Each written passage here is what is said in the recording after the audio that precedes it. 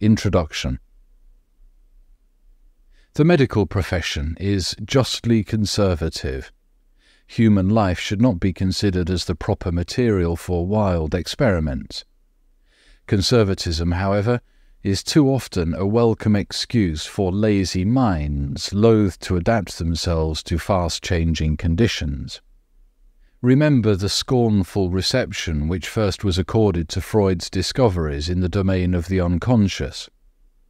When, after years of patient observations, he finally decided to appear before medical bodies to tell them modestly of some facts which always recurred in his dream and his patients' dreams, he was first laughed at and then avoided as a crank. The words dream interpretation were, and still are, indeed, fraught with unpleasant, unscientific associations.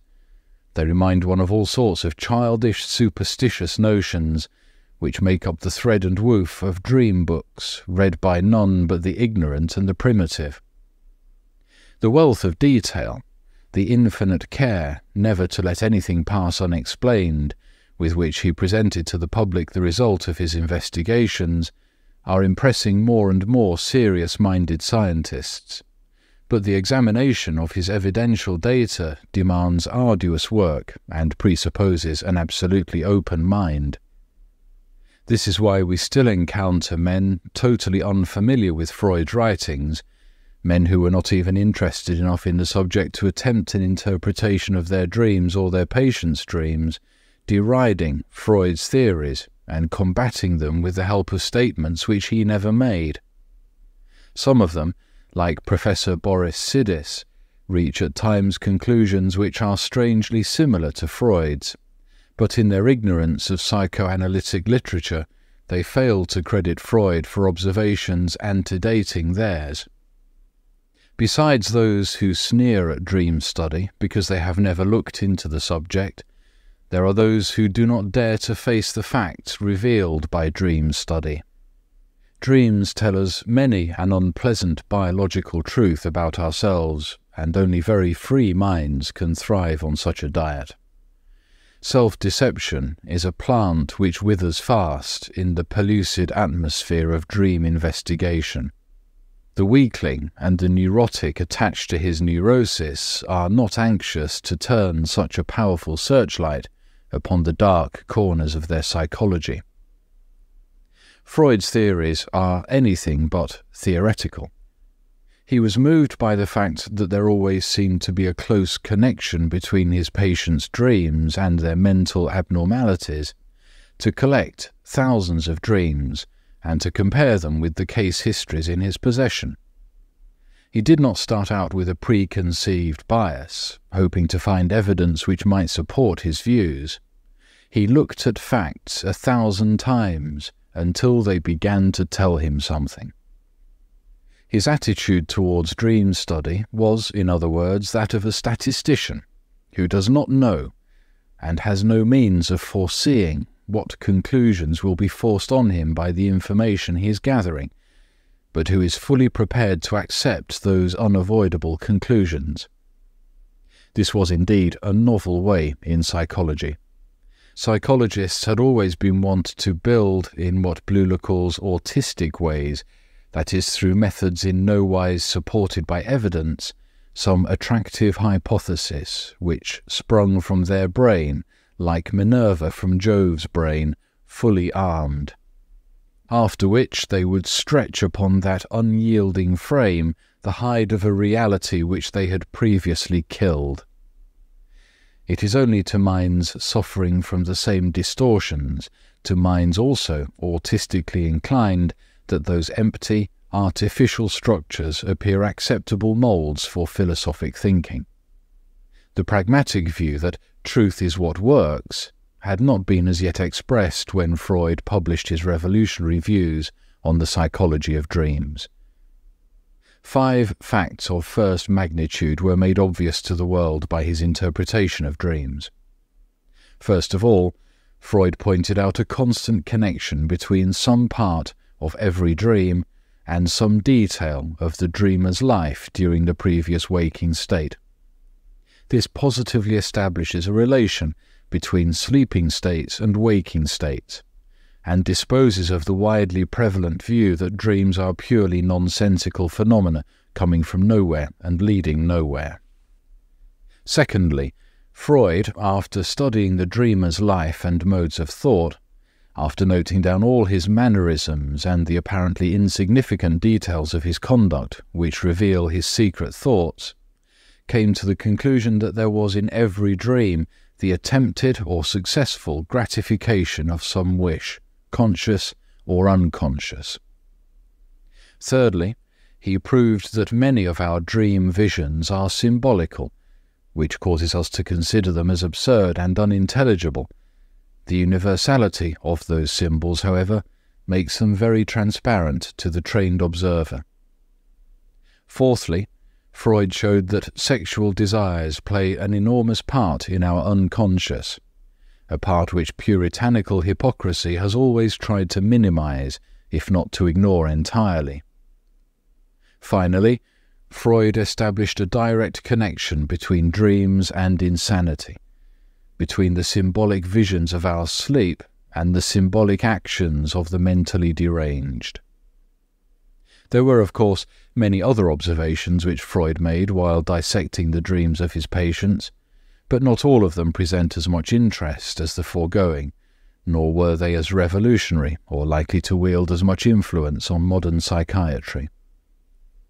Other explorers have struck the path blazed by Freud and leading into man's unconscious.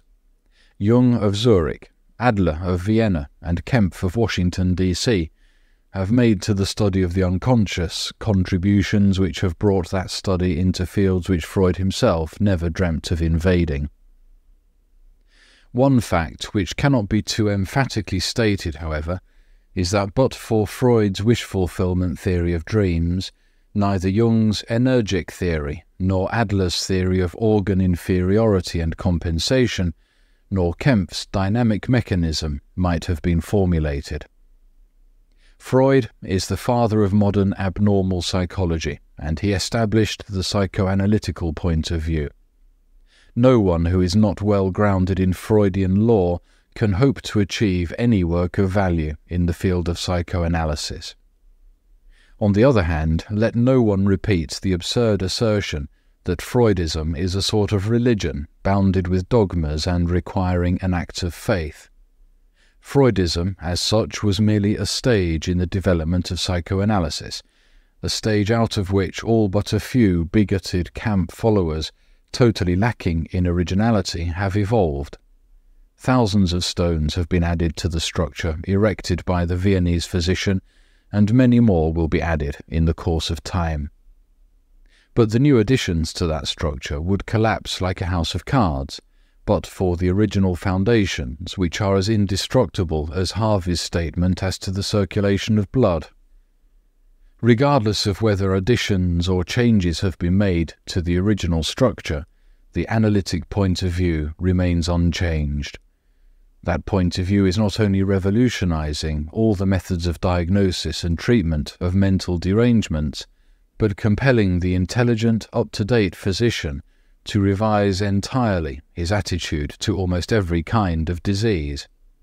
The insane are no longer absurd and pitiable people to be herded in asylums till nature either cures them or relieves them through death of their misery. The insane who have not been made so by actual injury to their brain or nervous system are the victims of unconscious forces which cause them to do abnormally things which they might be helped to do normally. Insight into one's psychology is replacing victoriously sedatives and rest cures.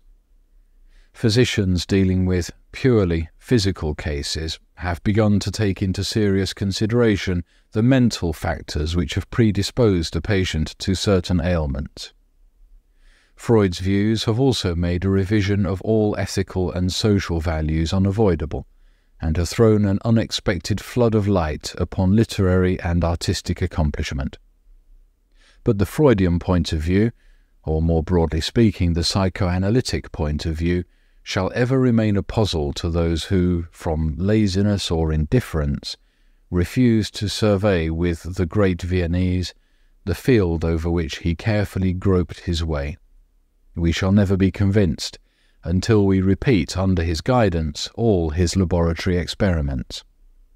We must follow him through the thickets of the unconscious, through the land which had never been charted because academic philosophers, following the line of least effort, had decided a priori that it could not be charted. Ancient geographers, when exhausting their store of information about distant lands, yielded to an unscientific craving for romance, and without any evidence to support their daydreams, filled the blank spaces left on their maps by unexplored tracts with amusing inserts such as, "Here there are lions." Thanks to Freud's interpretation of dreams, the royal road into the unconscious is now open to all explorers.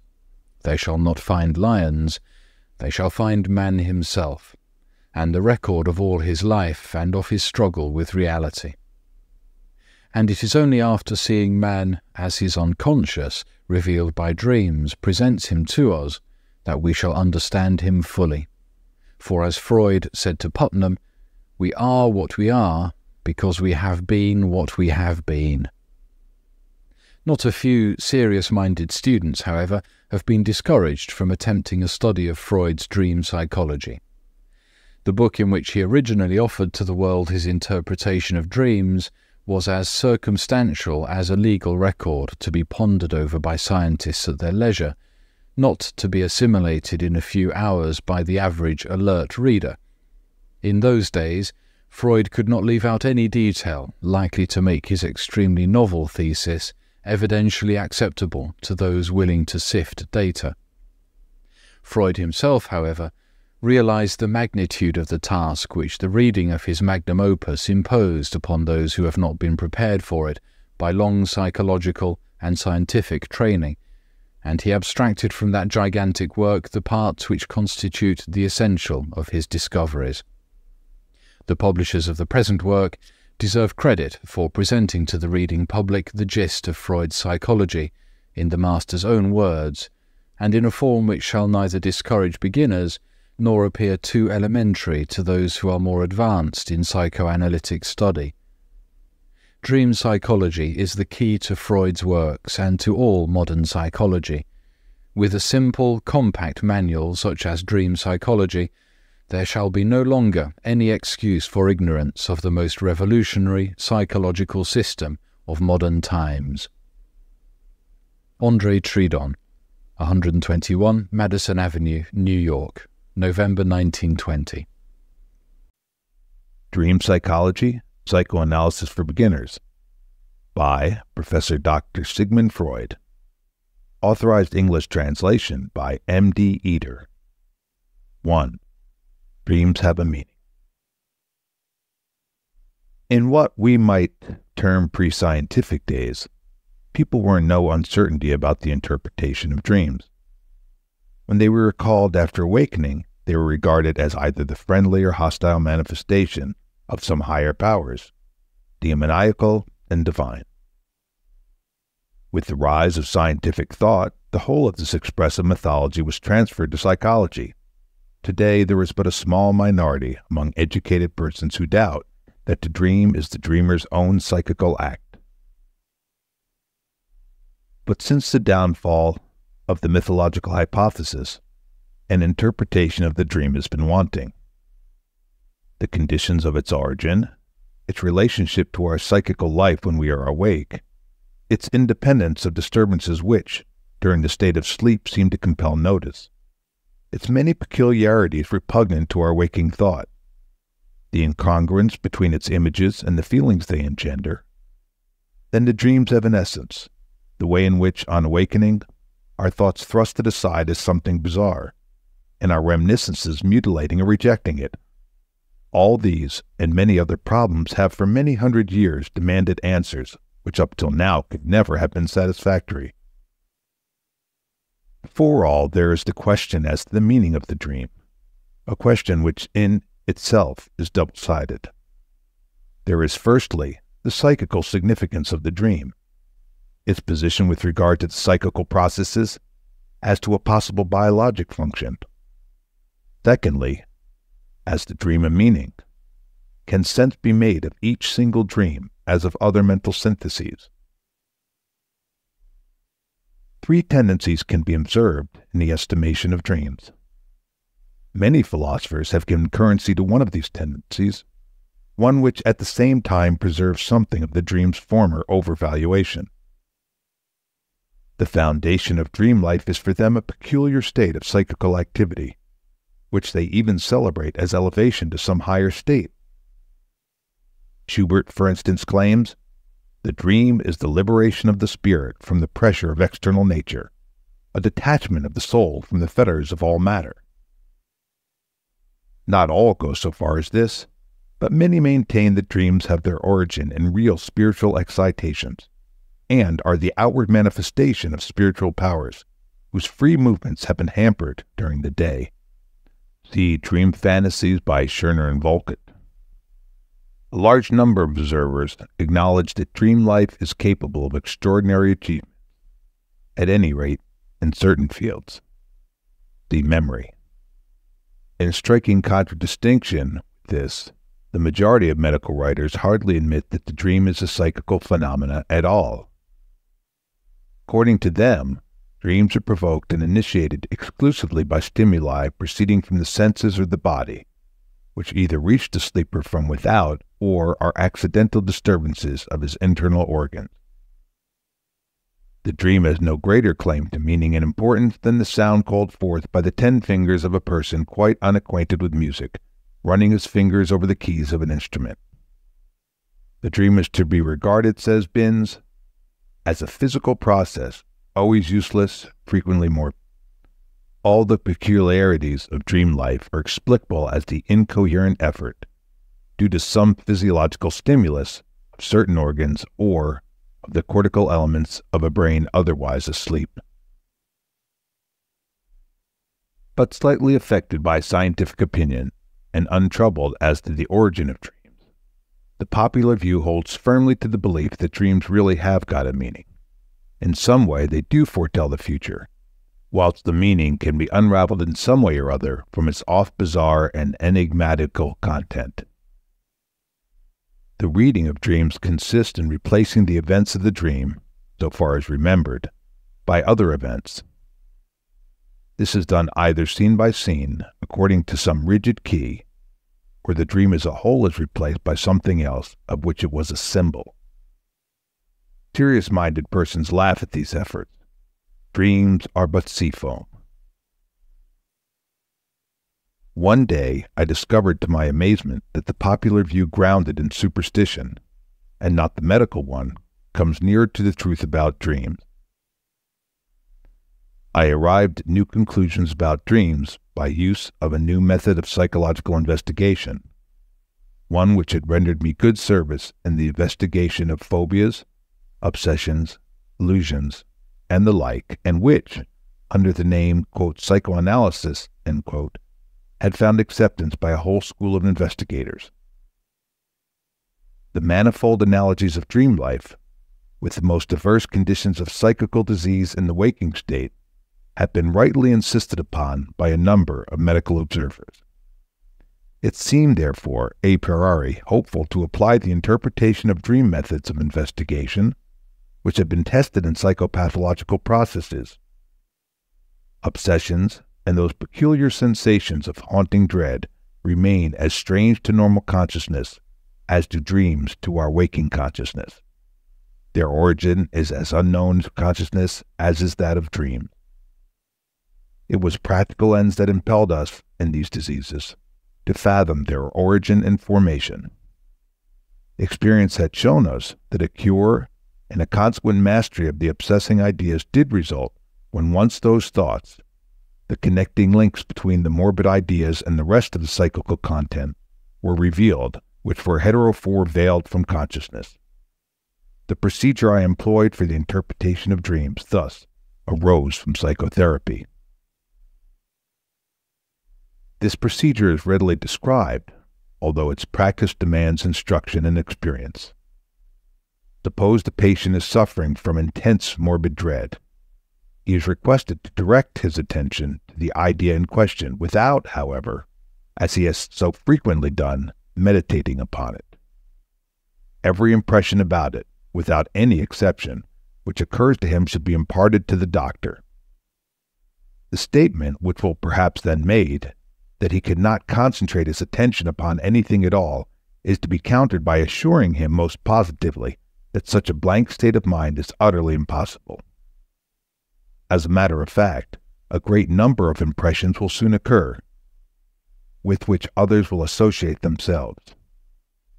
These will be invariably accompanied by the expression of the observer's opinion that they have no meaning or are unimportant.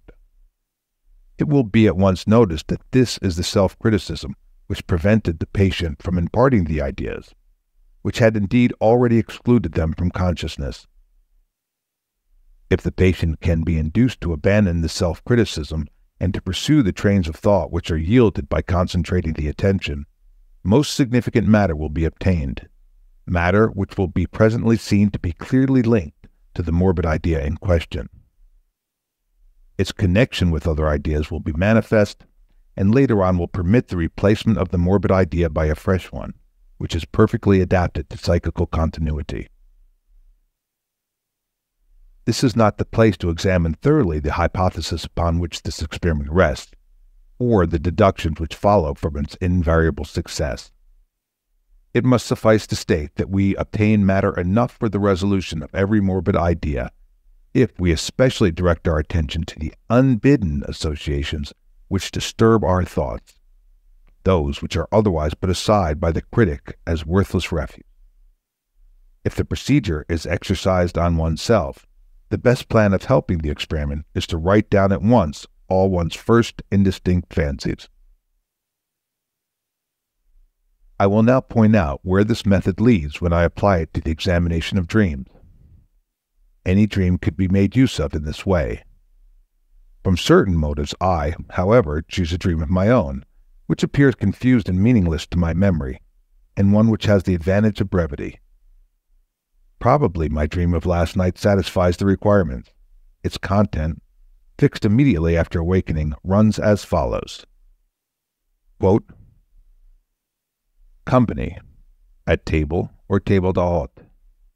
Spinach is served.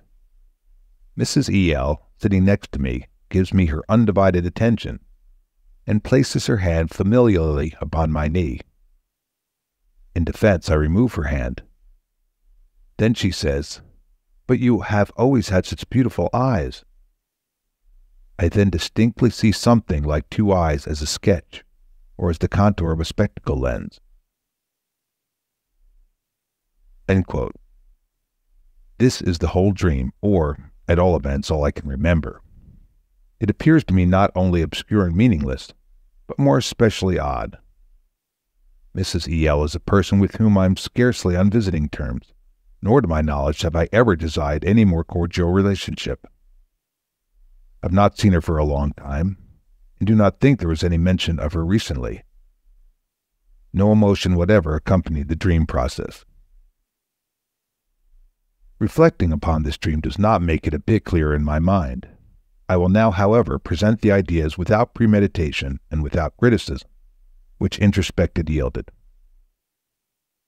I soon notice that it is an advantage to break up the dream into its elements, and to search out the ideas which link themselves to each fragment.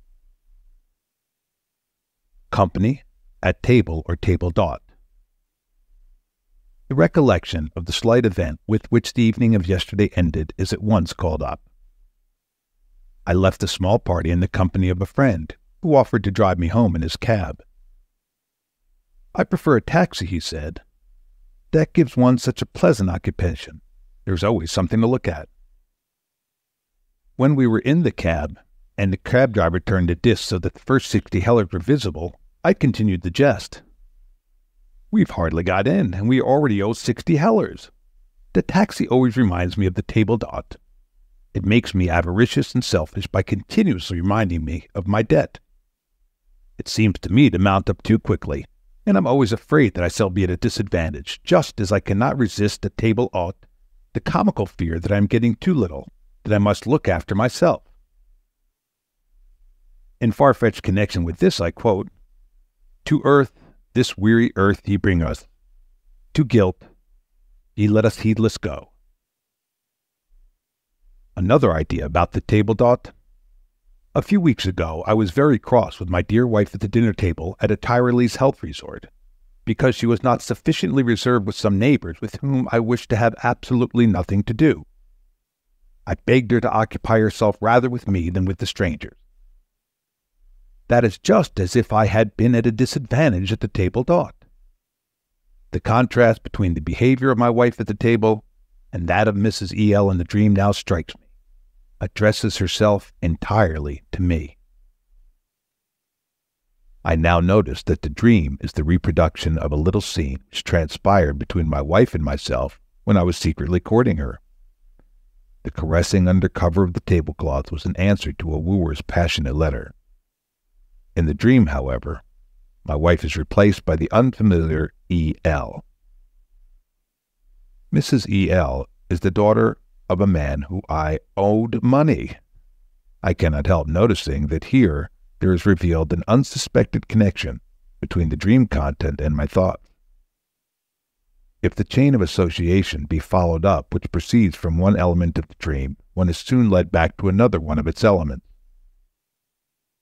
The thoughts evoked by the dream stir up associations which were not noticeable in the dream itself. It is not customary, when someone expects others to look after his interest without any advantage to themselves, to ask the innocent question satirically, "Do you think this will be done for the sake of your beautiful eyes?" Hence Mrs. E.L.'s speech in the dream. "You have always had such beautiful eyes" mean nothing but, people always do everything to you for love of you. You have had everything for nothing. The contrary is, of course, the truth. I have always paid dearly for whatever kindness others have shown me. Still, the fact that I had a ride for nothing yesterday when my friend drove me home in his cab must have made an impression upon me. In any case, the friends whose guest we were yesterday has often made me his debtor. Recently I had allowed an opportunity of requiting him to go by. He has only one present from me, an antique shawl upon which eyes are painted all around, a so-called ukulele, as a charm against the malocchio. Moreover, he is an eye specialist. That same evening I had asked him after a patient whom I had sent to him for glasses. As I remarked, nearly all parts of the dream have been brought into this new connection. I still might ask why in the dream it was spinach that was served up. Because spinach called up a little scene which recently occurred at our table. A child, whose beautiful eyes are really deserving of praise, refused to eat spinach. As a child, I was just the same. For a long time I loathed spinach, until in later life my taste altered, and it became one of my favorite dishes. The mention of this dish brings my own childhood and that of my child's near together. "You should be glad that you have some spinach," his mother had said to the little gourmet. "Some children would be very glad to get spinach." Thus I am reminded of the parents' duties towards their children. Goethe's word, "To earth, this weary earth ye bring us. To guilt ye let us heedless go," take on another meaning in this connection. Here I will stop in order that I may recapitulate the results of the analysis of the dream. By following the associations which were linked to the single elements of the dream torn from their context, I have been led to a series of thoughts and reminiscences where I am bound to recognize interesting experiences of my psychical life.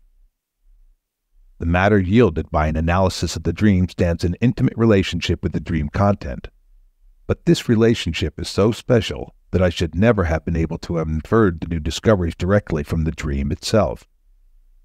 The dream was passionless, disconnected, and unintelligible. During the time that I am unfolding the thoughts at the back of the dream, I feel intense and well-grounded emotions. The thoughts themselves fit beautifully together into chains logically bound together with certain central ideas, which ever repeat themselves. Such ideas not represented in the dream itself are in this instance the antithesis, selfish, unselfish, to be indebted, to work for nothing. I could draw closer the threads of the web which analysis has disclosed, and would then be able to show how they all run together into a single knot. I am debarred from making this work public by considerations of a private, not a scientific nature. After having cleared up many things which I do not willingly acknowledge as mine, I should have much to reveal which had better remain my secret. Why, then, do I not choose another dream whose analysis would be more suitable for publication, so that I could awaken a fairer conviction of the sense and cohesion of the results disclosed by analysis? The answer is, because every dream which I investigate leads to the same difficulties and places me under the same need of discretion. Nor should I forego this difficulty any the more were I to analyze the dream of someone else. That could only be done when opportunity allowed all concealment to be dropped without injury to those who trusted me. The conclusion, which is now forced upon me, is that the dream is a sort of substitution for those emotional and intellectual trains of thought which I attained after complete analysis. I do not yet know the process by which the dream arose from those thoughts, but I perceive that it is wrong to regard the dream as psychically unimportant, a purely physical process which has arisen from the activity of isolated cortical elements awakened out of sleep. I must further remark that the dream is far shorter than the thoughts which I hold it replaces. Whilst analysis discovered that the dream was provoked by an unimportant occurrence the evening before the dream. Naturally, I would not draw such far-reaching conclusions if only one analysis were known to me. Experience has shown me that when the associations of any dream are honestly followed, such a chain of thought is revealed. The constituent parts of the dream reappear correctly and sensibly linked together. The slight suspicion that this concatenation was merely an accident of a single first observation must, therefore, be absolutely relinquished. I regard it, therefore, as my right to establish this new view by a proper nomenclature. I contrast the dream which my memory evokes with the dream and other added matter revealed by analysis. The former I call the dream's manifest content. The latter, without at first further subdivision, its latent content. I arrive at two new problems hitherto unformulated. 1. What is the psychical process which has transformed the latent content of the dream into its manifest content? 2. What is the motive or the motives which have made such a transformation exigent? The process by which the change from latent to manifest content is executed, I name the dream work. In contrast with this is the work of analysis, which produces the reverse transformation. The other problems of the dream, the inquiry as to its stimuli, as to the source of its materials, as to its possible purpose, the functions of dreaming, the forgetting of dreams, these I will discuss in connection with the latent dream content. I shall take every care to avoid a confusion between the manifest and the latent content, for I ascribe all the contradictory as well as the incorrect accounts of dream life to the ignorance of this latent content, now first laid bare through analysis. The conversion of the latent dream thoughts into those manifest deserves our close study as the first known example of the transformation of psychical stuff from one mode of expression into another, from a mode of expression which, moreover, is readily intelligible into another which we can only penetrate by effort and with guidance, although this new mode must be equally reckoned as an effort of our own psychical activity.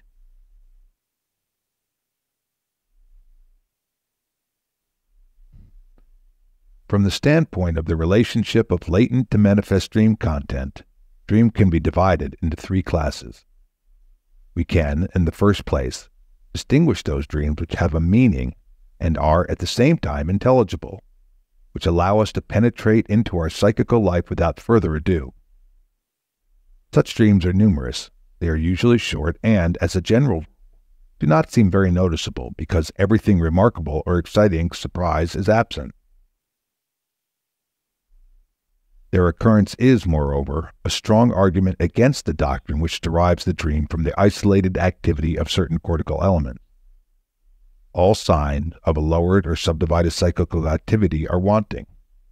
Yet we never raise any objection to characterizing them as dreams, nor do we confound them with the products of our waking life. A second group is formed by those dreams which are indeed self-coherent and have a distinct meaning, but appear strange because we are unable to reconcile their meaning with our mental life. This is the case where we dream, for instance, that some dear relative has died of plague when we know no ground for expecting, apprehending, or assuming anything of the sort. We can only ask ourselves wonderingly, what brought this into my head?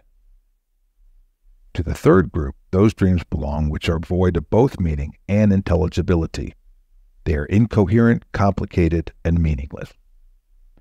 The overwhelming number of our dreams partake of this character, and this has given rise to contemptuous attitude towards dreams and the medical theory of their limited psychical activity.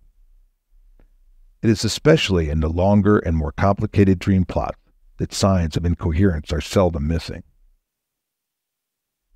The contrast between manifest and latent dream content is clearly only of value for the dreams of the second and more especially for those of the third class. Here are problems which are only solved when the manifest dream is replaced by its latent content. It was an example of this kind, a complicated and unintelligible dream, that we subjected to analysis. Against our expectations, we, however, struck upon reasons which prevented a complete cognizance of the latent dream thought. On the repetition of the same experience, we were forced to the supposition that there is an intimate bond with laws of its own between the unintelligible and complicated nature of the dream and the difficulties attending communication of the thoughts connected with the dream. For investigating the nature of this bond, it will be advantageous to turn our attention to the more readily intelligible dreams of the first class where, the manifest and latent content being identical, the dream work seems to be omitted. The investigation of these dreams is also advisable from another standpoint. The dreams of children are of this nature. They have a meaning and are not bizarre. This, by the way, is a further objection to reducing dreams to a dissociation of cerebral activity in sleep. For why should such a lowering of psychical functions belong to the nature of sleep in adults, but not in children? We are, however, fully justified in expecting that the explanation of psychical processes in children, essentially simplified as they may be, should serve as an indispensable preparation towards the psychology of the adult. I shall therefore cite some examples of dreams which I have gathered from children. A girl of 19 months was made to go without food for a day because she had been sick in the morning, and according to nurse, had made herself ill through eating strawberries. During the night after her day of fasting, she was heard calling out her name during sleep and adding, "Tawberry, eggs, pap." She is dreaming that she is eating, and selects out of her menu exactly what she supposes she will not get much of just now. The same kind of dream about a forbidden dish was that of a little boy of 22 months. The day before he was told to offer his uncle a present of a small basket of cherries, of which the child was, of course, only allowed one to taste. He woke up with the joyful news: Herman eaten up all the cherries. A girl of 3.5 years had made during the day a sea trip, which was too short for her, and she cried when she had to get out of the boat. The next morning her story was that during the night she had been on the sea, thus continuing the interrupted trip. A boy of 5.5 years was not at all pleased with his party during a walk in the Dachstein region. Whenever a new peak came into sight, he asked if that were the Dachstein, and, finally, refused to accompany the party to the waterfall. His behavior was ascribed to fatigue, but a better explanation was forthcoming when the next morning he told his dream. He had ascended the Dachstein. Obviously, he expected the ascent of the Dachstein to be the object of the excursion, and was vexed by not getting a glimpse of the mountain. The dream gave him what the day had withheld. The dream of a girl of 6 was similar, her father had cut short the walk before reaching the promised objective on account of the lateness of the hour. On the way back, she noticed a signpost giving the name of another place for excursions. Her father promised to take her there also some other day. She greeted her father next day with the news that she had dreamt that her father had been with her to both places. What is common in all these dreams is obvious. They completely satisfy wishes excited during the day which remain unrealized. They are simply and undisguisedly realizations of wishes. The following child dream, not quite understandable at first sight, is nothing else than a wish realized. On account of poliomyelitis, a girl, not quite 4 years of age, was brought from the country into town, and remained overnight with a childless aunt in a big, for her naturally huge, bed. The next morning she stated that she had dreamt that the bed was much too small for her, so she could find no place in it. To explain this dream as a wish is easy when we remember that to be big is a frequently expressed wish of all children. The bigness of the bed reminded Miss Little would be big only too forcibly of her smallness. This nasty situation became righted in her dream, and she grew so big that the bed now became too small for her. Even when children's dreams are complicated and polished, their comprehension as a realization of desire is fairly evident.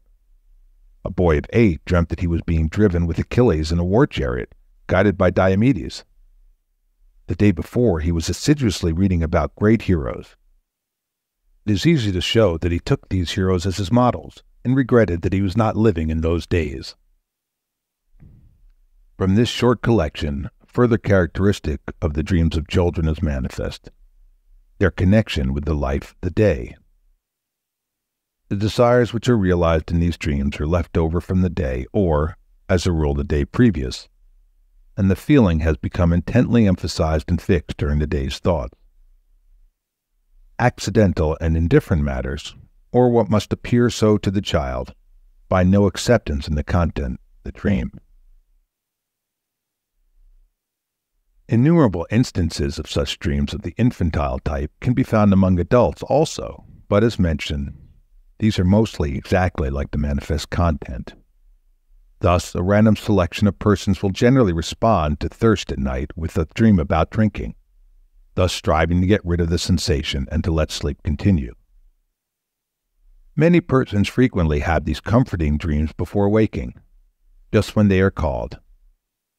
Then they dream that they are already up, that they are washing or already in school, at the office, etc., where they ought to be at a given time. The night before an intended journey, one not infrequently dreams that one has already arrived at the destination. Before going to a play or to a party, the dream not infrequently anticipates, in impatience, as it were, the expected pleasure. At other times, the dream expresses the realization of the desire somewhat indirectly. Some connection, some sequel must be known, the first step towards recognizing the desire. Thus, when a husband related to me the dream of his young wife, that her monthly period has begun, I had to bethink myself that the young wife would have expected a pregnancy if the period had been absent. The dream is then a sign of pregnancy. Its meaning is that it shows the wish realized that the pregnancy should not occur just yet. Under unusual and extreme circumstances, these dreams of the infantile type become very frequent. The leader of a polar expedition tells us, for instance, that during the wintering amid the ice, the crew, with their monotonous diet and slight rations, dreamt regularly, like children, of fine meals, of mountains, of tobacco, and of home. It is not uncommon that out of some long, complicated, and intricate dream, one specially lurid part stands out containing unmistakably the realization of a desire, but bound up with much unintelligible matter. On more frequently analyzing the seemingly more transparent dreams of adults, it's astonishing to discover that these are rarely as simple as the dreams of children, and that they cover another meaning beyond that of the realization of a wish. It would certainly be a simple and convenient solution of the riddle if the work of analysis made it at all possible for us to trace the meaningless and intricate dreams of adults back to the infantile type, to the realization of some intensely experienced desire of the day. But there is no warrant for such an expectation. Their dreams are generally full of the most indifferent and bizarre matter. No trace of the realization of the wish is to be found in their content. Before leaving these infantile dreams, which are obviously unrealized desires, we must not fail to mention another chief characteristic of dreams, one that has been long noticed, and one which stands out most clearly in this class. I can replace any of these dreams by a phrase expressing a desire. If the sea trip had only lasted longer, if I were only washed and dressed, if I had only been allowed to keep the cherries instead of giving them to my uncle. But the dream gives something more than the choice, for here the desire is already realized. Its realization is real and actual. The dream presentations consist chiefly, if not wholly, of scenes and mainly of visual sense images.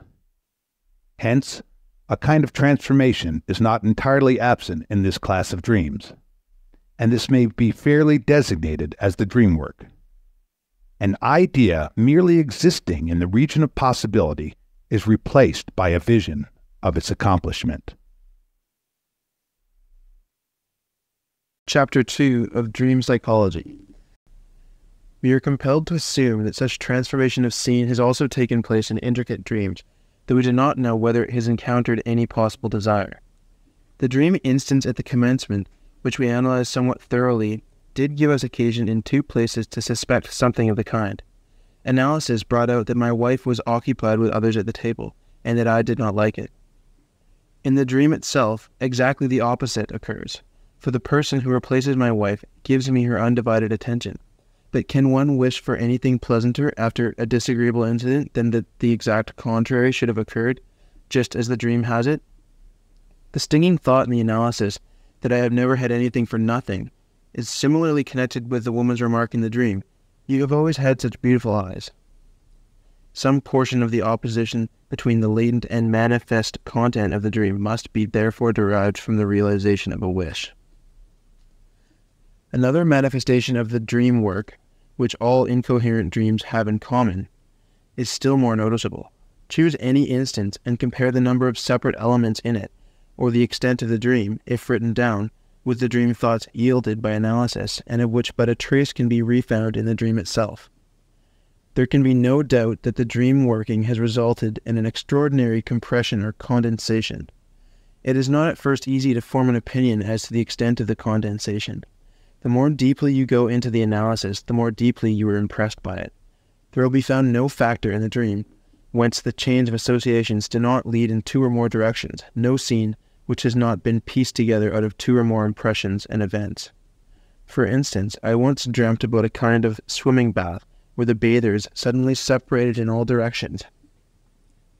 At one place on the edge, a person stood bending towards one of the bathers as if to drag him out. The scene was a composite one, made up of an event that occurred at the time of puberty and of two pictures, one of which I had just seen shortly before the dream. The two pictures were the surprise in the bath, from Schwinn's cycle of the Melusine, note the bathers were suddenly separating, and the flood by an Italian master. The little incident was that I once witnessed a lady who had tarried in the swimming bath until the men's hour, being helped out of the water by the swimming master. The scene in the dream, which was selected for the analysis, led to a whole group of reminiscences, each one of which had contributed to the dream content. First of all came the little episode from the time of my courting, of which I have already spoken. The pressure of a hand under the table gave rise in the dream to the under the table, which I had subsequently to find a place for in my recollection. There was, of course, at the time not a word about undivided attention. Analysis taught me that this factor is the realization of a desire through its contradictory and related to the behavior of my wife at the table d'hôte. An exactly similar and much more important episode of our courtship, one which separated us for an entire day, lies hidden behind this recent recollection. The intimacy, the hand resting upon the knee, refers to a quite different connection and to quite other persons. This element in the dream becomes again the starting point of two distinct series of reminiscences, and so on. The stuff of dream thoughts which has been accumulated for the formation of the dream scene must be naturally fit for this application. There must be one or more common factors. The dream work proceeds like Francis Galton with his family photographs. The different elements are put one on top of the other. What is common to the composite picture stands out clearly. The opposing details cancel each other. This process of reproduction partly explains the wavering statements of a peculiar vagueness in so many elements of the dream. For the interpretation of dreams, this rule holds good. When analysis discloses uncertainty as to either or red and taking each selection of the apparent alternatives as a separate outlet for a series of impressions. When there is nothing in common between the dream thoughts, the dream work takes the trouble to create a something in order to make a common presentation feasible in the dream. The simplest way to approximate two dream thoughts, which have as yet nothing in common, consists in making such a change in the actual expression of one idea as it will meet a slight responsive recasting in the form of the other idea. The process is analogous to that of a rhyme, when consonant supplies the desired common factor. A good deal of the dream work consists in the creation of those frequently very witty, but often exaggerated, digressions. These vary from the common presentation in the dream content to dream thoughts, which are as varied as are the causes and form and essence which give rise to them. In the analysis of our example of a dream, I find a like cause of the transformation of a thought in order that it might agree with another essentially foreign one. In following out the analysis, I struck upon the thought, I should like to have something for nothing, but this formula is not serviceable to the dream. Hence it is replaced by another one. I should like to enjoy something free of cost.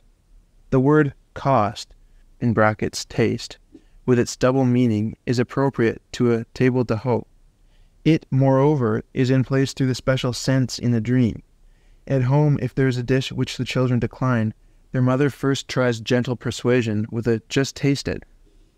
That the dream work should unhesitatingly use the double meaning of the word is certainly remarkable. Ample experience has shown, however, that the occurrence is quite usual. Through consideration or through condensation of the dream, certain constituent parts of its content are explicable which are peculiar to the dream life alone, and which are not found in the waking state. Such are the composite and mixed persons, the extraordinary mixed figures, creations comparable with the fantastic animal compositions of Orientals. A moment's thought, and these are reduced to unity, whilst the fancies of the dream are ever formed anew in an inexhaustible profusion. Everyone knows such images in his own dreams. Manifold are their origins. I can build up a person by borrowing one feature from one person and one from another, or by giving to the form of one the name of another in my dream. I can also visualize one person, but place him in a position which has occurred to another. There is a meaning in all these cases when different persons are amalgamated into one substitute.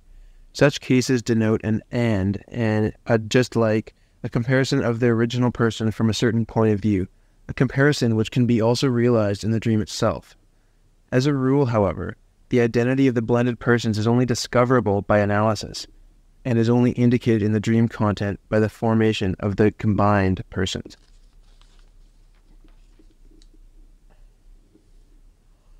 The same diversity in their ways of formation, and the same rules for its solution hold good also for the innumerable medley of dream contents, examples of which I need scarcely adduce. Their strangeness quite disappears when we resolve not to place them on a level with the objects of perception as known to us when awake, but to remember that they represent the art of dream condensation by an exclusion of unnecessary detail. Prominence is given to the common character of the combination. Analysis must also generally supply the common features. The dream says simply, all these things have an X in common. The decomposition of these mixed images by analysis is often the quickest way to an interpretation of the dream. Thus, I once dreamt that I was sitting with one of my former university tutors on a bench, which was undergoing a rapid, continuous movement amidst other benches. This was a combination of lecture room and moving staircase. I will not pursue the further result of the thought.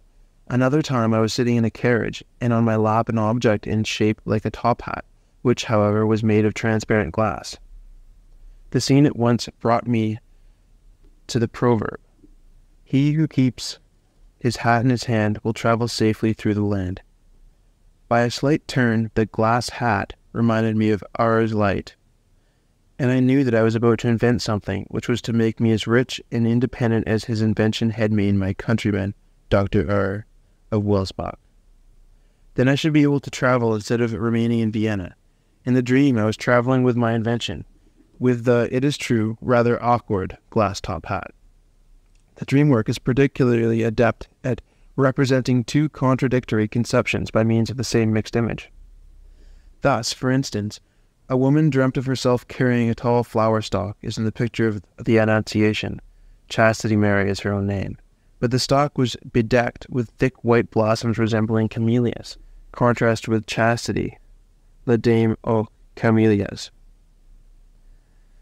A great deal of what we have called dream condensation can thus be formulated. Each one of the elements of the dream content is overdetermined by the matter of the dream thoughts. It is not derived from one of the elements of these thoughts, but from a whole series. These are not necessarily interconnected in any way, but may belong to the most diverse spheres of thought. The dream element truly represents all this disparate matter in the dream content. Analysis, moreover, discloses another side of the relationship between dream content and dream thoughts. Just as one element of the dream leads to associations with several dream thoughts, so, as a rule, the one dream thought represents more than one dream element. The threads of the association do not simply converge from the dream thoughts to the dream content, but on the way they overlap and interweave in every way. Next to the transformation of one thought in the scene, its dramatization, condensation is the most important and most characteristic feature of the dream work.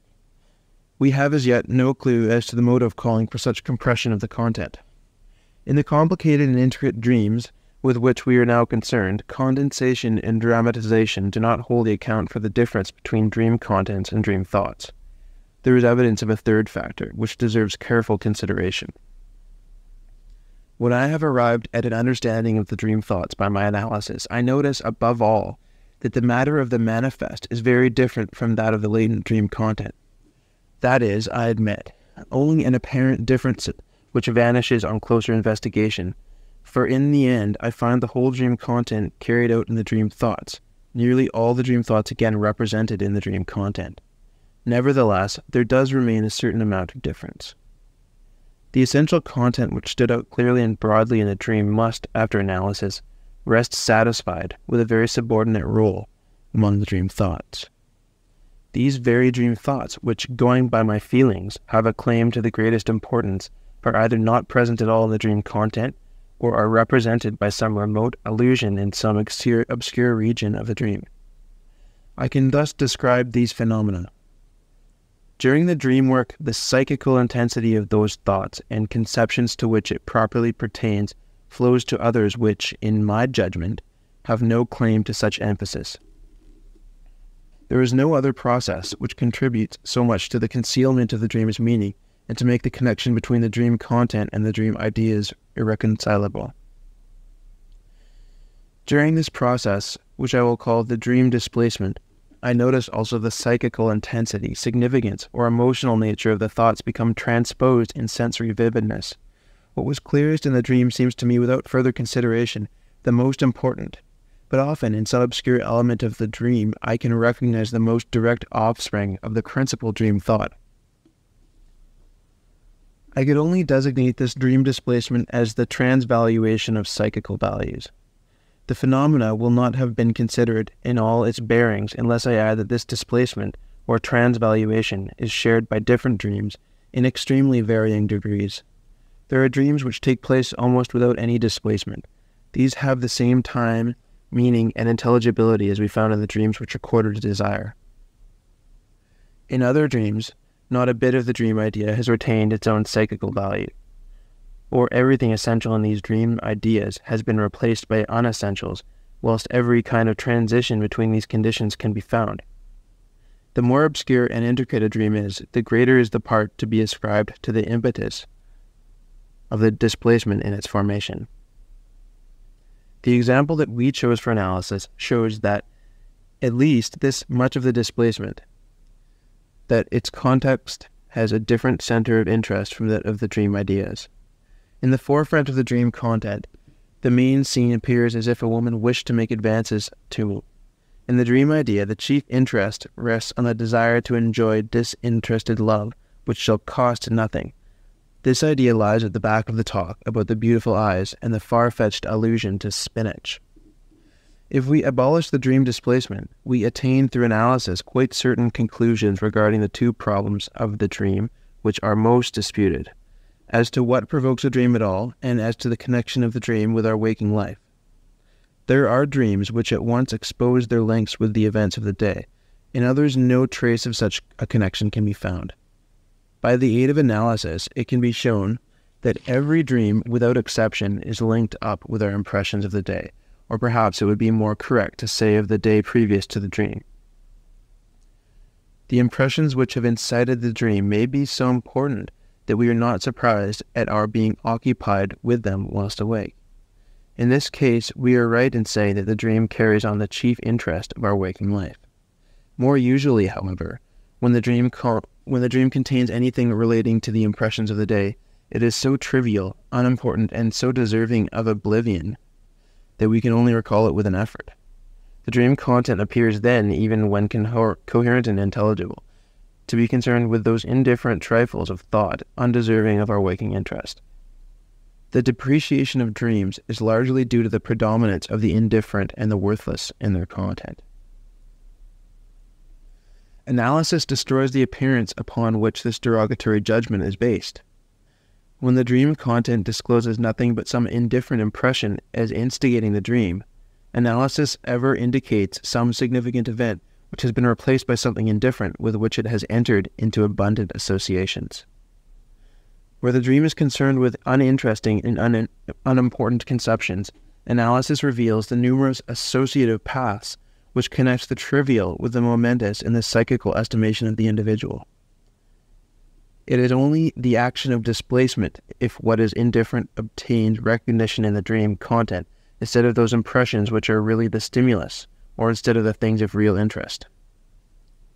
In answering the question as to what provokes the dream, as to the connection of the dream in the daily troubles, we must say, in terms of the insight given us by replacing the manifest latent dream content, the dream does never trouble itself about things which are not deserving of our concern during the day, and trivialities which do not trouble us during the day have no power to pursue us whilst asleep. What provoked the dream in the example which we have analyzed? The really unimportant event that a friend invited me to a free ride in his cab. The table d'hôte seen in the dream contains an allusion to this indifferent motive, for in conversation I had brought the taxi parallel with the table d'hôte. But I can indicate the important event which has its substitute the trivial one. A few days before I disbursed a large sum of money for a member of my family who is very dear to me. Small wonder, says the dream thought, if this person is grateful to me for this. This love is not cost-free. But love that shall cost nothing is one of the prime thoughts of the dream. The fact that shortly before this I had several drives with the relative in question puts the one drive with my friend in a position to recall the connection with the other person. The indifferent impression which by such ramifications provokes the dream is subservient to another condition which is not true of the real source of the dream. The impression must be a recent one, everything arising from the day of the dream. I cannot leave the question of dream displacement without the consideration of a remarkable process in the formation of dreams in which condensation and displacement work together towards one end. In condensation, we have already considered the case where two conceptions in the dream have something in common, some point of contact, are replaced in the dream content by a mixed image, where the distinct germ corresponds to what is common, and the indistinct secondary modifications to what is distinctive. If displacement is added to condensation, there is no formation of a mixed image, but a common mean, which bears the same relationship to the individual elements as does the resultant in the parallelogram of forces to its components. In one of my dreams, for instance, there is talk of an injection with propyl. On first analysis, I discovered an indifferent but true incident where Amel played a part as the excitant of the dream. I cannot yet vindicate the exchange of Amel for propyl. To the round of ideas of the same dream, however, there belongs the recollection of my first visit to Munich, when the propyluria struck me. The attendant circumstances of the analysis render it admissible that the influence of this second group of conceptions caused the displacement of Amel to propyl. Propyl is, so to say, the mean idea between Amel and propyluria. It got into the dream as a kind of compromise by stimulus, by simultaneous condensation and displacement. The need of discovering some motive for this bewildering work of the dream is more called for in the case of displacement than in condensation. Although the work of displacement must be held mainly responsible if the dream thoughts are not refound or recognized in the dream content, unless the motive of the changes be guessed, it is another and milder kind of transformation which will be considered with the dream thoughts, which leads to the discovery of a new but readily understood act of dream work. The first dream thoughts, which are unraveled by analysis, frequently strike one by their unusual wording.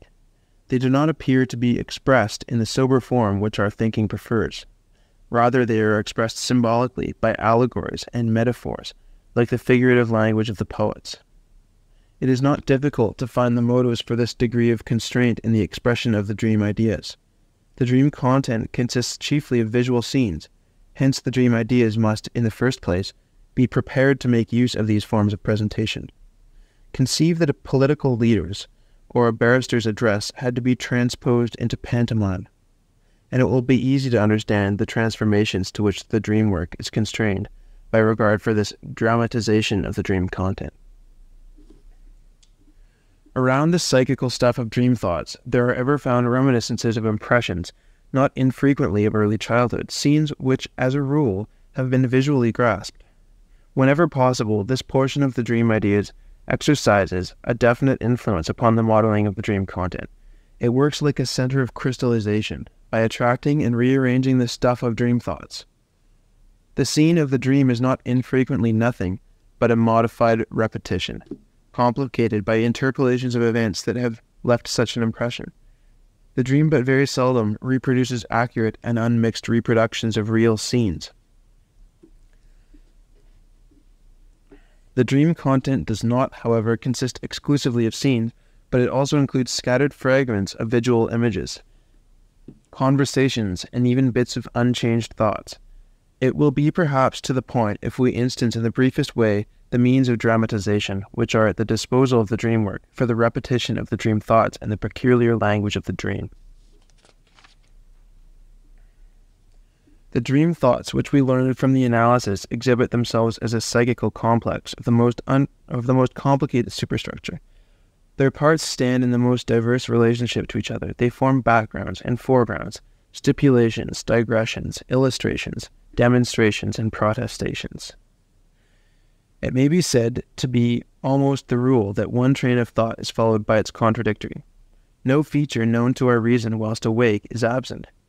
If a dream is to grow out of all of this, the psychical matter is submitted to a pressure which condenses it extremely, to an inner shrinking and displacement, creating at the same time fresh surfaces, to a selective interweaving among the constituents best adapted for the construction of these scenes. Having regard to the origin of this stuff, the term regression can be fairly applied to this process. The logical chains with which hitherto held the psychical stuff together become lost in this transformation to the dream content. The dream work takes on, as it were, only the essential content of the dream thoughts for elaboration. It is left to analysis to restore the connection which the dream work has destroyed. The dream's means of expression must therefore be regarded as meager in comparison with those of our imagination, though the dream does not renounce all claims to the restitution of logical relation to dream thoughts. It rather succeeds with tolerable frequency in replacing these by formal characters of its own.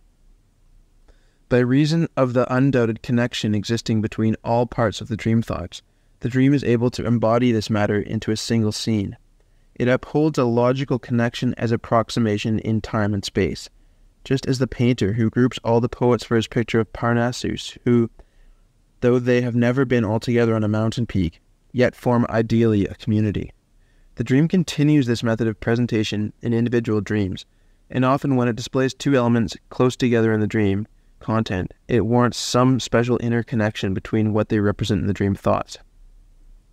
It should be, moreover, observed that all the dreams of one night prove on analysis to originate from the same sphere of thought. The causal connection between two ideas is either left without presentation or replaced by two different long portions of dreams, one after the other. This presentation is frequently a reversed one, the beginning of the dream being the deduction, and its end the hypothesis. The direct transformation of one thing into another in the dream seems to serve the relationship of cause and effect. The dream never utters the alternative either-or, but accepts both as having equal rights in the same connection. When either-or is used in the reproduction of dreams, it is, as I have already mentioned, to be replaced by and. Conceptions which stand in opposition to one another are preferably expressed in dreams by the same element. There seems no not in dreams. Opposition between two ideas, the relation of conversation, is represented in dreams in a very remarkable way. It is expressed by the reversal of another part of the dream content, just as if by way of appendix. We shall later on deal with another form of expressing disagreement. The common dream sensation of movement checked serves the purpose of representing disagreement of impulses, a conflict of the will. Only one of the logical relationships, that of similarity, identity, agreement, is found highly developed in the mechanism of dream formation. Dream work makes use of these cases as a starting point for condensation, drawing together everything which shows such agreement to a fresh unity. These short, crude observations naturally do not suffice as an estimate of the abundance of the dream's formal means of presenting the logical relationships of the dream thoughts. In this respect, individual dreams are worked up more nicely or more carelessly. Our text will have been followed more or less closely. Auxiliaries of dream work will have been taken more or less into consideration. In the latter case, they appear obscure, intricate, incoherent. When the dream appears openly absurd, when it contains an obvious paradox in its content, it is so of purpose. Through its apparent disregard of all logical claims, it expresses a part of the intellectual content of the dream ideas. Absurdity is in the dream denotes disagreement, scorn, disdain in the dream thoughts. As this explanation is in entire disagreement with the view that the dream owes its origin to dissociated, uncritical cerebral activity, I will emphasize my view by an example.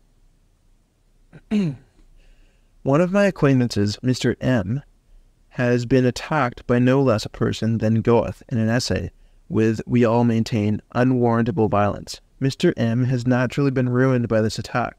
He complains very bitterly of this at a dinner party, but his respect for Goethe has not diminished through this personal experience.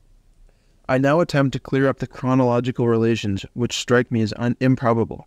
Goethe died in 1832, as his attack upon Mr. M. must, of course, have taken place before Mr. M. must have been then a very young man. It seems to me plausible that he was 18. I am not certain, however, what year we are actually in, and the whole calculation falls into obscurity. The attack was, moreover, contained in Goethe's well-known essay on nature. The absurdity of the dream becomes more glaring when I state that Mr. M. is a young businessman without any poetical or literary interests. My analysis of the dream will show what method there are in his madness. The dream has derived its material from three sources. 1. Mr. M., to whom I was introduced at a dinner party, begged me one day to examine his elder brother who showed signs of mental trouble. In conversation with the patient, an unpleasant episode occurred. Without the slightest occasion, he disclosed one of his brother's youthful escapades. I had asked the patient the year of his birth, year of death in the dream, and led him to various calculations which might show up his want of memory. A medical journal which displayed my name among others on the cover had published a ruinous review of a book by my friend F. of Berlin, from the pen of a very juvenile reviewer. I communicated with the editor, who indeed expressed his regret, but would not promise any redress. Thereupon I broke off my connection with the paper, In my letter of resignation, I expressed the hope that our personal relations would not suffer from this. Here is the real source of the dream. The derogatory reception of my friend's work had made a deep impression upon me. In my judgment, it contained a fundamental biological discovery which only now, several years later, commences to find favor among the professors. A little while before, a patient gave me the medical history of her brother who, exclaiming, "Nature, nature," had gone out of his mind. The doctors considered that the exclamation arose from a study of Goethe's beautiful essay, and indicated the patient had been overworking. I expressed the opinion that it seemed more plausible to me that the exclamation "nature" was to be taken in that sexual meaning known also to the less educated in our country. It seemed to me that this view had something in it, because the unfortunate youth afterwards mutilated his genital organs. The patient was 18 years old when the attack occurred. The first person in the dream thoughts behind the ego was my friend, who had been so scandalously treated. I now attempted to clear up the chronological relation. My friend's book deals with the chronological relations of life, and amongst other things, correlates Goethe's duration of life with a number of days in many ways important to biology. The ego is, however, represented as a general paralytic. I am not certain what year we are actually in. The dream exhibits my friend as behaving like a general paralytic, and thus riots in absurdity. But the dream thoughts run ironically. Of course he is a madman, a fool, and you are the genius who understands it all. But shouldn't it be the other way around? This inversion obviously took place in the dream when Goethe attacked the young man, which is absurd, whilst anyone, however young, can today easily attack the great Goethe. I am prepared to maintain that no dream is inspired by other than egoistic emotions. The ego in the dream does not indeed represent only my friend, but stands for myself also. I identify myself with him because the fate of his discovery appears to me typical of the acceptance of my own. If I were to publish my own theory, which gives sexuality predominance in the etiology of psychoneurotic disorders, see the allusion to the 18-year-old patient, nature, nature. The same criticism would be leveled at me, and it would even now meet with the same contempt. When I follow out the dream thoughts closely, I ever find only scorn and contempt as correlated with the dream's absurdity. It is well known that the discovery of a cracked sheep's skull on the Lido in Venice gave Goethe the hint for the so-called vertebral theory of the skull. My friend plumes himself on having as a student raised a hubbub for the resignation of an aged professor who had done good work, including some in this very subject of comparative anatomy, but who, on account of decrepitude, had become quite incapable of teaching. The agitation my friend inspired was so successful because in the German universities, an age limit is not demanded for the academic work. Age is no protection against folly. In the hospital here, I had 4 years the honor to serve under a chief who, long fossilized, was for decades notoriously feeble-minded, and yet was permitted to continue in his responsible office. A trait after the manner of the find in the Lido forces itself upon me here. It was to this man that some youthful colleagues in the hospital adapted then the popular slang of the day. No Goethe has written that. No Schiller composed that, etc. We have not exhausted our valuation of the dream work. In addition to condensation, displacement, and the definite arrangement of the psychical matter, we must ascribe to it yet another activity, one which is, indeed, not shared by every dream. I shall not treat this position of the dream work exhaustively. I will only point out that the readiest way to arrive at a conception of what it is to take for granted, probably unfairly, that it only subsequently influences the dream content which has already been built up. Its mode of action thus consists in so coordinating the parts of the dream that these coalesce to a coherent whole, to a dream composition. The dream gets a kind of facade which, it is true, does not conceal the whole of its content. There is a sort of preliminary explanation to be strengthened by interpolations and slight alterations. Such elaborations of the dream content must not be too pronounced. The misconception of the dream thoughts to which it gives rise is merely superficial, and our first piece of work in analyzing a dream is to get rid of these early attempts at interpretation. The motives for this part of the dream work are easily gauged. This final elaboration of the dream is due to a regard for intelligibility, a fact at once betraying the origin of an action which behaves towards the actual dream content, just as our normal psychical action behaves towards some preferred perception that is to our liking. The dream content is thus secured under the pretense of certain expectations, is perceptually classified by the supposition of its intelligibility, thereby risking its falsification, whilst, in fact, the most extraordinary misconceptions arise if the dream can be correlated with nothing familiar. Everyone is aware that we are unable to look at any series of unfamiliar signs or to listen to any discussion of unknown words without at once making perpetual changes through our regard for intelligibility, through our falling back upon what is familiar. We can call those dreams properly made up, which are the result of an elaboration in every way analogous to the psychical action of our waking life. In other dreams, there is no such action. Not even an attempt is made to bring about order and meaning.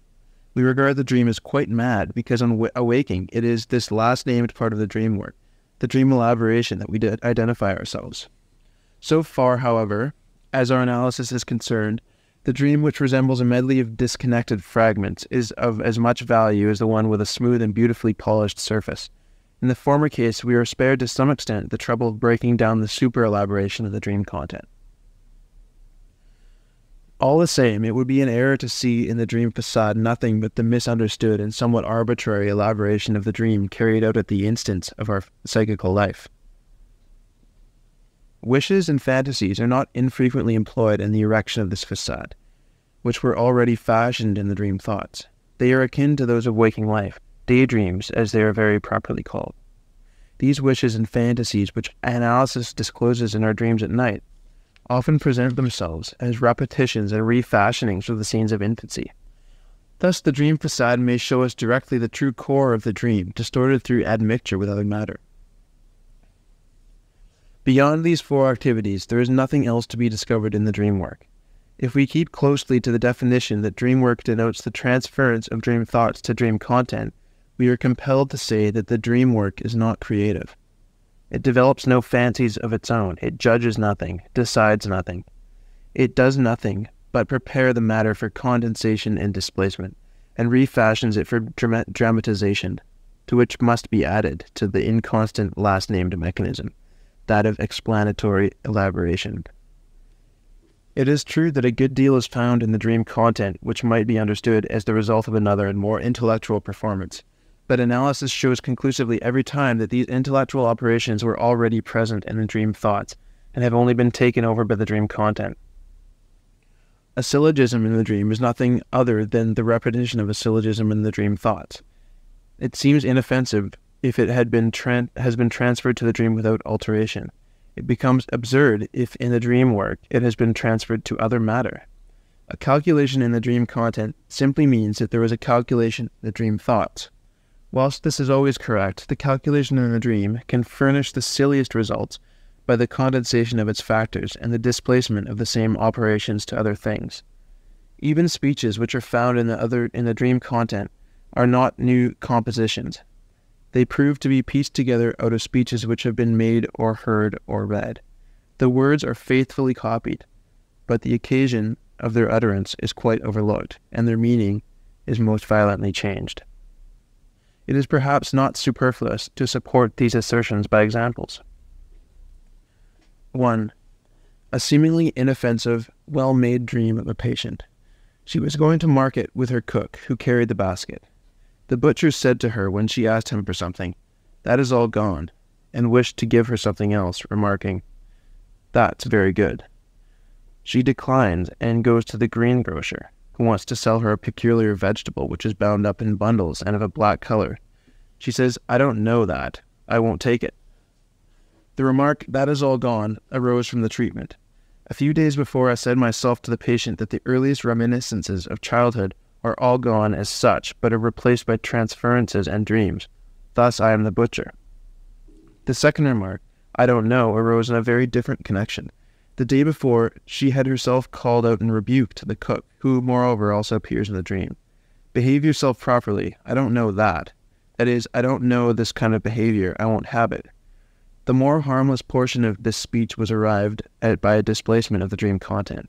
In the dream thoughts, only the other portion of the speech played a part, because the dream work changed an imaginary situation into utterly irrecognizable and complete inoffensiveness, while in a certain sense, I behaved in an unseemly way to the lady. The situation resulting in this fantasy, however, is nothing but a new edition of one that actually took place. 2. A dream apparently meaningless relates to figures. She wants to pay something. Her daughter takes her florins 65 kreutzers out of her purse, but she says, "What are you doing? It only costs 21 kreutzers." The dreamer was a stranger who had placed her child at school in Vienna, and who was able to continue under my treatment so long as her daughter remained in Vienna. The day before the dream, the directress of the school had recommended her to keep the child another year at school. In this case, she would have been able to prolong her treatment by 1 year. The figures in the dream become important if it to be remembered that time is money. 1 year equals 365 days, or expressed in kreutzers, 365 kreutzers, which is 3 florins 65 kreutzers. The 21 kreutzers correspond with the 3 weeks which remain from the day of the dream to the end of the school term, and thus to the end of the treatment. It was obviously financial considerations which had moved the lady to refuse the proposal of the directress, and which were answerable for the triviality of the amount in the dream. Example 3. A lady, young, but already 10 years married, heard that a friend of hers, Miss Elise, L., of about the same age, had become engaged. This gave rise to the following dream. She was sitting with her husband in the theatre. The one side of the stalls was quite empty. Her husband tells her, Elise, L., and her fiancé had intended coming, but could only get some cheap seats, 3 for 1 florin 50 kreutzers, and these they would not take. In her opinion, that would not have mattered very much. The origin of the figures from the matter of the dream thoughts and the changes the figures underwent are of interest. Whence came the 1 florin 50 kreutzers? From a trifling occurrence of the previous day. Her sister-in-law had received 150 florins as a present from her husband, and had quickly got rid of it by buying some ornament. Note that 150 florins is 100 times 1 florin 50 kreutzers. For the 3 concerned with the tickets, the only link is that Elise L. is exactly 3 months younger than the dreamer. The scene in the dream is the repetition of a little adventure for which she has often been teased by her husband. She was once in a great hurry to get tickets in time for a piece, and when she came to the theatre, one side of the stall was almost empty. It was therefore quite unnecessary for her to have been in such a hurry. Nor must we overlook the absurdity of the dream that 2 persons should take 3 tickets for the theatre. Now for the dream ideas. It was stupid to have married so early. I need not have been in so great a hurry. Elise L.'s example shows me that I should have been able to get a husband later. Indeed, one 100 times better, if I had but waited. I could have bought 3 such men with the money. Dowry. Chapter 3 of Dream Psychology. Chapter 3. Why the Dream Disguises the Desires. In the foregoing exposition, we have now learnt something of the dream work. We must regard it as a quite special psychical process, which, so far as we are aware, resembles nothing else. To the dream work has been transferred that bewilderment which its product, the dream, has aroused in us. In truth, the dream work is only the first recognition of a group of psychical processes, to which must be referred the origin of hysterical symptoms, the ideas of morbid dread, obsession, and delusion. Condensation, and especially displacement, are never-failing features in these other processes. The regard for appearance remains, on the other hand, peculiar to the dream work. If this explanation brings the dream into line with the formation of psychical disease, it becomes the more important to fathom the essential conditions of processes like dream building. It will be probably a surprise to hear that neither the state of sleep nor illness is among the indispensable conditions. A whole number of phenomena of the everyday life of healthy persons, forgetfulness, slips in speaking and in holding things, together with a certain class of mistakes, are due to a psychical mechanism analogous to that of the dream and the other members of this group. Displacement is the core of the problem, and the most striking of all the dream performances. A thorough investigation of the subject shows that the essential condition of a displacement is purely psychological. It is in the nature of a motive. We get on the track by thrashing out experiences which one cannot avoid in the analysis of dreams. I had to break off the relations of my dream thoughts in the analysis of my dream on page 8, because I found some experiences which I do not wish strangers to know, and which I could not relate without serious damage to important considerations. I added, it would be no use were I to select another instead of that particular dream. In every dream, where the content is obscure or intricate, I should hit upon dream thoughts which call for secrecy. If, however, I continue the analysis for myself, without regard to those others, for whom, indeed, so personal an event as my dream cannot matter, I arrive finally at ideas which surprise me, which I have not known to be mine, which not only appear foreign to me, but which are unpleasant, and which I would like to oppose vehemently, whilst the chain of ideas running through the analysis intrudes upon me inexorably. I can only take these circumstances into account by admitting that these thoughts are actually part of my psychical life, possessing a certain psychical intensity or energy. However, by virtue of a particular psychological condition, the thoughts could not become conscious to me. I call this particular condition repression. It is therefore impossible for me not to recognize some casual relationship between the obscurity of the dream content and this state of repression, this incapacity of consciousness. Whence I conclude that the cause of the obscurity is the desire to conceal these thoughts. Thus I arrive at the conception of the dream distortion as the deed of the dream work, and of displacement serving to disguise this object. I will test this in my own dream, and ask myself, what is the thought which, quite innocuous in its distorted form, provokes my liveliest opposition in its real form?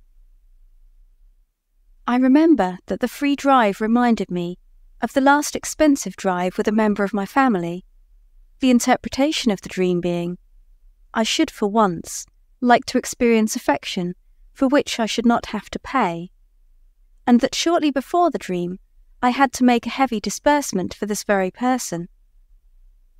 In this connection, I cannot get away from the thought that I regret this disbursement. It is only when I acknowledge this feeling that there is any sense in my wishing in the dream for an affection that should entail no outlay. And yet, I can state on my honour that I did not hesitate for a moment when it became necessary to expend that sum. The regret, the countercurrent, was unconscious to me. Why it was unconscious is quite another question, which would lead us far away from the answer, which, though within my knowledge, belongs elsewhere. If I subject the dream of another person, instead of one of my own, to analysis, the result is the same. The motives for convincing others is, however, changed. In the dream of a healthy person, the only way for me to enable him to accept this repressed idea is the coherence of the dream thoughts. He is at liberty to reject this explanation. But if we are dealing with a person suffering from any neurosis, say from hysteria, the recognition of these repressed ideas is compulsory by reason of their connection with the symptoms of his illness, and of the improvement resulting from exchanging the symptoms for the repressed ideas. Take the patient from whom I got the last dream about the 3 tickets for 1 florin 50 kreuzers. Analysis shows that she does not think highly of her husband, that she regrets having married him, that she would be glad to change him for someone else. It is true that she maintains that she loves her husband, that her emotional life knows nothing about this depreciation, 100 times better. But all her symptoms lead to the same conclusion as this dream. When her repressed memories had reawakened a certain period, when she was conscious that she did not love her husband, her symptoms disappeared, and therewith disappeared her resistance to the interpretation of the dream. This conception of repression once fixed, together with the distortion of the dream in relation to repressed psychical matter, we are in a position to give a general exposition of the principal results which the analysis of dreams supplies. We learnt that the most intelligible and meaningful dreams are unrealized desires. The desires they pictured as realized, unknown to consciousness, have been held over from the daytime, and are of absorbing interest. The analysis of obscure and intricate dreams discloses something very similar. The dream scene again pictures as realized some desire which regularly proceeds from the dream ideas, but the picture is unrecognizable and is only cleared up in the analysis. The desire itself is either one repressed, foreign to consciousness, or it is closely bound up with repressed ideas. The formula for these dreams may be thus stated. They are concealed realizations of repressed desires. It is interesting to note that they are right who regard the dream as foretelling the future. Although the future which the dream shows us is not that which will occur, but that which we would like to occur. Folk psychology proceeds here according to its wont. It believes what it wishes to believe. Dreams can be divided into 3 classes, according to their relation towards the realization of desire. Firstly, come those which exhibit a non-repressed, non-concealed desire. These are dreams of the infantile type, becoming ever rarer among adults. Secondly, dreams which express in veiled form some repressed desire. These constitute by far the larger number of our dreams, and they require analysis for their understanding. Thirdly, these dreams where repression exists, but without or with but slight concealment. These dreams are invariably accompanied by a feeling of dread which brings the dream to an end. This feeling of dread here replaces dream displacement. I regarded the dream work as having prevented this in the dream of the second class. It is not very difficult to prove that what is now present as intense dread in the dream was once desire, and is now secondary to the repression. There are also definite dreams with a painful content, without the presence of any anxiety in the dream. These cannot be reckoned among dreams of dread. They have, however, always been used to prove the unimportance and the psychical futility of dreams. An analysis of such an example will show that it belongs to our second class of dreams, a perfectly concealed realization of repressed desires. Analysis will demonstrate at the same time how excellently adapted is the work of displacement to the concealment of desires. A girl dreamt that she saw lying dead before her the only surviving child of her sister, amid the same surroundings as a few years before she saw the first child lying dead. She was not sensible of any pain, but naturally combated the view that the scene represented a desire of hers. Nor was that view necessary. Years ago, it was at the funeral of the child that she had last seen and spoken to the man that she loved. Were the second child to die, she would be sure to meet this man again in her sister's house. She is longing to meet him, but struggles against this feeling. The day of the dream, she had taken a ticket for a lecture, which announced the presence of the man she always loved. The dream is simply a dream of impatience, common to those which happen before a journey, theatre, or simply anticipated pleasures. The longing is concealed by the shifting of the scene to to the occasion where any joyous feeling were out of place, and yet where it did once exist. Note further that the emotional behavior in the dream is adapted, not to the displaced, but to the real but suppressed dream ideas. The scene anticipates the long-hoped-for meeting. There is here no call for painful emotions. There has hitherto been no occasion for philosophers to bestir themselves with a psychology of repression. We must be allowed to construct some clear conception as to the origin of dreams, as the first steps in this unknown territory. The scheme which we have formulated, not only from a study of dreams, is, it is true, already somewhat complicated, but we cannot find any simpler one that will suffice. We hold that our psychical apparatus contains two procedures for the construction of thoughts. The second one has the advantage that its products find an open path to consciousness, while the activity of the first procedure is unknown to itself, and can only arrive at consciousness through the second one. At the borderland of these two procedures, where the first passes over into the second, a censorship is established which only passes what pleases it, keeping back everything else. That which is rejected by the censorship is, according to our definition, in a state of repression. Under certain conditions, one of which is the sleeping state, the balance of power between the two procedures is so changed that what is repressed can no longer be kept back. In the sleeping state, this may possibly occur through the negligence of the censor. What has been hitherto repressed will now succeed in finding its way to consciousness.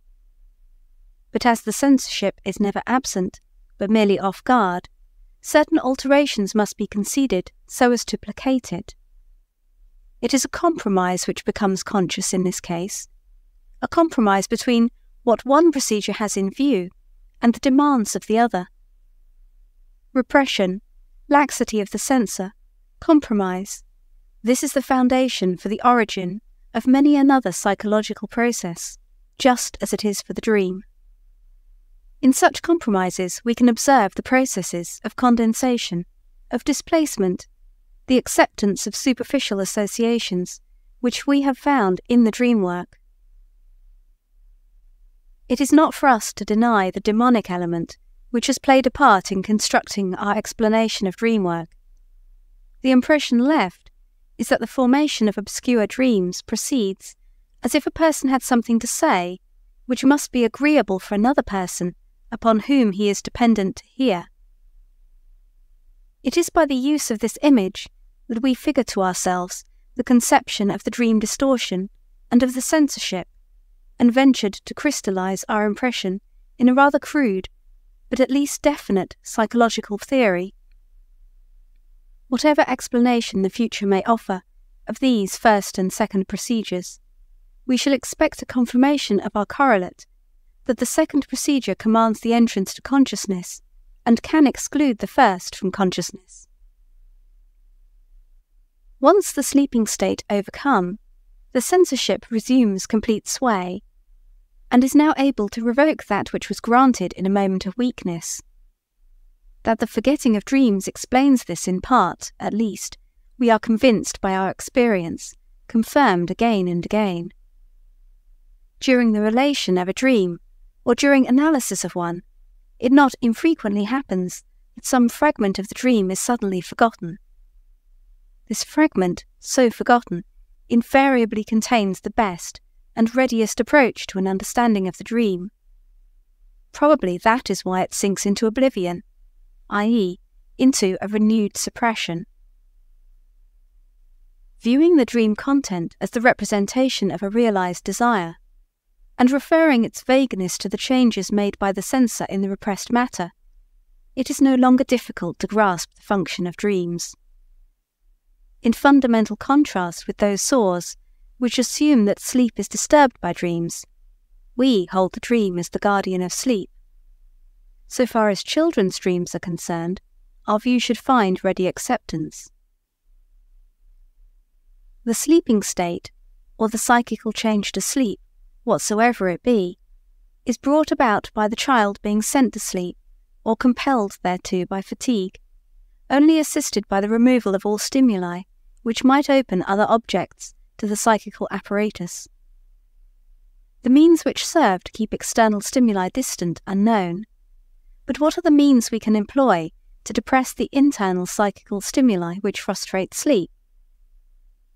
Look at a mother getting her child to sleep. The child is full of beseeching. He wants another kiss. He wants to play yet a while.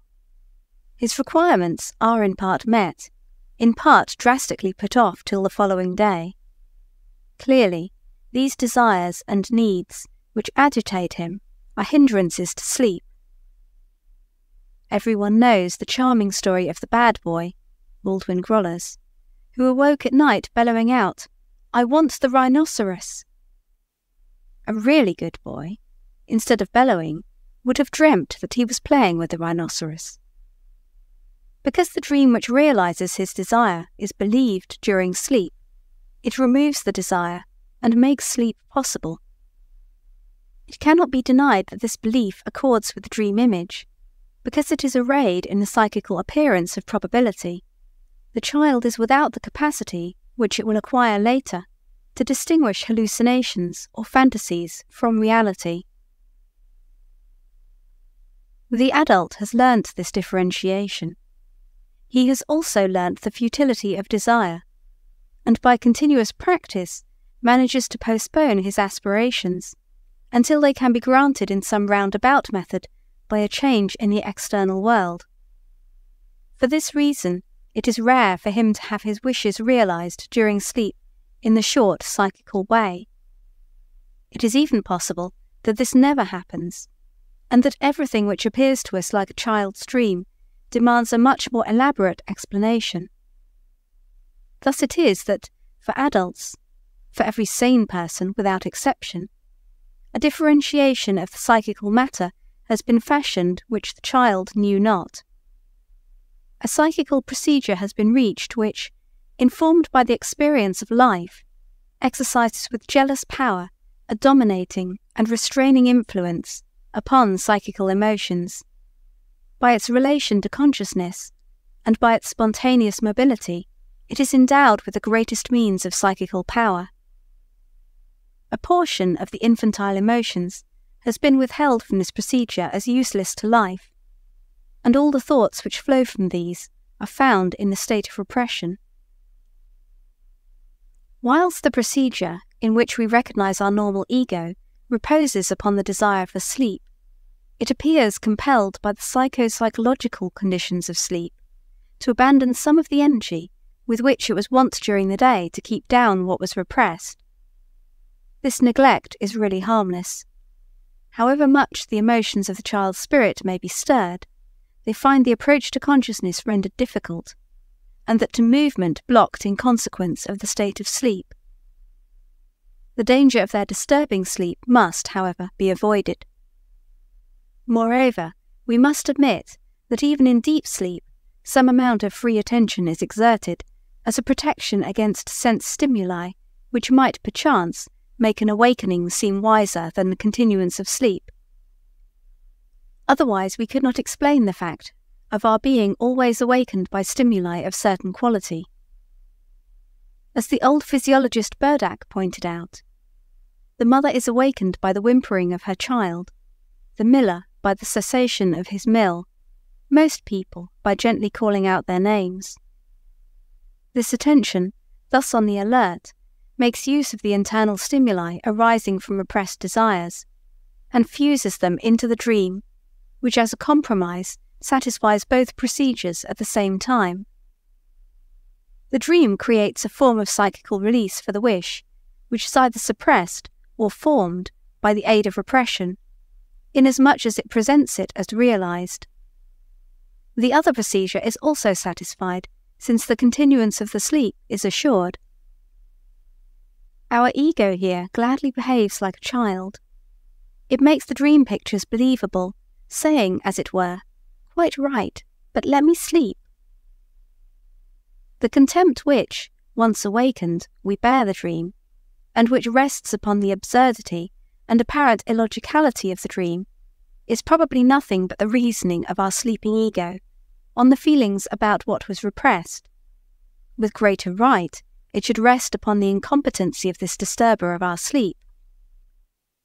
In sleep, we are now and then aware of this contempt.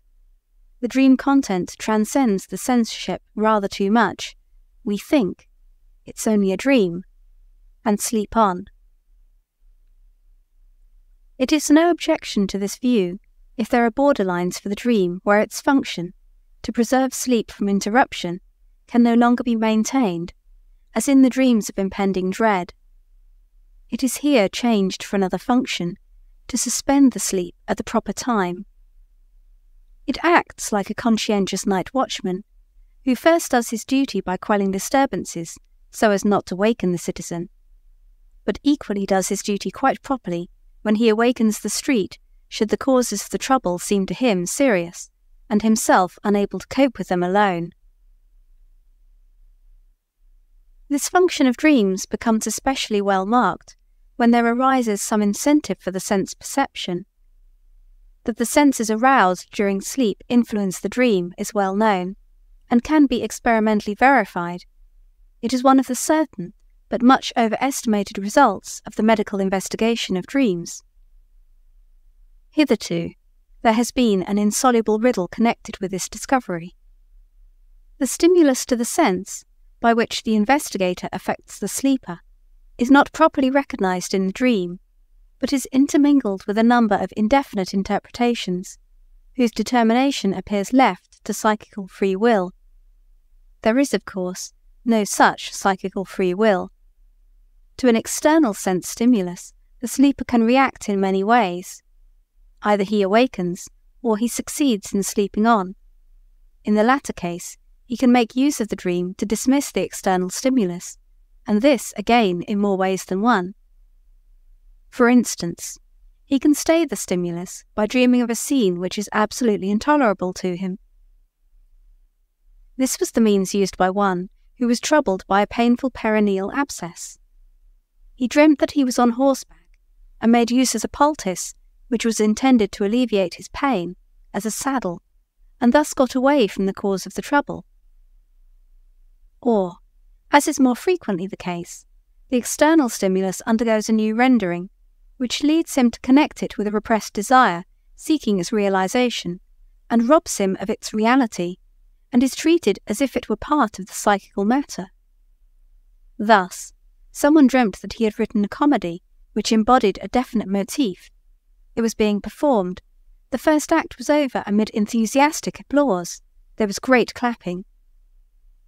At this moment, the dreamer must have succeeded in prolonging his sleep despite the disturbance, for when he woke he no longer heard the noise. He concluded rightly that someone must have been beating a carpet or bed. The dreams which come with a loud noise just before waking have all attempted to cover the stimulus to waking by some other explanation, and thus to prolong the sleep for a little while. Whosoever has firmly accepted this censorship as the chief motive for the distortion of dreams will not be surprised to learn, as the result of dream interpretation, that most of the dreams of adults are traced by analysis to erotic desires. This assertion is not drawn from dreams obviously of a sexual nature, which are known to all dreamers from their own experience, and are the only ones usually described as sexual dreams. These dreams are ever sufficiently mysterious by reason of the choice of persons who are made the objects of sex, the removal of all the barriers which cry halt to the dreamer's sexual needs in his waking state, the many strange reminders as to details of what are called perversions. But analysis discovers that, in many other dreams, in whose manifest content nothing erotic can be found, the work of interpretation shows them up as, in reality, realization of sexual desires, whilst on the other hand, that much of the thought-making while awake, the thoughts saved us as surplus from the day only, reaches presentation in dreams with the help of repressed erotic desires. Towards the explanation of this statement, which is no theoretical postulate, it must be remembered that no other class of instincts has required so vast a suppression at the behest of civilization as the sexual, whilst their mastery by the highest psychical processes are in most persons soonest of all relinquished. Since we have learned to understand infantile sexuality, often so vague in its expression, so invariably overlooked and misunderstood, we are justified in saying that nearly every civilized person has retained at some point or other the infantile type of sex life. Thus we understand that repressed infantile sex desires furnish the most frequent and most powerful impulses for the formation of dreams. If the dream, which is the expression of some erotic desire, succeeds in making its manifest content appear innocently asexual, it is only possible in one way. The matter of these sexual presentations cannot be exhibited as such, but must be replaced by illusions, suggestions, and similar indirect means, differing from other cases of indirect presentation. Those used in dreams must be deprived of direct understanding. The means of presentation which answer these requirements are commonly termed symbols. A special interest has been directed towards these, since it has been observed that the dreamers of the same language use the like symbols. Indeed, that in certain cases, community of symbol is greater than community of speech. Since the dreamers do not themselves know the meaning of the symbols they use, it remains a puzzle whence arises their relationship with what they replace and denote. The fact itself is undoubted, and becomes of importance for the technique of the interpretation of dreams, since by the aid of a knowledge of this symbolism, it is possible to understand the meaning of the elements of a dream, or parts of a dream, occasionally even the whole dream itself, without having to question the dreamer as to his own ideas. We thus come near to the popular idea of an interpretation of dreams, and, on the other hand, possess again the technique of the ancients, among whom the interpretation of dreams was identical with their explanation through symbolism. Though the study of dream symbolism is far removed from finality, we now possess a series of general statements and of particular observations which are quite certain. Footnote: the words from "and" to "channels" in the next sentence is a short summary of the passage in the original. As this book will be read by other than professional people, the passage has not been translated in deference to English opinion. Translator. There are symbols which practically always have the same meaning. Emperor and empress, king and queen, always mean the parents, room, a woman, and so on. The sexes are represented by a great variety of symbols, many of which would be at first quite incomprehensible, had not the clues to the meaning been often obtained through other channels. There are symbols of universal circulation, found in all dreamers, of one range of speech and culture. There are others of the narrowest individual significance which an individual has built up out of his own material. In the first class, those can be differentiated whose claim can at once be recognized by the replacement of sexual things in common speech. Those, for instance, arising from agriculture as reproduction, seed. From others, whose sexual references appear to reach back to the earliest times and to the obscurest depths of our image building. The power of building symbols, in both these special forms of symbols, has not died out. Recently discovered things, like the airship, are at once brought into universal use as sex symbols. It would be quite an error to suppose that a profounder knowledge of dream symbolism, the language of dreams, would make us independent of questioning the dreamer regarding his impressions about the dream, and would give us back the whole technique of ancient dream interpreters. Apart from individual symbols and the variations in the use of what is general, one never knows whether an element in the dream is to be understood symbolically or in its proper meaning. The whole content of the dream is certainly not to be interpreted symbolically. The knowledge of dream symbols will only help us in understanding portions of the dream content, and does not render the use of the technical rules previously given at all superfluous. But it must be of the greatest service in interpreting a dream just when the impressions of the dreamer are withheld or are insufficient. Dream symbolism proves also indispensable for understanding the so-called typical dreams, and the dreams that repeat themselves. Dream symbolism leads us far beyond the dream. It does not belong only to dreams, but is likewise dominant in legend, myth, and saga, in wit, and in folklore. It compels us to pursue the inner meaning of the dream in these productions. But we must acknowledge that symbolism is not a result of the dream work, but is a peculiarity, probably of our unconscious thinking, which furnishes to the dream work the matter for condensation, displacement, and dramatization. Chapter 4 Dream Analysis.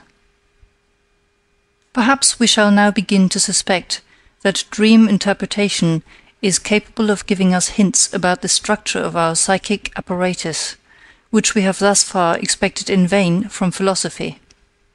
We shall not, however, follow this track, but return to our original problem as soon as we have cleared up the subject of dream disfigurement. The question has arisen how dreams with disagreeable content can be analyzed as the fulfillment of wishes.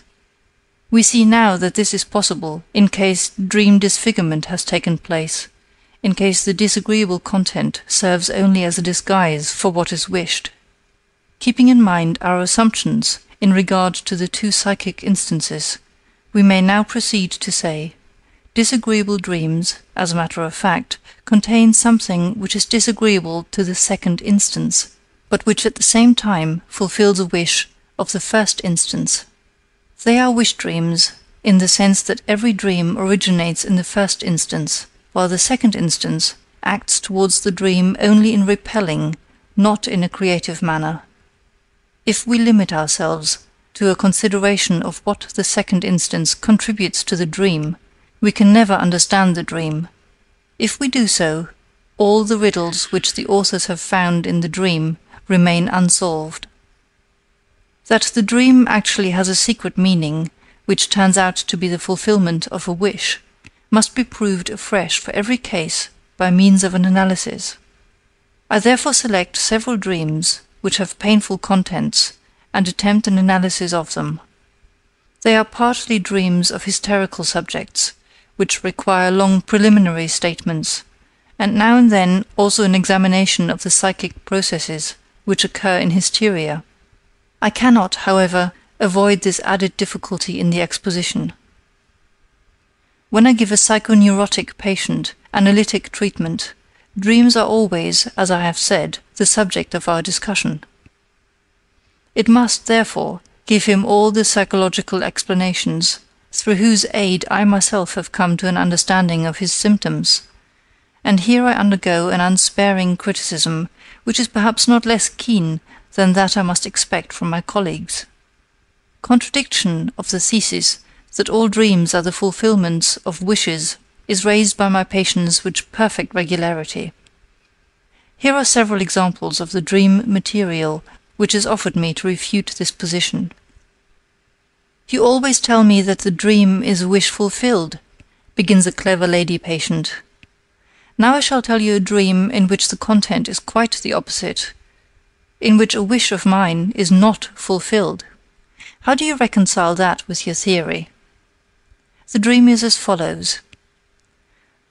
I want to give a supper, but having nothing at hand except some smoked salmon, I think of going marketing, but I remember that it is Sunday afternoon, when all the shops are closed. I next try to telephone to some caterers, but the telephone is out of order, thus I must resign my wish to give a supper. I answer, of course, that only the analysis can decide the meaning of this dream, although I admit that at first sight it seems sensible and coherent, and looks like the opposite of a wish fulfillment. But what occurrence has given rise to this dream? I ask. You know that the stimulus for a dream always lies among the experiences of the preceding day. Analysis. The husband of the patient, an upright and conscientious wholesale butcher, had told her the day before that he is growing too fat, and that he must, therefore, begin treatment for obesity. He was going to get up early, take exercise, keep to a strict diet, and above all accept no more invitations to suppers. She proceeds laughingly to relate how her husband, at an inn table, had made the acquaintance of an artist, who insisted upon painting his portrait because he, the painter, had never found such an expressive head. But her husband had answered in his rough way that he was very thankful for the honour, but that he was quite convinced that a portion of the backside of a pretty young girl would please the artist better than his whole face. She said that she was at the time very much in love with her husband, and teased him a good deal. She had also asked him not to send her any caviar. What does that mean? As a matter of fact, she had wanted for a long time to eat a caviar sandwich every forenoon, but had grudged herself the expense. Of course she would at once get the caviar from her husband, as soon as she asked him for it. But she had begged him, on the contrary, not to send her the caviar, in order that she might tease him about it longer. This explanation seems far-fetched to me.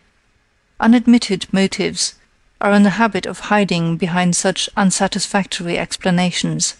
We are reminded of subjects hypnotized by Bernheim, who carried out a post-hypnotic order, and who, upon being asked for their motives, instead of answering, "I do not know why I did that," had to invent a reason that was obviously inadequate. Something similar is probably the case with the caviar of my patient. I see that she is compelled to create an unfulfilled wish in life. Her dream also shows the reproduction of the wish as accomplished. But why does she need an unfulfilled wish? The ideas so far produced are insufficient for the interpretation of the dream. I beg for more. After a short pause, which corresponds to the overcoming of a resistance, she reports further that the day before she had made a visit to a friend, of whom she is really jealous, because her husband is always praising this woman so much. Fortunately, this friend is very lean and thin, and her husband likes well-rounded figures. Now of what did this lean friend speak? Naturally of her wish to become somewhat stouter. She also asked my patient, "When are you going to invite us again? You always have such a good table." Now the meaning of the dream is clear. I may say to the patient, "It is just as though you had thought at the time of the request, 'Of course I'll invite you so you can eat yourself fat at my house and become still more pleasing to my husband. I would rather give no more suppers.' The dream then tells you that you cannot give a supper, thereby fulfilling your wish not to contribute anything to the rounding out of your friend's figure. The resolution of your husband to refuse invitations to supper for the sake of getting thin teaches you that one grows fat on the things served in company. Now only some conversation is necessary to confirm the solution. The smoked salmon in the dream has not yet been traced. How did the salmon mentioned in the dream occur to you?" "Smoked salmon is the favorite dish of this friend," she answered. I happen to know the lady, and may corroborate this by saying that she grudges herself the salmon just as much as my patient grudges herself the caviar. The dream admits of still another and more exact interpretation, which is necessitated only by a subordinate circumstance. The two interpretations do not contradict one another, but rather cover each other, and furnish a neat example of the usual ambiguity of dreams, as well as of all other psychopathological formations. We have seen that at the same time that she dreams of the denial of the wish, the patient is in reality occupied in securing an unfulfilled wish, the caviar sandwiches. Her friend, too, had expressed a wish, namely to get fatter, and it would not surprise us if Our Lady had dreamt that the wish of the friend was not being fulfilled, for it is her own wish that a wish of her friend's, for increase in weight, should not be fulfilled. Instead of this, however, she dreams that one of her own wishes is not fulfilled. The dream becomes capable of a new interpretation, if in the dream she does not intend herself, but her friend, if she has put herself in the place of her friend, or, as we may say, has identified herself with her friend. I think she has actually done this, and as a sign of this identification, she has created an unfulfilled wish in reality. But what is the meaning of this hysterical identification? To clear this up, a thorough exposition is necessary. Identification is a highly important factor in the mechanism of hysterical symptoms. By this means, patients are enabled in their symptoms to represent not merely their own experiences, but the experiences of a great number of other persons, and can suffer, as it were, for a whole mass of people, and fill all the parts of a drama by means of their own personalities alone. It will here be objected that this is a well-known historical imitation, the ability of hysteric subjects to copy all the symptoms which express them when they occur in others, as though their pity were stimulated to the point of reproduction. But this only indicates the way in which the psychic process is discharged in hysterical imitation. The way in which a psychic act proceeds and the act itself are two different things. The latter is slightly more complicated than one is apt to imagine the imitation of hysterical subjects to be. It corresponds to an unconscious concluded process, as an example will show. The physician who has a female patient with a particular kind of twitching lodged in the company of other patients in the same room in the hospital is not surprised when some morning he learns that this peculiar hysterical attack has found imitations.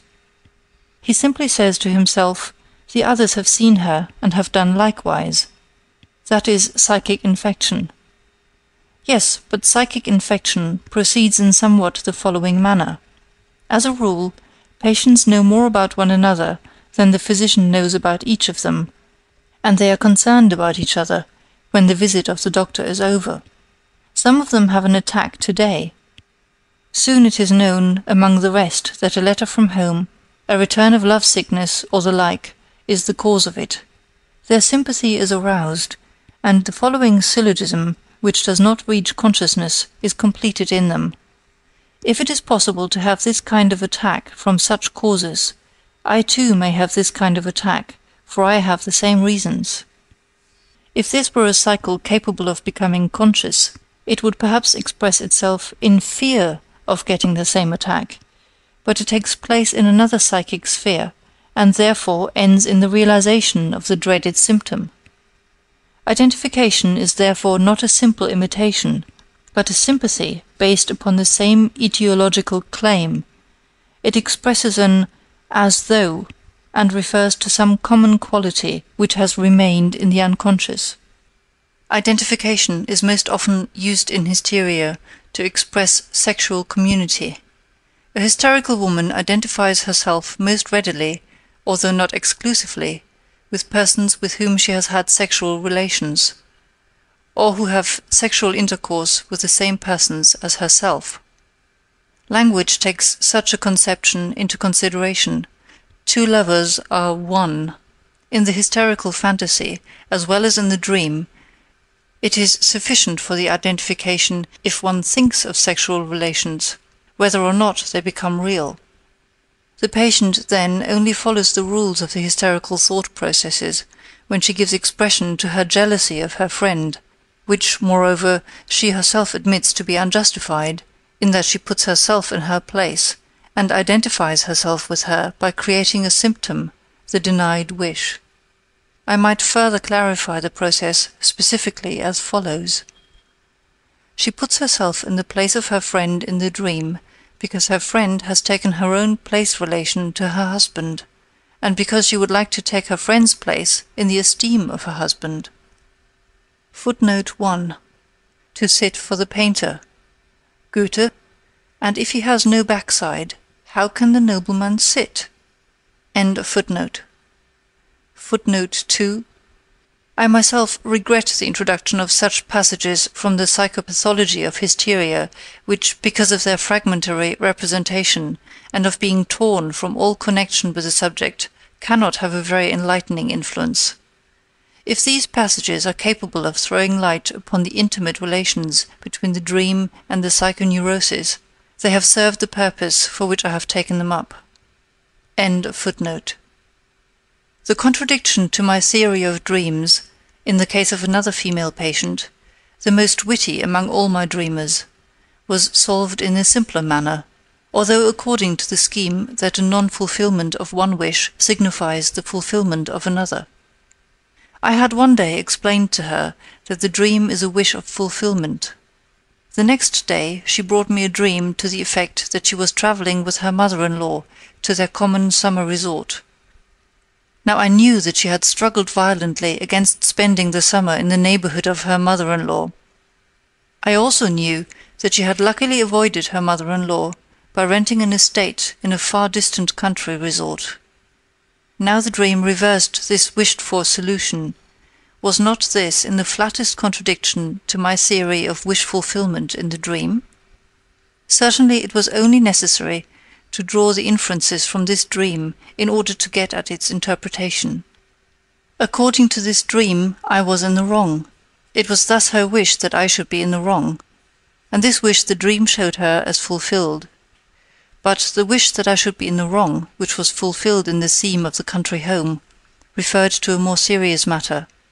At the time that I had made up my mind, from this material furnished by her analysis, that something of significance for her illness must have occurred at a certain time in her life.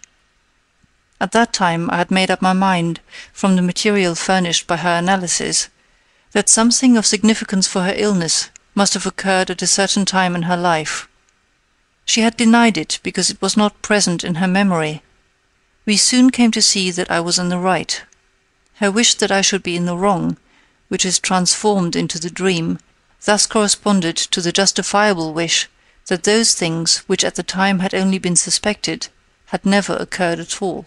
Without an analysis, and merely by means of an assumption, I took the liberty of interpreting a little occurrence in the case of a friend, who had been my colleague through the 8 classes of the gymnasium. He once heard a lecture of mine delivered to a small assemblage, on the novel subject of the dream as the fulfillment of a wish. He went home, dreamt that he had lost all his suits (he was a lawyer), and then complained to me about it. I took refuge in the evasion. One can't win all one's suits, but I thought to myself, if for 8 years I sat as primus on the first bench, while he moved around somewhere in the middle of the class, may he not naturally have had a wish from his boyhood days that I, too, might for once completely disgrace myself? In the same way another dream of a more gloomy character was offered me by a female patient, as a contradiction to my theory of the wish dream. The patient, a young girl, began as follows. You remember that my sister has now only one boy, Charles. She lost the elder one, Otto, while I was still at her house. Otto was my favourite. It was I who really brought him up. I like the other little fellow too, but of course not nearly as much as the dead one. Now I dreamt last night that I saw Charles lying dead before me. He was lying in his little coffin, his hands folded. There were candles all about, and in short, it was just like the time of little Otto's death, which shocked me so profoundly. Now tell me, what does this mean? You know me, am I really bad enough to wish my sister to lose the only child she has left? Or does the dream mean that I wish Charles to be dead rather than Otto, whom I like so much better? I assured her that this interpretation was impossible. After some reflection I was able to give her the interpretation of the dream, which I subsequently made her confirm. Having become an orphan at an early age, the girl had been brought up in the house of a much older sister, and had met, along the friends and visitors who came to the house, a man who made a lasting impression upon her heart. It looked for a time as though these barely expressed relations were to end in marriage, but this happy culmination was frustrated by the sister, whose motives have never found a complete explanation. After the break, the man who was loved by our patient avoided the house. She herself became independent some time after little Otto's death, to whom her affection had now turned. But she did not succeed in freeing herself from the inclination for her sister's friend, in which she had become involved. Her pride commanded her to avoid him, but it was impossible for her to transfer her love to the other suitors who presented themselves in order. Whenever the man whom she loved, who was a member of the literary profession, announced a lecture anywhere, she was sure to be found in the audience. She also seized every other opportunity to see him from a distance, unobserved by him. I remembered that on the day before she had told me that the professor was going to a certain concert, and that she was also going there, in order to enjoy the sight of him. This was on the day of the dream, and the concert was to take place on the day on which she told me the dream. I could now easily see the correct interpretation, and I asked her whether she could think of any event which had happened after the death of little Otto. She answered immediately, "Certainly, at the time the professor returned after a long absence, and I saw him once more beside the coffin of little Otto." It was exactly as I had expected. I interpreted the dream in the following manner. If now the other boy were to die, the same thing would be repeated. You would spend the day with your sister, the professor would surely come in order to offer condolence, and you would see him again under the same circumstances as at that time. The dream signifies nothing but this wish of yours to see him again, against which you are fighting inwardly. I know that you are carrying the ticket for today's concert in your bag. Your dream is a dream of impatience. It has anticipated the meeting which is to take place today by several hours. In order to disguise her wish, she had obviously selected a situation in which wishes of that sort are commonly suppressed, a situation which is so filled with sorrow that love is not thought of. And yet it is very easily probable that even in the actual situation at the bier of the second, more dearly loved boy, which the dream copied faithfully, she had not been able to suppress her feelings of affection for the visitor whom she had missed for so long a time. A different explanation was found in the case of a similar dream of another female patient, who was distinguished in her earlier years by her quick wit and her cheerful demeanours, and who still showed these qualities, at least in the notion which occurred to her in the course of treatment. In connection with a longer dream, it seemed to this lady that she saw her 15-year-old daughter lying dead before her in a box. She was strongly inclined to convert this dream image into an objection to the theory of wish fulfillment, but herself suspected that the detail of the box must lead to a different conception of the dream. Footnote: something like the smoked salmon in the dream of the deferred supper. End of footnote. In the course of the analysis, it occurred to her that on the evening before, the conversation of the company had turned upon the English word box, and upon the numerous translations of it into German, such as box, theatre box, chest, box on the ear, etc. From other components of the same dream, it is now possible to add that the lady had guessed the relationship between the English word box and the German Büchse, and had then been haunted by the memory that Büchse, as well as box, is used in vulgar speech to designate the female genital organ. It was therefore possible, making a certain allowance for her notions on the subject of topographical anatomy, to assume that the child in the box signified a child in the womb of the mother. At this stage of the explanation she no longer denied that the picture of the dream really corresponded to one of her wishes. Like so many other young women, she was by no means happy when she became pregnant, and admitted to me more than once the wish that her child might die before its birth. In a fit of anger following a violent scene with her husband, she had even struck her abdomen with her fists in order to hit the child within. The dead child was, therefore, really a fulfillment of a wish, but a wish which had been put aside for 15 years, and it is not surprising that the fulfillment of the wish was no longer recognized after so long an interval, for there had been many changes meanwhile. The group of dreams to which the two last mentioned belong, having as content the death of beloved relatives, will be considered again under the head of typical dreams. I shall there be able to show by new examples that in spite of their undesirable content, all these dreams must be interpreted as wish fulfillments. In the following dream, which again was told me in order to deter me from a hasty generalization of the theory of wishing in dreams, I am indebted not to a patient, but to an intelligent jurist of my acquaintance. I dream, my informant tells me, that I am walking in front of my house with a lady on my arm. Here a closed wagon is waiting, a gentleman steps up to me, gives his authority as an agent of the police, and demands that I should follow him. I only ask for time in which to arrange my affairs. Can you possibly suppose this is a wish of mine to be arrested?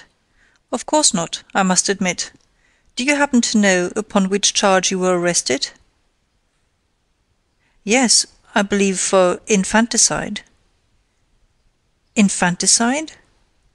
But you know that only a mother can commit this crime upon her newly born child. That is true. Footnote. It often happens that a dream is told incompletely, and that a recollection of the omitted portions appear only in the course of the analysis. These portions subsequently fitted in regularly furnish the key to the interpretation. Compare below about forgetting in dreams. End of footnote. And under what circumstances did you dream? What happened on the evening before? I would rather not tell you that, it's a delicate matter. But I must have it, otherwise we must forego the interpretation of the dream. Well then, I will tell you. I spent the night not at home, but at the house of a lady who means very much to me. When we awoke in the morning, something again passed between us. Then I went to sleep again and dreamt what I have told you. The woman is married? Yes. And you do not wish her to conceive a child? No, that might betray us. Then you do not practice normal coitus? I'd take the precaution to withdraw before ejaculation. Am I permitted to assume that you did this trick several times during the night, and that in the morning you were not quite sure whether you had succeeded? That might be the case. Then your dream is the fulfillment of a wish. By means of it, you secure the assurance that you have not begotten a child, or, what amounts to the same thing, that you have killed a child. I can easily demonstrate the connecting links. Do you remember, a few days ago, we were talking about the distress of matrimony, Ehenot, and about the inconsistency of permitting the practice of coitus as long as no impregnation takes place, while every delinquency, after the ovum and the semen meet and the fetus is formed, is punished as a crime. In connection with this, we also recalled the medieval controversy about the moment of time at which the soul is really lodged in the fetus, since the concept of murder becomes admissible only from that point on. Doubtless you also know the gruesome poem by Lenau, which puts infanticide and the prevention of children on the same plane. Strangely enough, I had happened to think of Lenau during the afternoon. Another echo of your dream. And now I shall demonstrate to you another subordinate wish-fulfillment in your dream. You walk in front of your house with the lady on your arm. So you take her home, instead of spending the night at her house, as you do in actuality. The fact that this was wish-fulfillment, which is the essence of the dream, disguises itself in such an unpleasant form, has perhaps more than one reason. From my essay on the etiology of anxiety neuroses, you will see that I note interrupted coitus as one of the factors which cause the development of neurotic fear. It would be consistent with this, that if after repeated cohabitation of the kind mentioned, you should be left in an uncomfortable mood, which now becomes an element in the composition of your dream. You also make use of this unpleasant state of mind to conceal the wish fulfillment. Furthermore, the mention of infanticide has not yet been explained. Why does this crime, which is peculiar to females, occur to you? I shall confess to you that I was involved in such an affair years ago. through my fault, a girl tried to protect herself from the consequences of a liaison with me by securing an abortion. I had nothing to do with carrying out the plan, but I was naturally, for a long time, worried lest the affair might be discovered. I understand this recollection furnished a second reason why the supposition that you had done your trick badly must have been painful to you. A young physician, who had heard this dream of my colleague when it was told, must have felt implicated by it, for he hastened to imitate it in a dream of his own, applying its mode of thinking to another subject. The day before he had handed in a declaration of his income, which was perfectly honest because he had little to declare. He dreamt that an acquaintance of his came from a meeting of the tax commission and informed him that all the other declarations of income had passed uncontested, but that his own had awakened general suspicion, and that he would be punished with a heavy fine. The dream is a poorly concealed fulfillment of the wish to be known as a physician with a large income. It likewise recalls the story of a young girl who was advised against accepting her suitor, because he was a man of quick temper who would surely treat her to blows after they were married. The answer of the girl was, "I wish he would strike me." Her wish to be married is so strong that she takes into the bargain the discomfort which is said to be connected with matrimony, and which is predicted for her, and even raises it to a wish. If I group the very frequently occurring dreams of this sort, which seem flatly to contradict my theory, in that they contain the denial of a wish or some occurrence decidedly unwished for, under the head of counter-wish dreams, I observe that they may all be referred to two principles, of which one has not yet been mentioned, although it plays a large part in the dreams of human beings. One of the motives inspiring these dreams is the wish that I should appear in the wrong. These dreams regularly occur in the course of my treatment if the patient shows a resistance against me, and I can count with a large degree of certainty upon causing such a dream after I have once explained to the patient my theory that the dream is a wish fulfillment. Footnote: Similar counter-wish dreams have been repeatedly reported to me within the last few years by my pupils, who thus reacted to their first encounter with the wish theory of the dream. End of footnote. I may even expect this to be the case in a dream merely in order to fulfill the wish that I may appear in the wrong. The last dream which I shall tell, from those occurring in the course of treatment, again shows this very thing.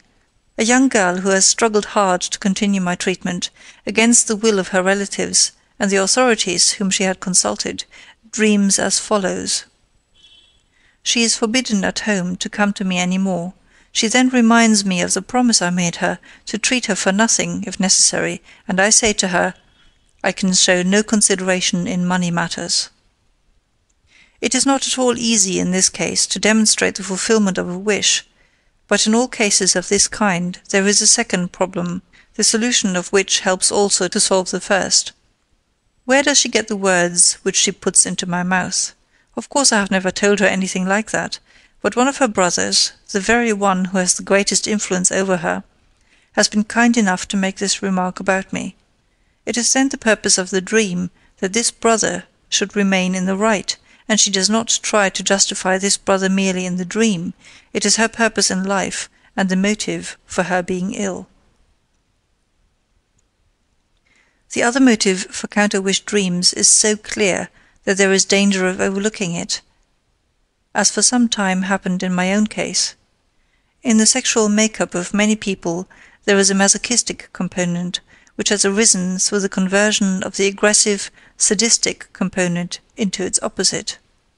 Such people are called ideal masochists, if they seek pleasure not in the bodily pain which may be inflicted upon them, but in humiliation and in chastisement of the soul. It is obvious that such persons can have counter-wish dreams and disagreeable dreams, which, however, for them are nothing but wish fulfillment, affording satisfaction for their masochistic inclinations. Here is such a dream. A young man who has in earlier years tormented his older brother towards whom he was homosexually inclined, but who had undergone a complete change of character, has the following dream, which consists of 3 parts. 1. He is insulted by his brother. 2. 2 adults are caressing each other with homosexual intentions. 3. His brother has sold the enterprise whose management the young man reserved for his own future.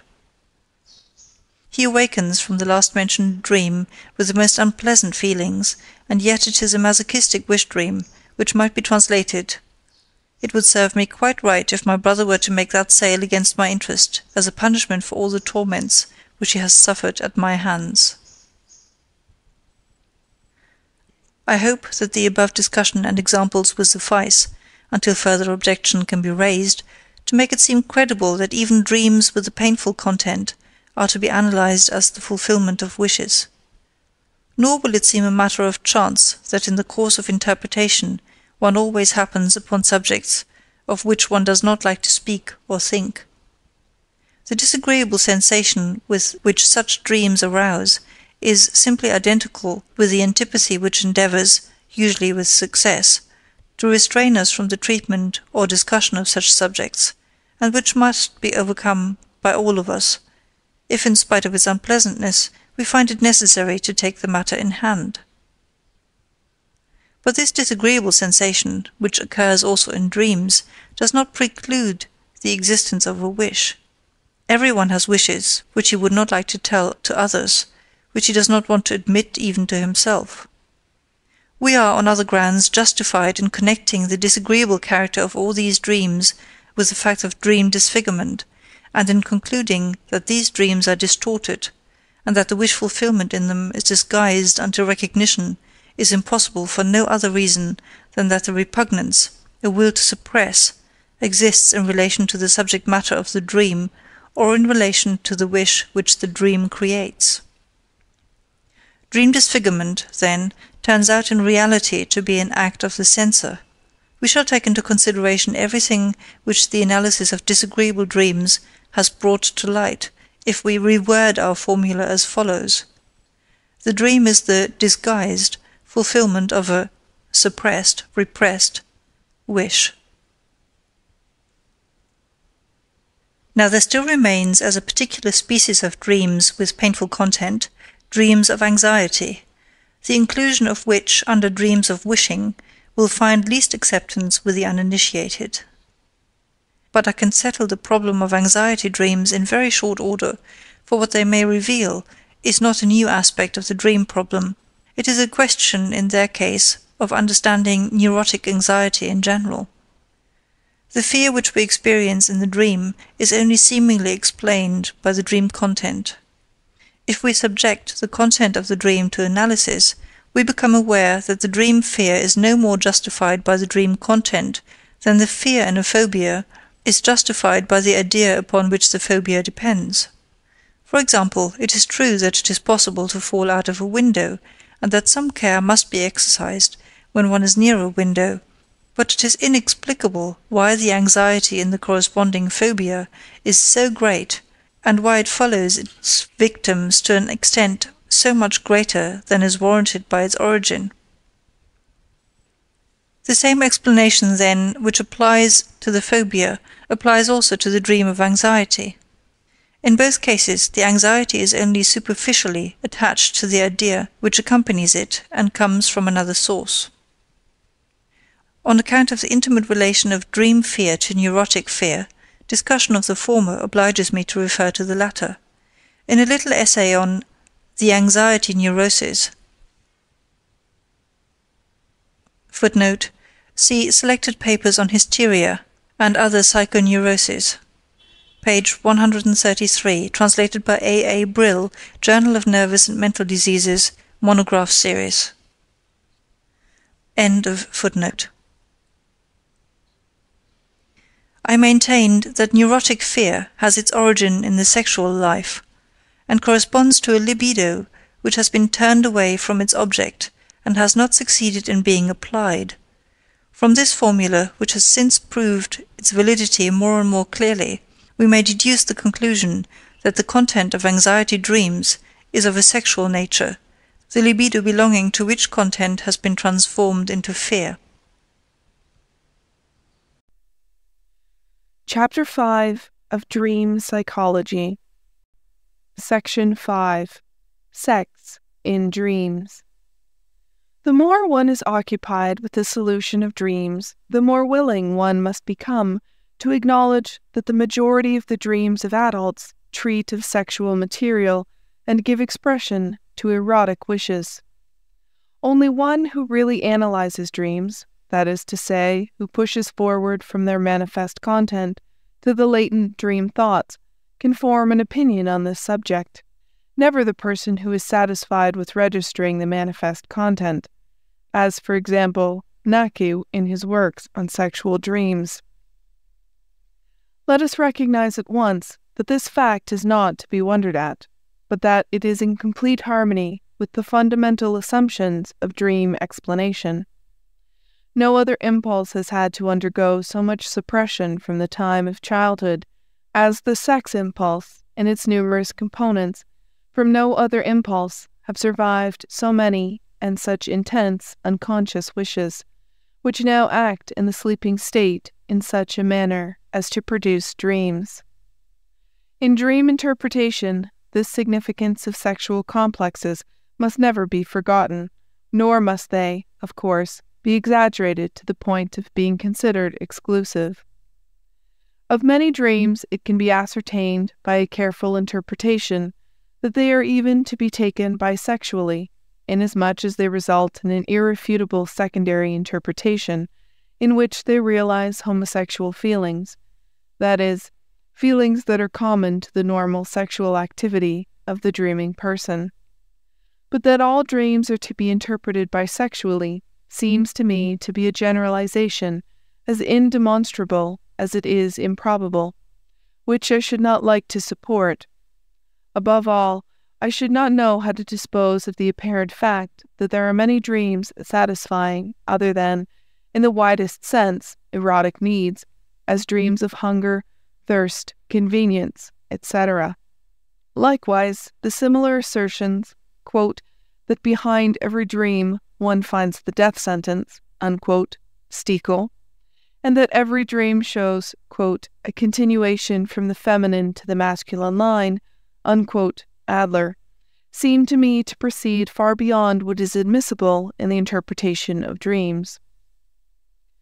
We have already asserted elsewhere that dreams which are conspicuously innocent invariably embody coarse, erotic wishes, and we might confirm this by means of numerous fresh examples. But many dreams which appear indifferent, and which would never be suspected of any particular significance, can be traced back, after analysis, to unmistakably sexual wish feelings, which are often of an unexpected nature. For example, who would suspect a sexual wish in the following dream until the interpretation had been worked out? The dreamer relates, "Between two stately palaces stands a little house, receding somewhat, whose doors are closed. My wife leads me a little way along the street, up to the little house, and pushes in the door, and then I slip quickly and easily into the interior of a courtyard that slants obliquely upwards." Anyone who has had experience in the translating of dreams will, of course, immediately perceive that penetrating into narrow spaces and opening locked doors belong to the commonest sexual symbolism, and will easily find in this dream a representation of attempted coition from behind, between the two stately buttocks of the female body. The narrow slanting passage is, of course, the vagina. The assistance attributed to the wife of the dreamer requires the interpretation that in reality it is only consideration for the wife which is responsible for the detention from such an attempt. Moreover, inquiry shows that on the previous day a young girl had entered the household of the dreamer who had pleased him, and who had given him the impression that she would not be altogether opposed to an approach of this sort. The little house between the two palaces is taken from a reminiscence of the Hradschin in Prague, and thus points again to the girl who is a native of that city. If with my patients I emphasize the frequency of the Oedipus dream of having sexual intercourse with one's mother, I get the answer, I cannot remember such a dream. Immediately afterwards, however, there arises the recollection of another disguised and indifferent dream, which has been dreamed repeatedly by the patient, and the analysis shows it to be a dream of this same content, that is, another Oedipus dream. I can assure the reader that veiled dreams of sexual intercourse with the mother are a great deal more frequent than open ones to the same effect. There are dreams about landscapes and localities in which emphasis is always laid upon the assurance, I have been there before. In this case, the locality is always the genital organ of the mother.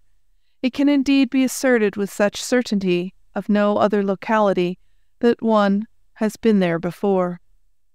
A large number of dreams, often full of fear, which are concerned with passing through narrow spaces or with staying in the water, are based upon fancies about the embryonic life, about the sojourn in the mother's womb, and about the act of birth. The following is the dream of a young man who in his fancy has already, while an embryo, taken advantage of his opportunity to spy upon an act of coition between his parents. He is in a deep shaft in which there is a window, as in the Semmering tunnel. At first he sees an empty landscape through this window, and then he composes a picture into it, which is immediately at hand and which fills out the empty space. The picture represents a field which is being thoroughly harrowed by an implement, and the delightful air, the accompanying idea of hard work, and the bluish-black clods of earth make a pleasant impression. He then goes on and sees a primary school opened, and he is surprised that so much attention is devoted in it to the sexual feelings of the child, which makes him think of me. Here is a pretty water dream of a female patient, which was turned to extraordinary account in the course of treatment. At her summer resort at the lake, she hurls herself into the dark water at a place where the pale moon is reflected in the water. Dreams of this sort are parturition dreams. Their interpretation is accomplished by reversing the fact reported in the manifest dream content. Thus, instead of throwing oneself into the water, read coming out of the water, that is, being born. The place from which one is born is recognized if one thinks of the bad sense of the French la lune. The pale moon thus becomes the white, quote, bottom, unquote, popo, which the child soon recognizes as the place from which it came. Now what can be the meaning of the patient's wishing to be born at her summer resort? I asked the dreamer this, and she answered without hesitation, "Hasn't the treatment made me as though I were born again?" Thus the dream becomes an invitation to continue the cure at this summer resort, that is, to visit her there. Perhaps it also contains a very bashful allusion to the wish to become a mother herself. Another dream of parturition, with its interpretation, I take from the work of E. Jones. Quote, "She stood at the seashore, watching a small boy, who seemed to be hers, wading into the water. This he did till the water covered him, and she could only see his head bobbing up and down near the surface. The scene then changed to the crowded hall of a hotel. Her husband left her, and she entered into conversation with a stranger." Unquote. The second half of the dream was discovered in the analysis to represent a flight from her husband, and the entering into intimate relations with a third person, behind whom was plainly indicated Mr. X's brother mentioned in a former dream. The first part of the dream was a fairly evident birth fantasy. In dreams, as in mythology, the delivery of a child from the uterine waters is commonly presented by distortion as the entry of the child into water. Among many others, the births of Adonis, Osiris, Moses, and Bacchus are well-known illustrations of this. The bobbing up and down of the head in the water at once recalled to the patient the sensation of quickening she had experienced in her only pregnancy. Thinking of the boy going into the water induced a reverie in which she saw herself taking him out of the water, carrying him into the nursery, washing him and dressing him, and installing him in her household. The second half of the dream, therefore, represents thoughts concerning the elopement, which belong to the first half of the underlying latent content. The first half of the dream corresponded with the second half of the latent content, the birth fantasy. In the first half, the child entered the water, and then his head bobbed. In the underlying dream thoughts, first the quickening occurred, and then the child left the water, a double inversion. In the second half, her husband left her. In the dream thoughts, she left her husband. Another parturition dream is related by Abraham of a young woman looking forward to her first confinement. From a place in the floor of the house, a subterranean canal leads directly into the water. Parturition path, amniotic liquor. She lifts up a trap in the floor, and there immediately appears a creature dressed in a brownish fur, which almost resembles a seal. This creature changes into the young brother of the dreamer, to whom she has always stood in maternal relationship. Dreams of saving are connected with parturition dreams. To save, especially to save from the water, is equivalent to giving birth when dreamed by a woman. This sense is, however, modified when the dreamer is a man. Robbers, burglars at night, and ghosts, of which we are afraid before going to bed, and which occasionally even disturb our sleep, originate in one and the same childish reminiscence. They are the nightly visitors who have awakened the child to set it on the chamber so that it may not wet the bed, or have lifted the cover in order to see clearly how the child is holding its hands while sleeping. I have been able to induce an exact recollection of the nocturnal visitor in the analysis of some of these anxiety dreams. The robbers were always the father. The ghosts more probably corresponded to feminine persons with white nightgowns. When one has become familiar with the abundant use of symbolism for the representation of sexual material in dreams, one naturally raises the question whether there are not many of these symbols which appear, once and for all, with a firmly established significance, like the signs and stenography. And one is tempted to compile a new dream book according to the cipher method. In this connection, it may be remarked that this symbol does not belong peculiarly to the dream, but rather to unconscious thinking, particularly that of the masses, and it is to be found in greater perfection in the folklore, in the myths, legends, and manners of speech, in the proverbial sayings, and in the current witticisms of a nation, than in its dreams. The dream takes advantage of this symbolism in order to give a disguised representation to its latent thoughts. Among the symbols which are used in this manner, there are, of course, many which regularly, or almost regularly, mean the same thing. Only it is necessary to keep in mind the curious plasticity of psychic material. Now and then, a symbol in the dream content may have to be interpreted, not symbolically, but according to its real meaning. At another time, the dreamer, owing to a peculiar set of recollections, may create for himself the right to use anything whatever as a sexual symbol, though it is not ordinarily used in that way, nor are the most frequently used sexual symbols unambiguous every time. After these limitations and reservations, I may call attention to the following: emperor and empress, king and queen, in most cases really represent the parents of the dreamer. The dreamer himself or herself is the prince or princess. All elongated objects, sticks, tree trunks, and umbrellas, on account of the stretching up, which might be compared to an erection, all elongated and sharp weapons, knives, daggers, and pikes, are intended to represent the male member.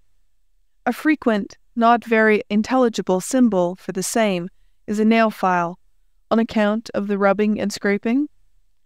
Little cases, boxes, caskets, closets, and stoves correspond to the female part. The symbolism of lock and key has been very gracefully employed in Uhland in his song about the Gräfin Eberstein, to make a common smutty joke. The dream of walking through a row of rooms is a brothel or harem dream. Staircases, ladders, and flights of stairs, or climbing on these, either upwards or downwards, are symbolic representations of the sexual act.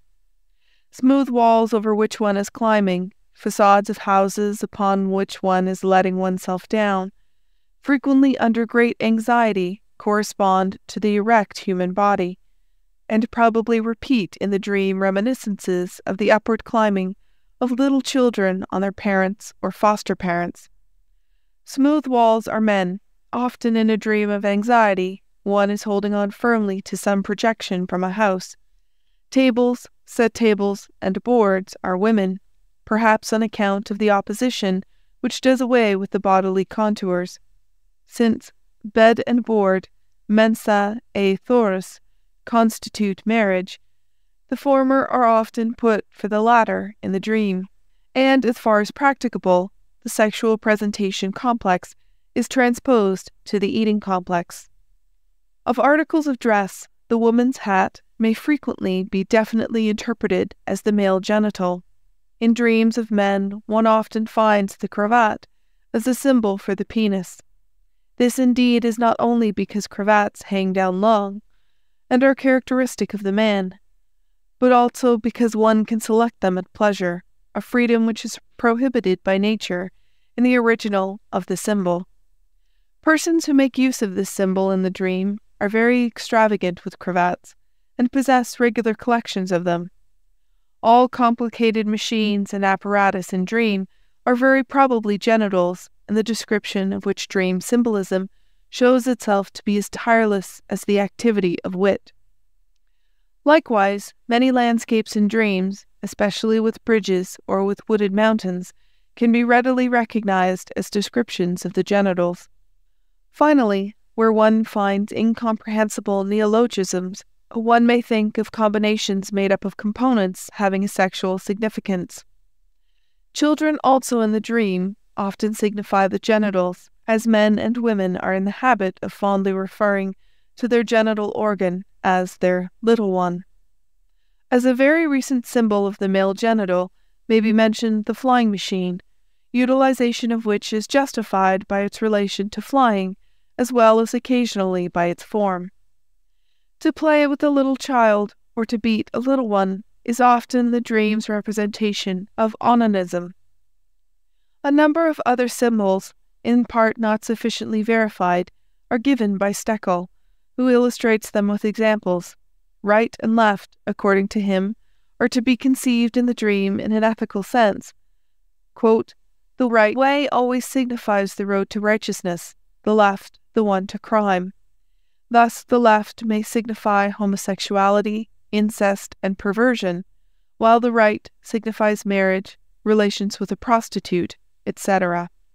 The meaning is always determined by the individual moral viewpoint of the dreamer." Unquote.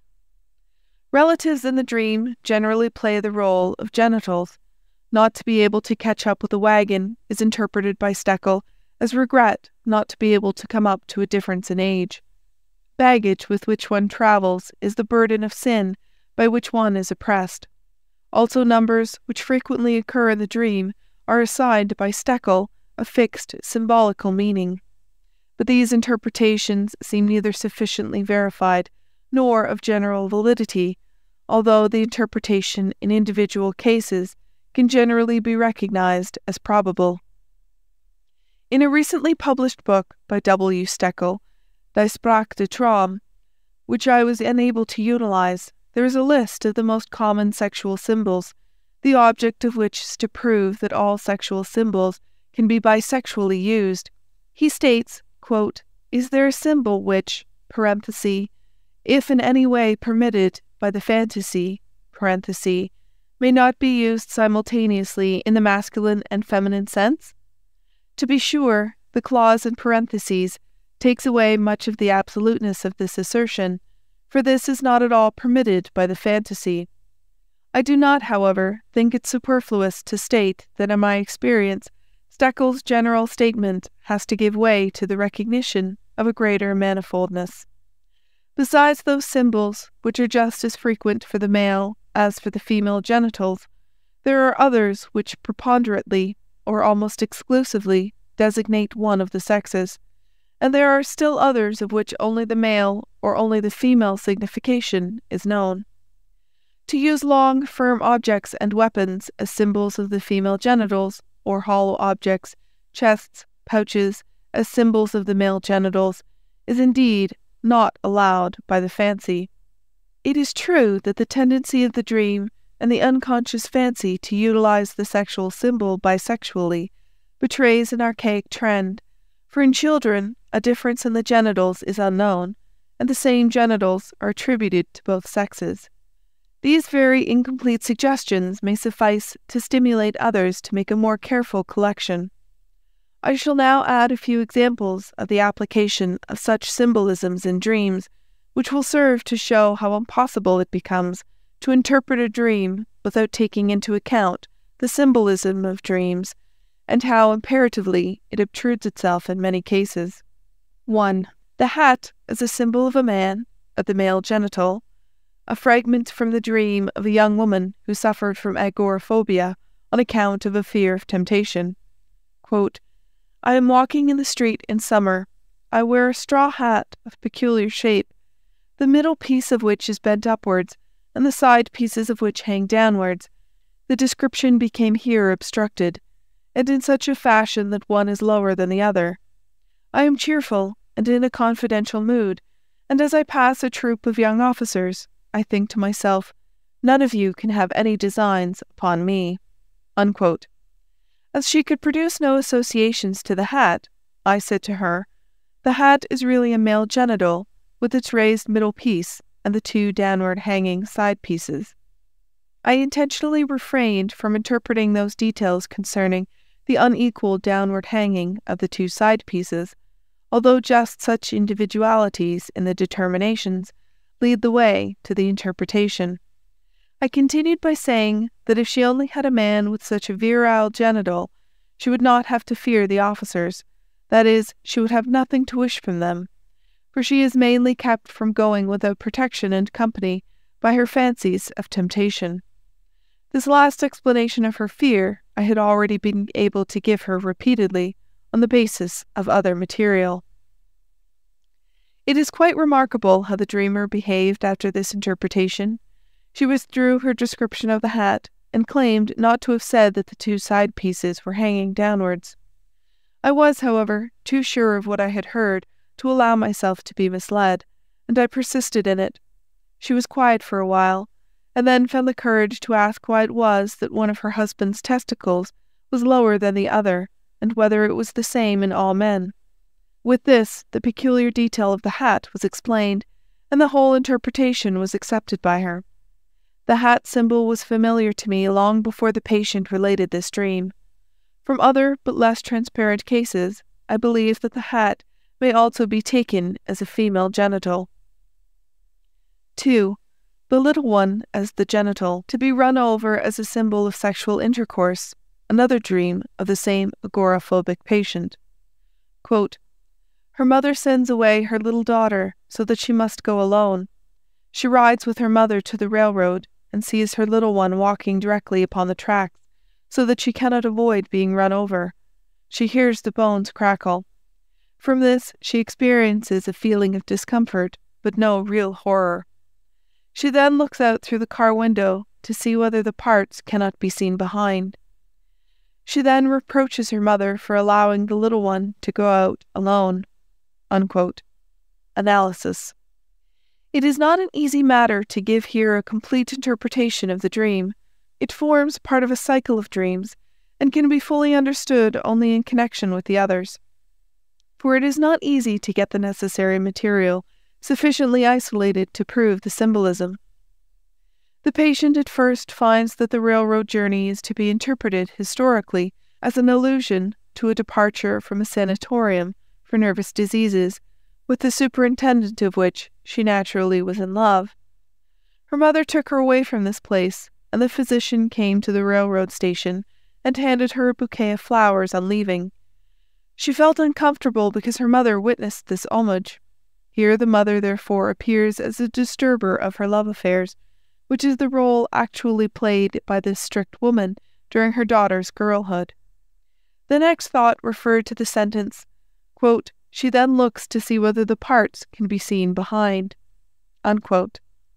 In the dream facade, one would naturally be compelled to think of the parts of the little daughter run over and ground up. The thought, however, turns in quite a different direction. She recalls that she once saw her father in the bathroom naked from behind. She then begins to talk about the sex differentiation and asserts that in the man, the genitals can be seen from behind, but in the woman, they cannot. In this connection, she now herself offers the interpretation that the little one is the genital, her little one, she has a 4-year-old daughter, her own genital. She reproaches her mother for wanting her to live as though she had no genital, and recognizes this reproach in the introductory sentence of the dream. The mother sends away her little one so that she must go alone. In her fantasy, going alone on the street signifies to have no man and no sexual relations. Quar equals to go together, and this she does not like. According to all her statements, she really suffered as a girl on account of the jealousy of her mother, because she showed a preference for her father. The little one has been noted as a symbol for the male or the female genitals by Stekel, who can refer in this connection to a very widespread usage of language. The deeper interpretation of this dream depends upon another dream of the same night in which the dreamer identifies herself with a brother. She was a tomboy and was always being told that she should have been born a boy. This identification with the brother shows with special clearness that the little one signifies the genital. The mother threatened her, with castration, which could only be understood as a punishment for playing with the parts, and the identification, therefore, shows that she herself had masturbated as a child, though this fact she now retained only in memory concerning her brother. An early knowledge of the male genital, which she later lost, she must have acquired at that time, according to the assertions of this second dream. Moreover, the second dream points to the infantile sexual theory that girls originate from boys through castration. After I had told her of this childish belief, she at once confirmed it with an anecdote in which the boy asked the girl, "Was it cut off?" To which the girl replied, "No, it's always been so." The sending away of the little one, of the genital, in the first dream therefore also refers to the threatened castration. Finally, she blames her mother for not having been born a boy. That being run over symbolizes sexual intercourse would not be evident from this dream if we were not sure of it from many other sources. 3. Representation of a genital by structures, stairways, and shafts. Dream of a young man inhibited by a father complex. Quote, "He is taking a walk with his father in a place which is surely the praetor, for the rotunda may be seen in front of which there is a small front structure to which is attached a captive balloon. The balloon, however, seems quite collapsed. His father asks him what this is all for. He is surprised at it, but he explains it to his father. They come into a court in which lies a large sheet of tin. His father wants to pull off a big piece of this, but first looks around to see if anyone is watching. He tells his father that all he needs to do is to speak to the watchman, and then he can take without any further difficulty as much as he wants to. From this court a stairway leads down into a shaft, the walls of which are softly upholstered, something like a leather pocketbook. At the end of this shaft there is a longer platform, and then a new shaft begins. Analysis. This dream belongs to a type of patient which is not favorable from a therapeutic point of view. They follow in the analysis without offering any resistances whatever up to a certain point, but from that point on they remain almost inaccessible. This dream he almost analyzed himself. The rotunda, he said, is my genital, the captive balloon in front is my penis, about the weakness of which I have worried. We must, however, interpret in greater detail. The rotunda is the buttock, which is regularly associated by the child with the genital. The smaller front structure is the scrotum. In the dream, his father asks him what this is all for. That is, He asks him about the purpose and arrangement of the genitals. It is quite evident that this state of affairs should be turned around, and that he should be the questioner.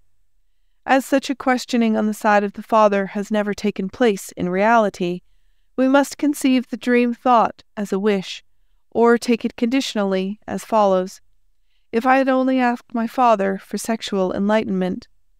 The continuation of this thought we shall soon find in another place. The court in which the tin sheet is spread out is not to be conceived symbolically in the first instance, but originates from his father's place of business. For discretionary reasons, I have inserted the tin for another material in which the father deals, without, however, changing anything in the verbal expression of the dream.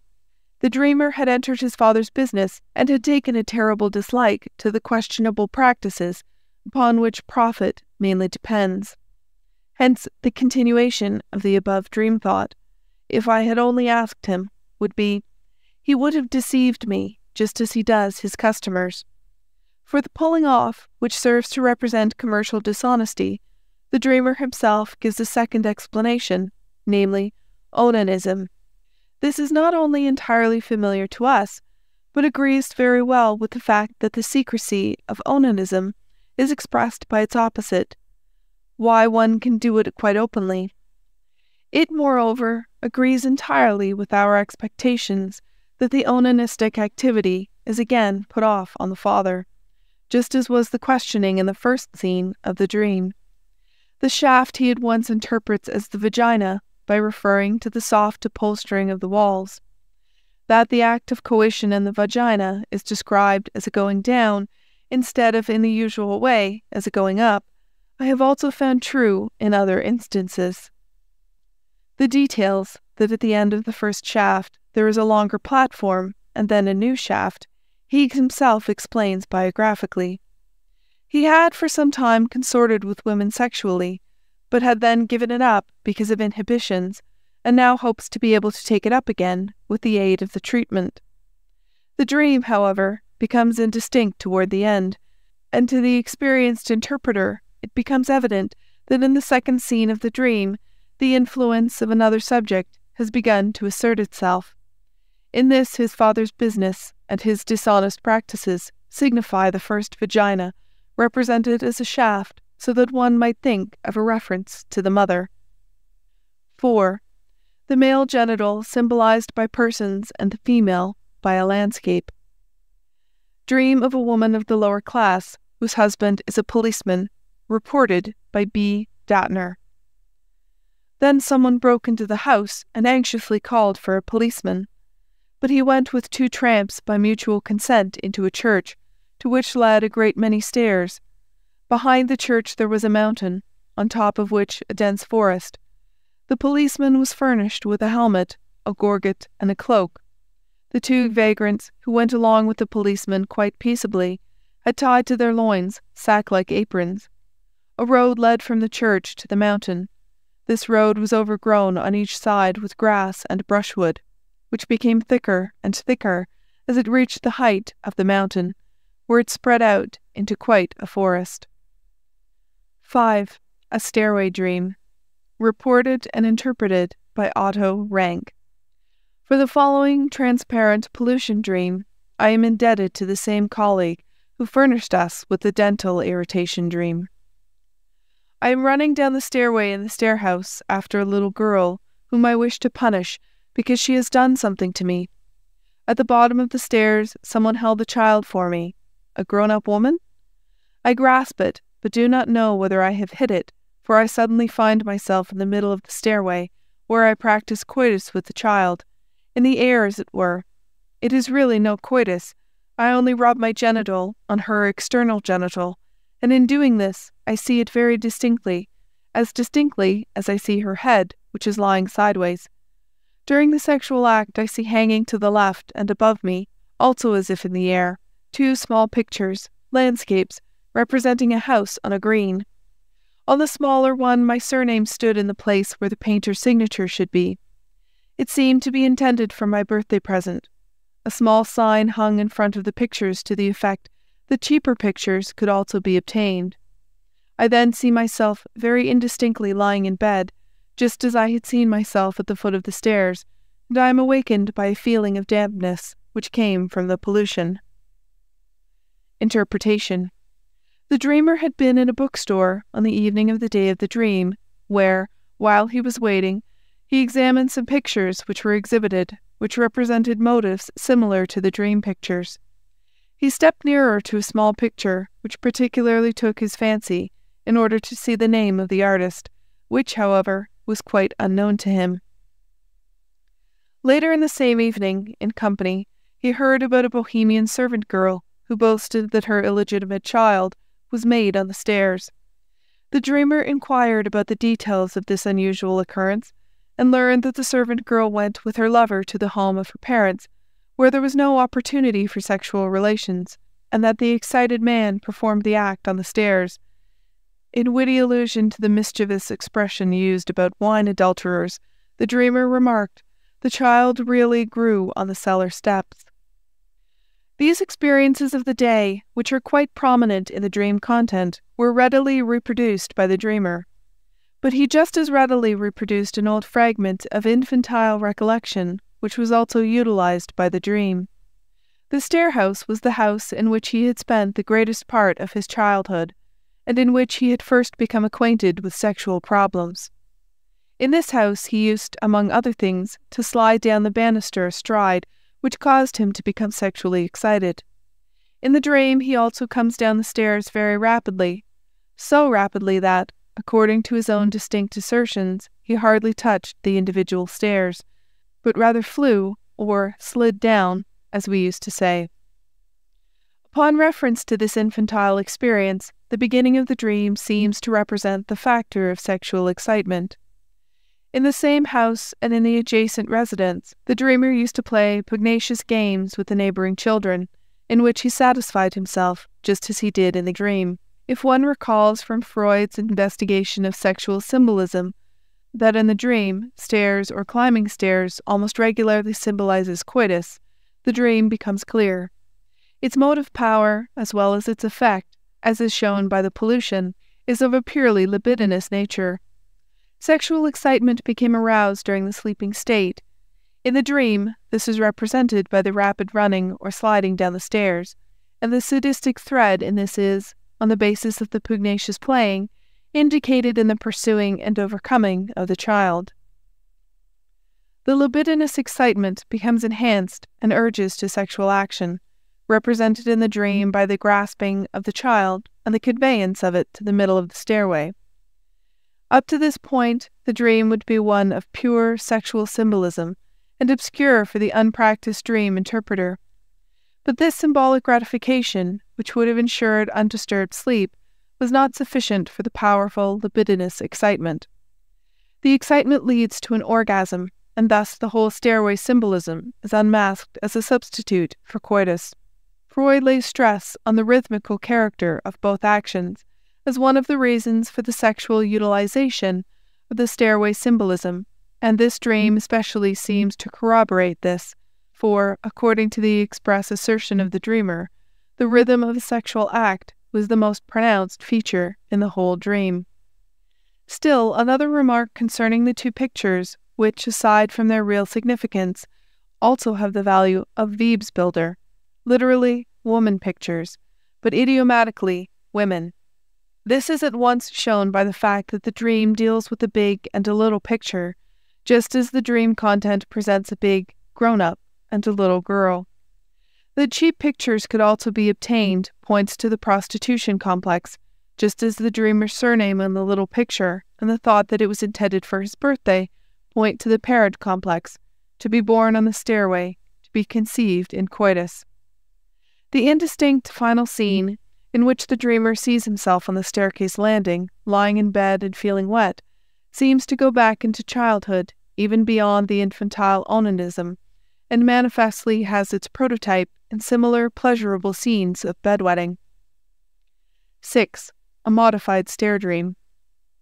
To one of my very nervous patients, who was an abstainer, whose fancy was fixed on his mother, and who repeatedly dreamed of climbing stairs accompanied by his mother, I once remarked that moderate masturbation would be less harmful to him than enforced abstinence. This influence provoked the following dream. His piano teacher reproaches him for neglecting his piano playing and for not practicing the Etude of Moscheles and Clementi's Gradus ad Parnassum. In relation to this, he remarked that the Gradus is only a stairway, and that the piano itself is only a stairway, as it has a scale. It is correct to say that there is no series of associations which cannot be adapted to the representation of sexual facts. I conclude with the dream of a chemist, a young man who has been trying to give up his habit of masturbation by replacing it with intercourse with women. Preliminary statement. On the day before the dream, he had given a student instruction concerning Grignard's reaction, in which magnesium is to be dissolved in absolutely pure ether under the catalytic influence of iodine. 2 days before, there had been an explosion in the course of the same reaction, in which the investigator had burned his hand. Dream 1. He is to make phenylmagnesium bromide. He sees the apparatus with particular clearness, but he has substituted himself for the magnesium. He is now in a curious swaying attitude. He keeps repeating to himself, "This is the right thing. It is working. My feet are beginning to dissolve, and my knees are getting soft." Then he reaches down and feels for his feet, and meanwhile, he does not know how, he takes his legs out of the crucible, and then again says to himself, "That cannot be. Yes, it must be so. It has been done correctly." Then he partially awakens, and repeats the dream to himself, because he wants to tell it to me. He is distinctly afraid of the analysis of the dream. He is much excited during this semi-sleeping state, and repeats continually, "Phenyl, phenyl." 2. He is in with his whole family at 11:30. He is to be at the Schottenthor for a rendezvous with a certain lady, but he does not wake up until 11:30. He says to himself, "It is too late now. When you get there, it will be 12:30. The next instant, he sees the whole family gathered about the table, his mother and the servant girl with the soup tureen, with particular clearness. Then he says to himself, "Well, if we are eating already, I certainly can't get away." Analysis. He feels sure that even the first dream contains a reference to the lady whom he is to meet at the rendezvous. The dream was dreamed during the night before the expected meeting.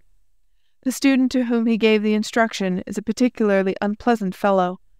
He had said to the chemist, "That isn't right," because the magnesium was still unaffected, and the latter answered as though he did not care anything about it, "It certainly isn't right." He himself must be this student. He is as indifferent towards his analysis as the student is towards his synthesis. The he in the dream, however, who accomplishes the operation, is myself. How unpleasant he must seem to me with his indifference towards the success achieved. Moreover, he is the material with which the analysis, synthesis, is made. For it is a question of the success of the treatment. The legs in the dream recall an impression of the previous evening. He met a lady at a dancing lesson whom he wished to conquer. He pressed her to him so closely that she once cried out. After he had stopped pressing against her legs, he felt her firm responding pressure against his lower thighs, as far as just above his knees, at the place mentioned in the dream.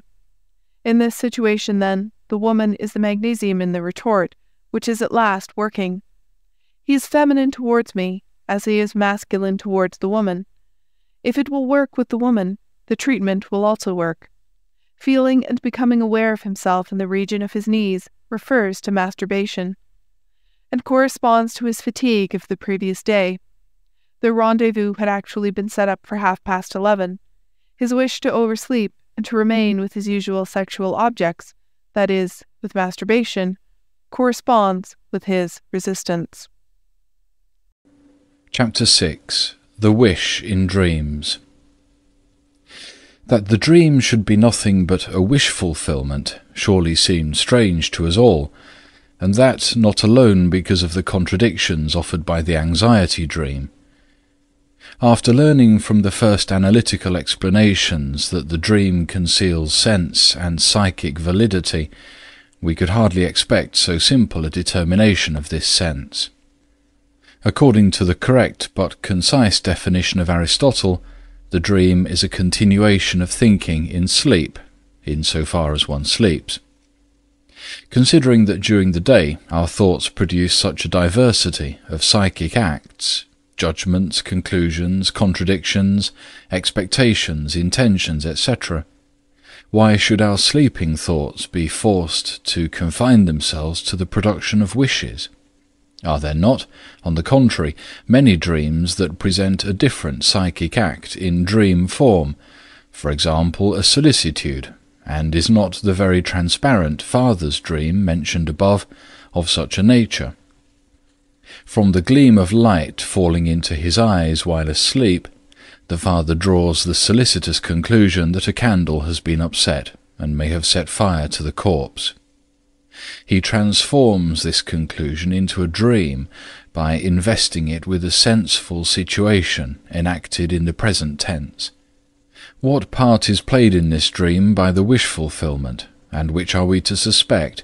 The predominance of the thought continued from the waking state, or of the thought incited by the new sensory impression? All these considerations are just, and force us to enter more deeply into the part played by the wish fulfillment in the dream, and into the significance of the waking thoughts continued in sleep. It is in fact the wish fulfillment that has already induced us to separate dreams into two groups. We have found some dreams that were plainly wish fulfillments, and others in which wish fulfillment could not be recognized, and was frequently concealed by every available means. In this latter class of dreams we recognized the influence of the dream censor. The undisguised wish dreams were chiefly found in children, yet fleeting, open-hearted wish dreams seemed, I purposely emphasize this word, to occur also in adults. We may now ask whence the wish fulfilled in the dream originates. But to what opposition or to what diversity do we refer this whence?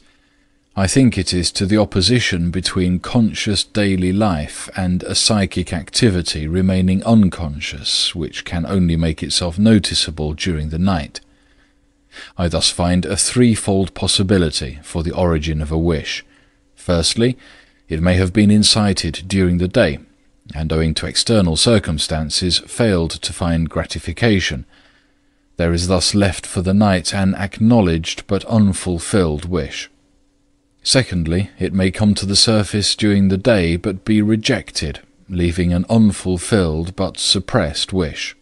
Or thirdly, it may have no relation to daily life and belong to those wishes that originate during the night from the suppression. If we now follow our scheme of the psychic apparatus, we can localize a wish of the first order in the system foreconscious. We may assume that a wish of the second order has been forced back from the foreconscious system into the unconscious system, where alone, if anywhere, it can maintain itself. While a wish feeling of the third order we consider altogether incapable of leaving the unconscious system.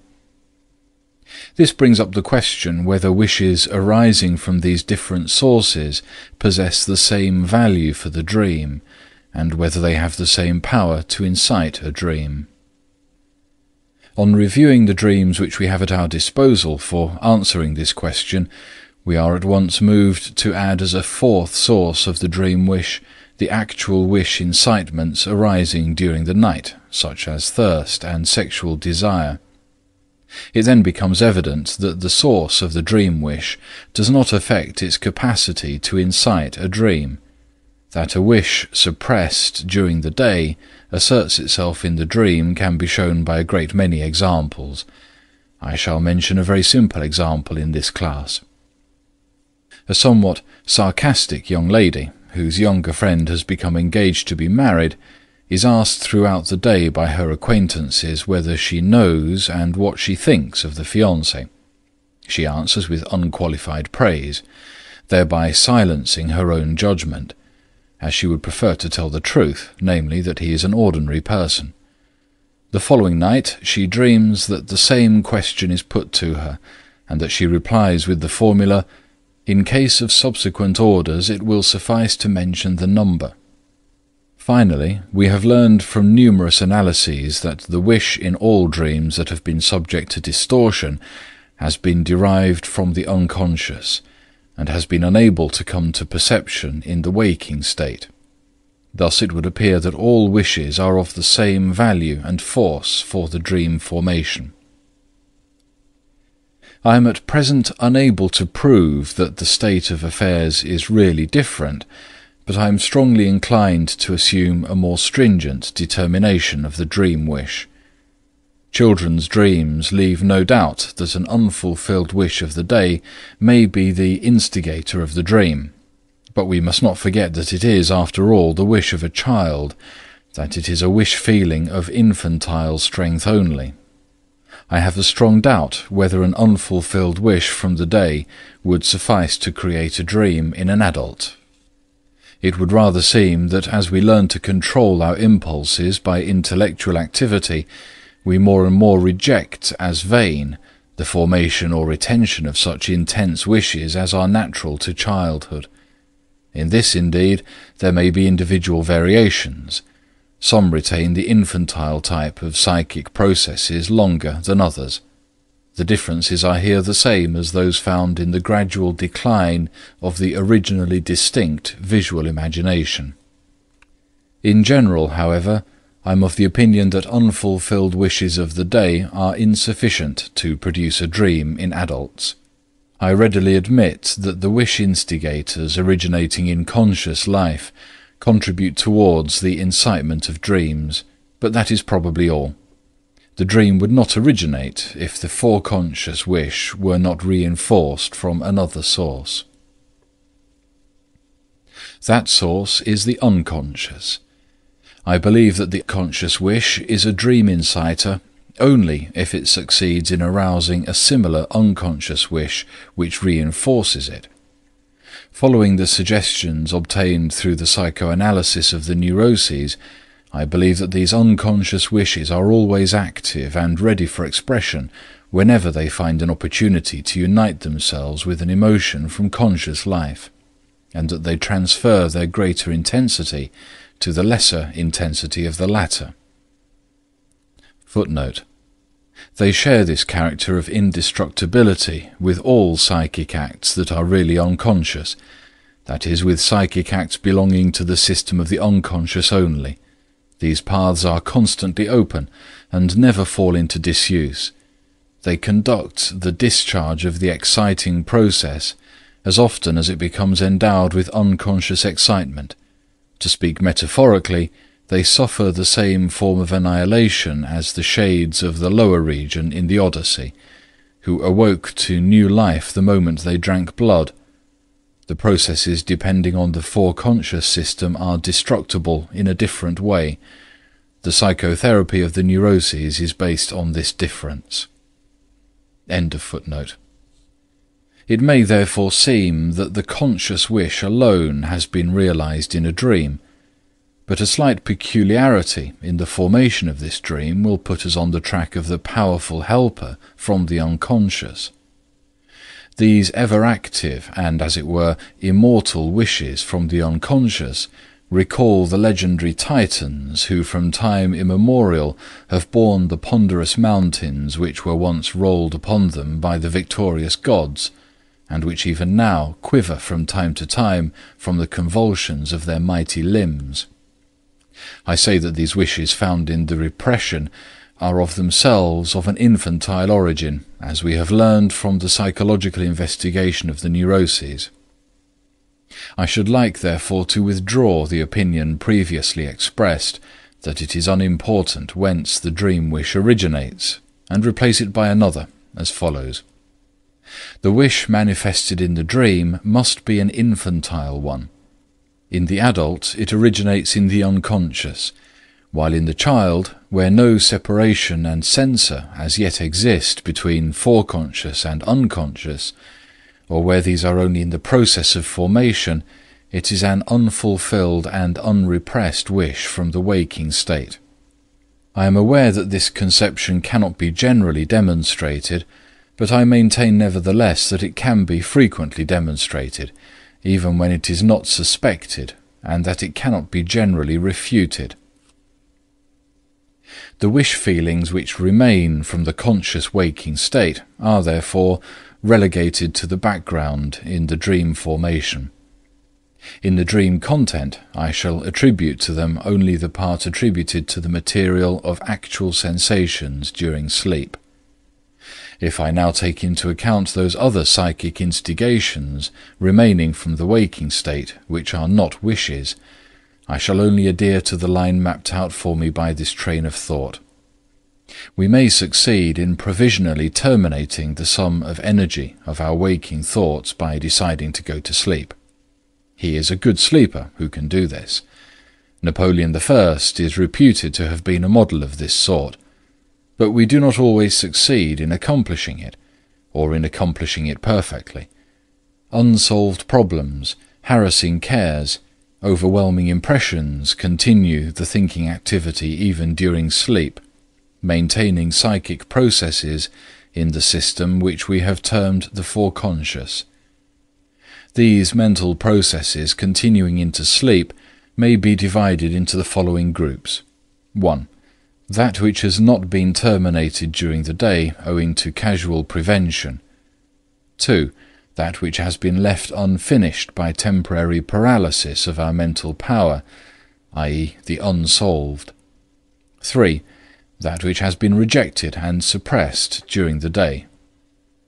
This unites with a powerful group, 4, formed by that which has been excited in our unconscious during the day by the work of the foreconscious.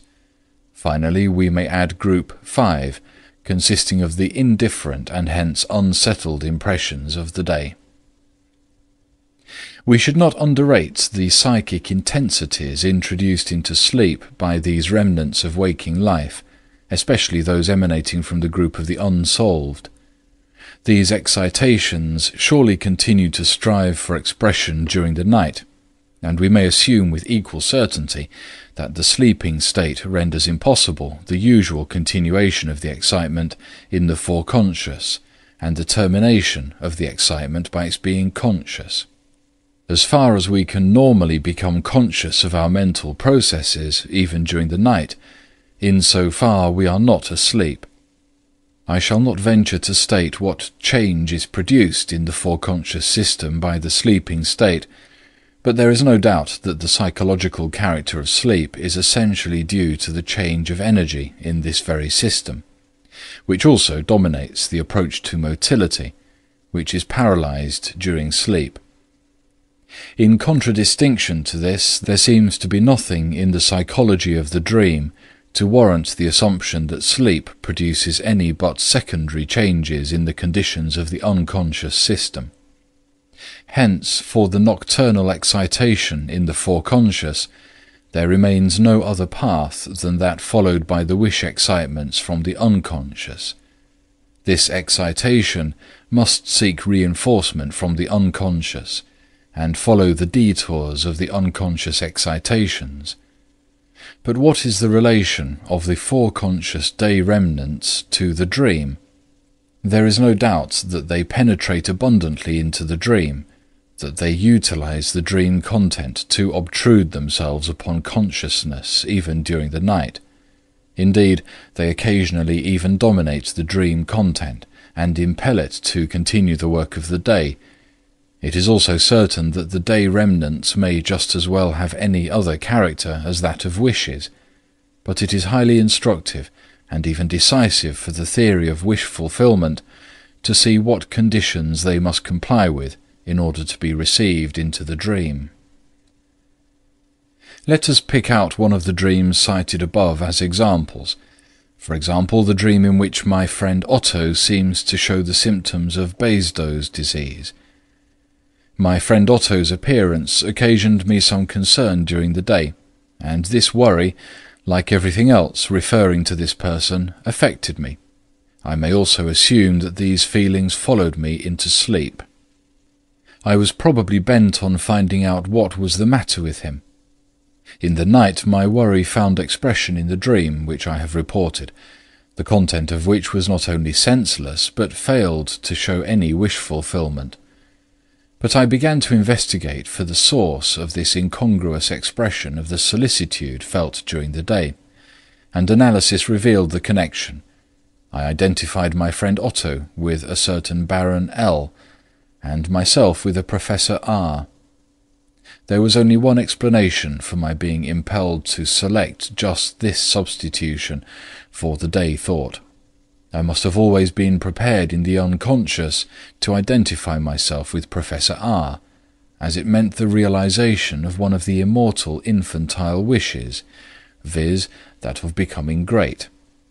Repulsive ideas respecting my friend, that would certainly have been repudiated in a waking state, took advantage of the opportunity to creep into the dream, but the worry of the day likewise found some form of expression through a substitution in the dream content.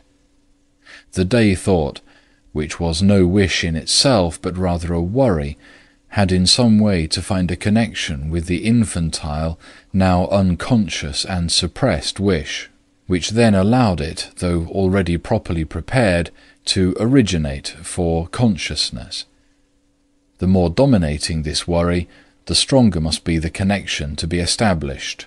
Between the contents of the wish and that of the worry there need be no connection, nor was there one in any of our examples. We can now sharply define the significance of the unconscious wish for the dream. It may be admitted that there is a whole class of dreams in which the incitement originates preponderatingly, or even exclusively, from the remnants of daily life.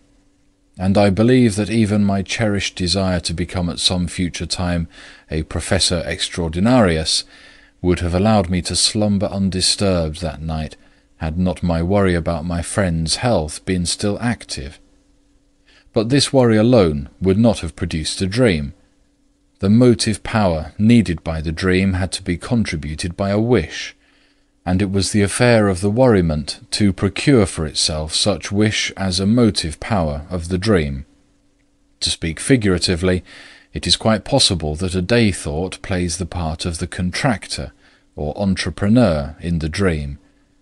But it is known that no matter what idea the contractor may have in mind, and how desirous he may be of putting it into operation, he can do nothing without capital.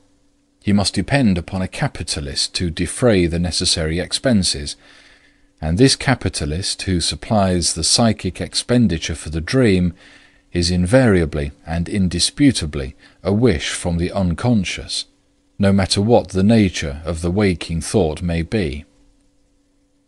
In other cases, the capitalist himself is the contractor for the dream. This indeed seems to be the more usual case.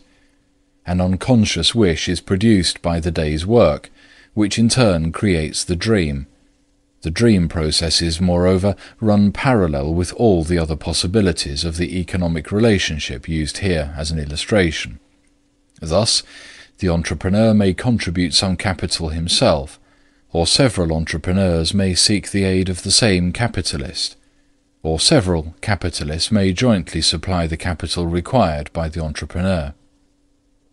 Thus there are dreams produced by more than one dream wish, and many similar variations which may readily be passed over and are of no further interest to us.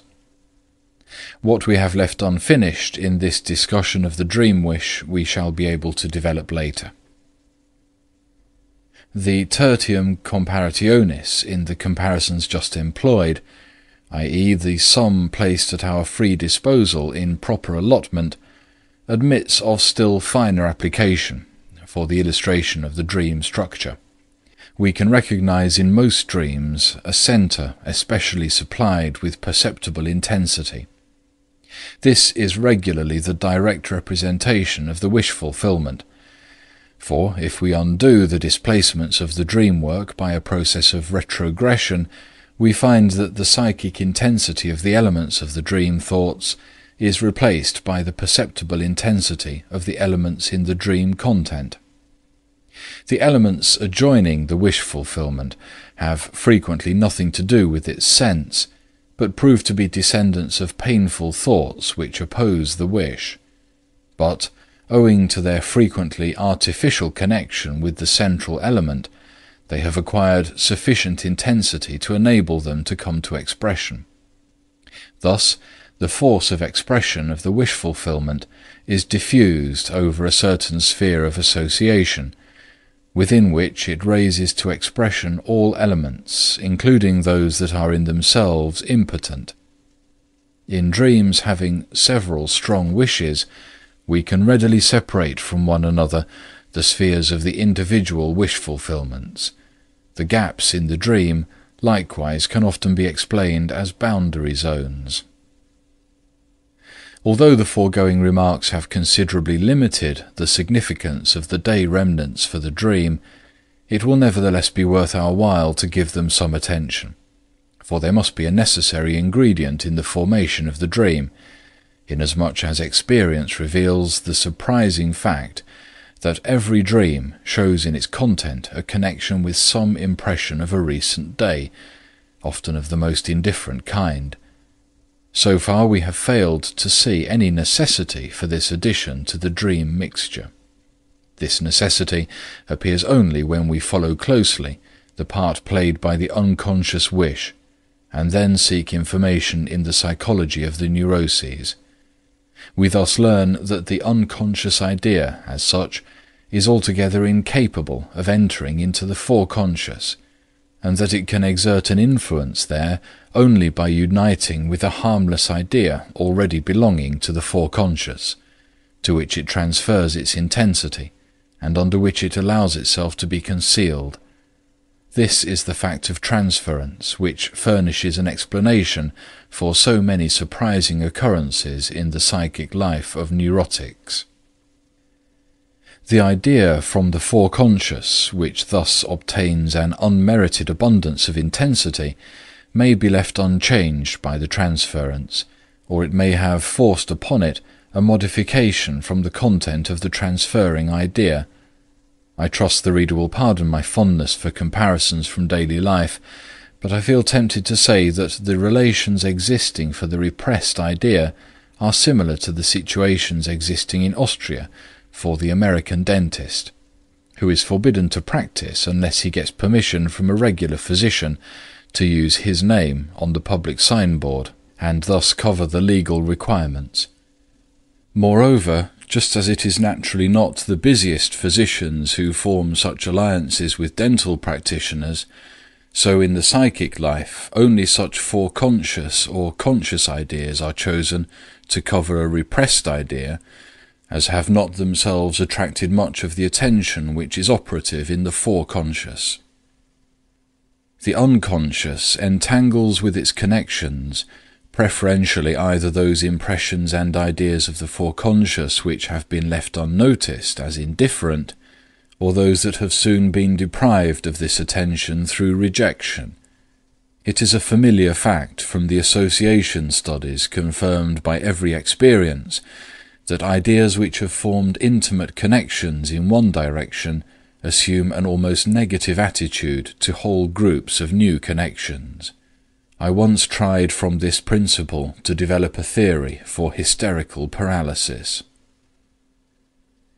If we assume that the same need for the transference of the repressed ideas which we have learnt to know from the analysis of the neuroses makes its influence felt in the dream as well, we can at once explain two riddles of the dream, viz. That every dream analysis shows an interweaving of a recent impression, and that this recent element is frequently of the most indifferent character. We may add what we have already learnt elsewhere, that these recent and indifferent elements come so frequently into the dream content as a substitute for the most deep-lying of the dream thoughts, for the further reason that they have least to fear from the resisting censor. But while this freedom from censorship explains only the preference for trivial elements, the constant presence of recent elements points to the fact that there is a need for transference. Both groups of impressions satisfy the demand of the repression for materials still free from associations, the indifferent ones because they have offered no inducement for extensive associations, and the recent ones because they have had insufficient time to form such associations. We thus see that the day remnants, among which we may now include the indifferent impressions when they participate in the dream formation, not only borrow from the unconscious the motive power at the disposal of the repressed wish, but also offer to the unconscious something indispensable, namely, the attachment necessary to the transference. If we here attempted to penetrate more deeply into the psychic processes, we should first have to throw more light on the play of emotions between the foreconscious and the unconscious, to which indeed we are urged by the study of the psychoneuroses, whereas the dream itself offers no assistance in this respect. Just one further remark about the day remnants. There is no doubt that they are the actual disturbers of sleep, and not the dream, which, on the contrary, strives to guard sleep. But we shall return to this point later. We have so far discussed the dream wish. We have traced it to the sphere of the unconscious and analysed its relations to the day remnants, which in turn may be either wishes, psychic emotions of any other kind, or simply recent impressions. We have thus made room for any claims that may be made for the importance of conscious thought activity in dream formations in all its variations. Relying upon our thought series, it would not be at all impossible for us to explain even those extreme cases in which the dream as a continuer of the day work brings to a happy conclusion an unresolved problem of the waking state. We do not, however, possess an example, the analysis of which might reveal the infantile or repressed wish source furnishing such alliance and successful strengthening of the efforts of the foreconscious activity. But we have not come one step nearer a solution of the riddle. Why can the unconscious furnish the motive power for wish fulfillment only during sleep? The answer to this question must throw light on the psychic nature of wishes, and it will be given with the aid of the diagram of the psychic apparatus. We do not doubt that even this apparatus attained its present perfection through a long course of development. Let us attempt to restore it as it existed in an early phase of its activity. From assumptions, to be confirmed elsewhere, we know that at first the apparatus strove to keep us as free from excitement as possible, and in its first formation, therefore, the scheme took the form of a reflex apparatus, which enabled it promptly to discharge through the motor tracts any sensible stimulus reaching it from without. But this simple function was disturbed by the wants of life, which likewise furnished the impulse for the further development of the apparatus. The wants of life first manifested themselves to it in the form of the great physical needs. The excitement aroused by the inner want seeks an outlet in motility, which may be designated as inner changes, or as an expression of the emotions. The hungry child cries or fidgets helplessly, but its situation remains unchanged, for the excitation proceeding from an inner want requires not a momentary outbreak, but a force working continuously. A change can occur only if in some way a feeling of gratification is experienced, which in the case of the child must be through outside help, in order to remove the inner excitement.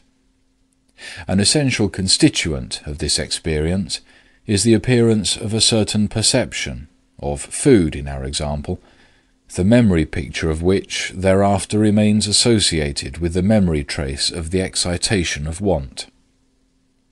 Thanks to the established connection, there results at the next appearance of this want a psychic feeling which revives the memory picture of the former perception, and thus recalls the former perception itself, i.e., it actually re-establishes the situation of the first gratification.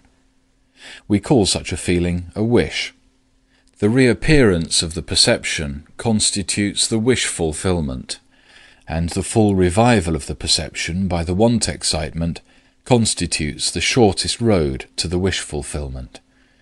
We may assume a primitive condition of the psychic apparatus in which this road is really followed, i.e., where the wishing merges into an hallucination.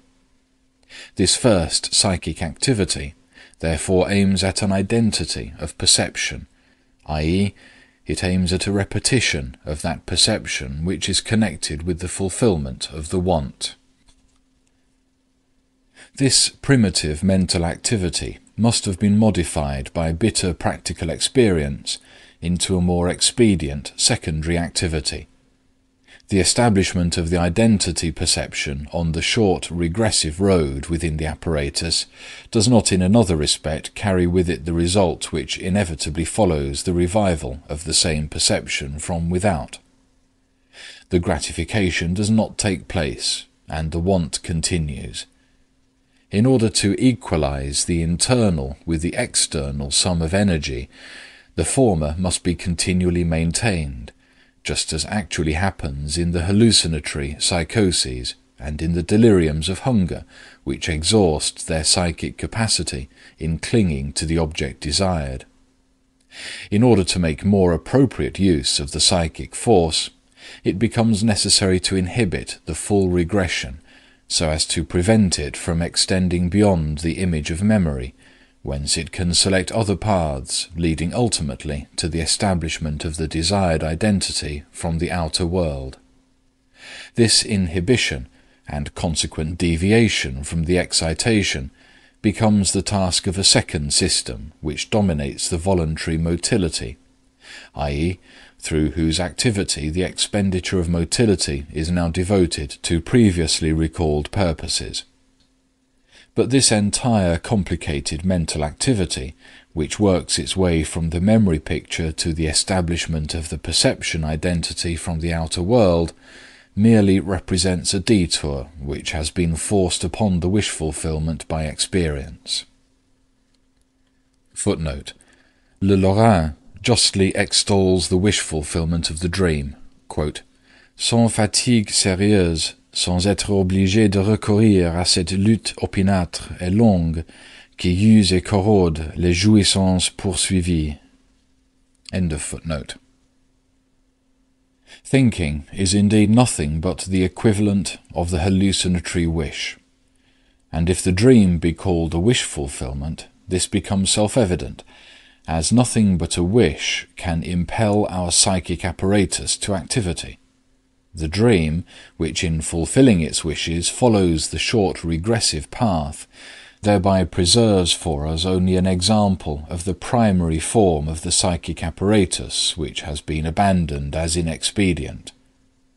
What once ruled in the waking state when the psychic life was still young and unfit seems to have been banished into the sleeping state, just as we see again in the nursery the bow and arrow, the discarded primitive weapons of grown-up humanity.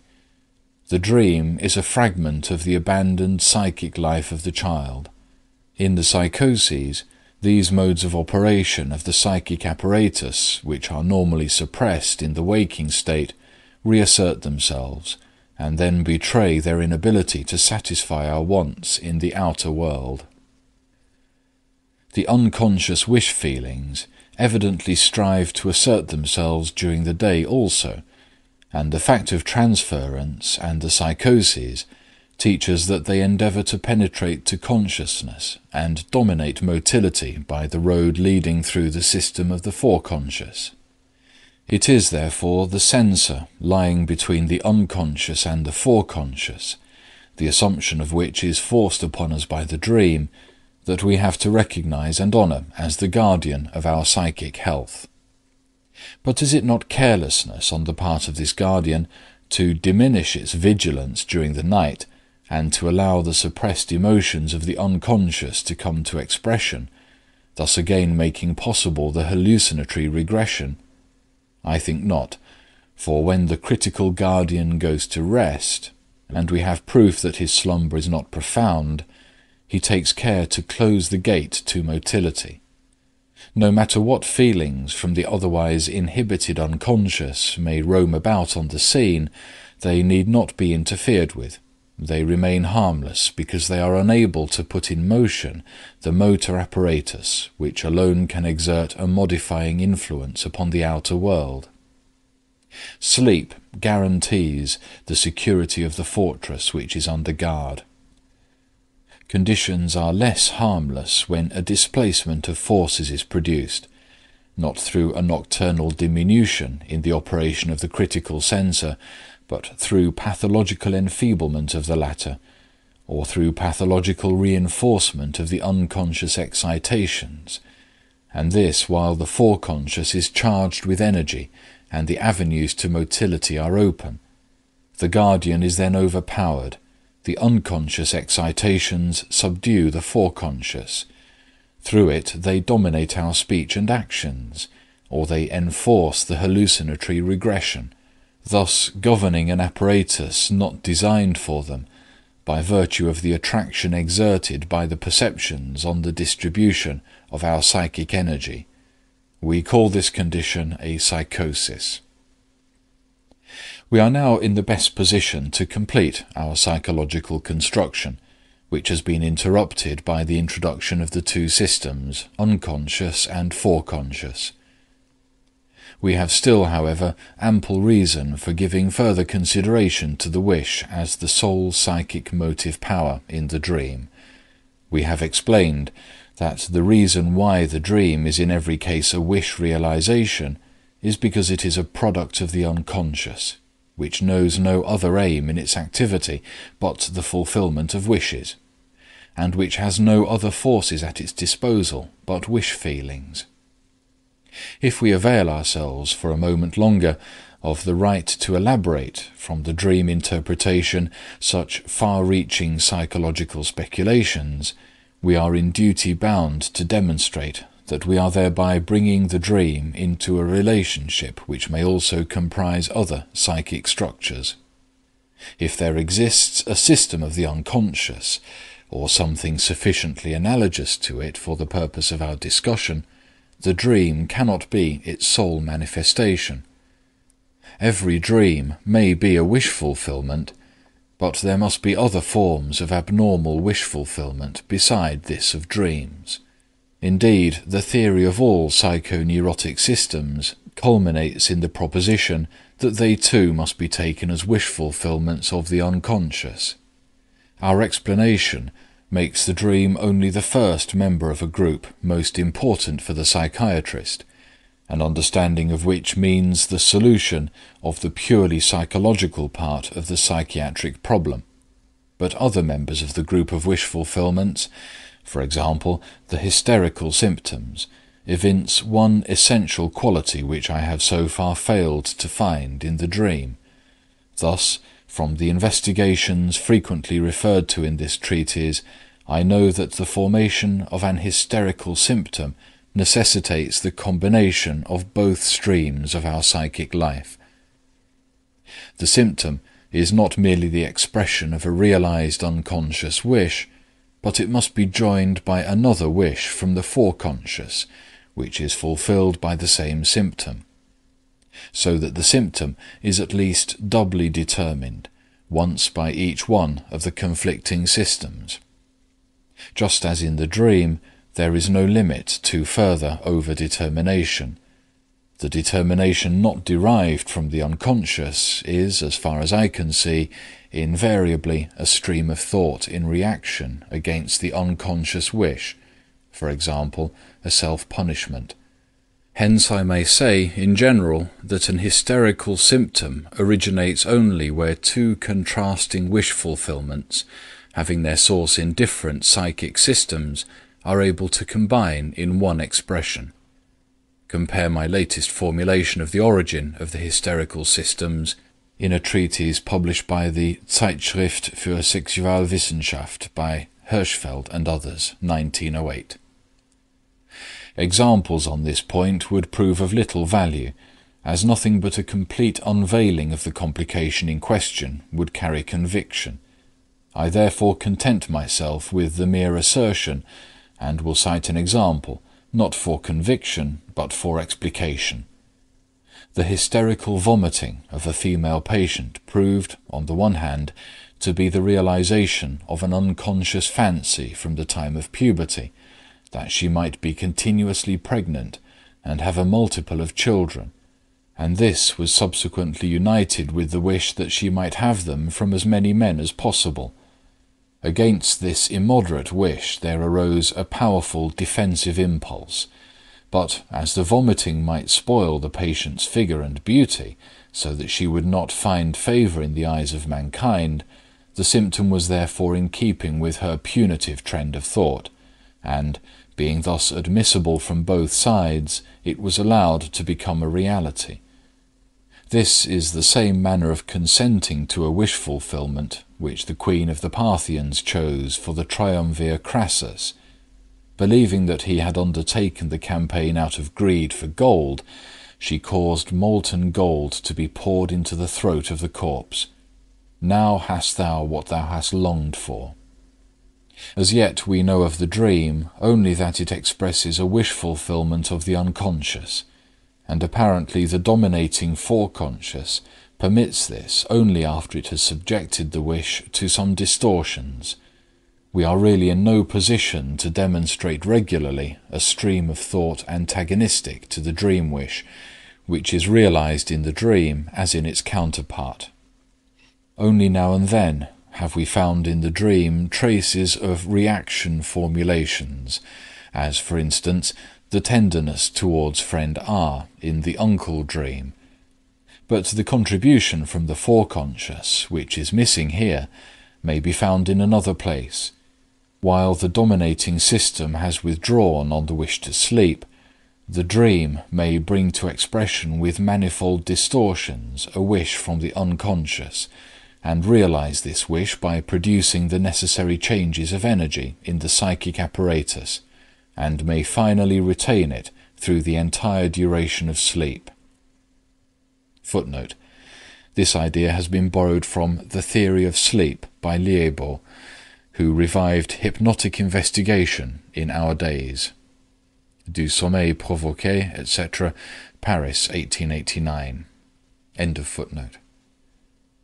This persistent wish to sleep on the part of the foreconscious in general facilitates the formation of the dream.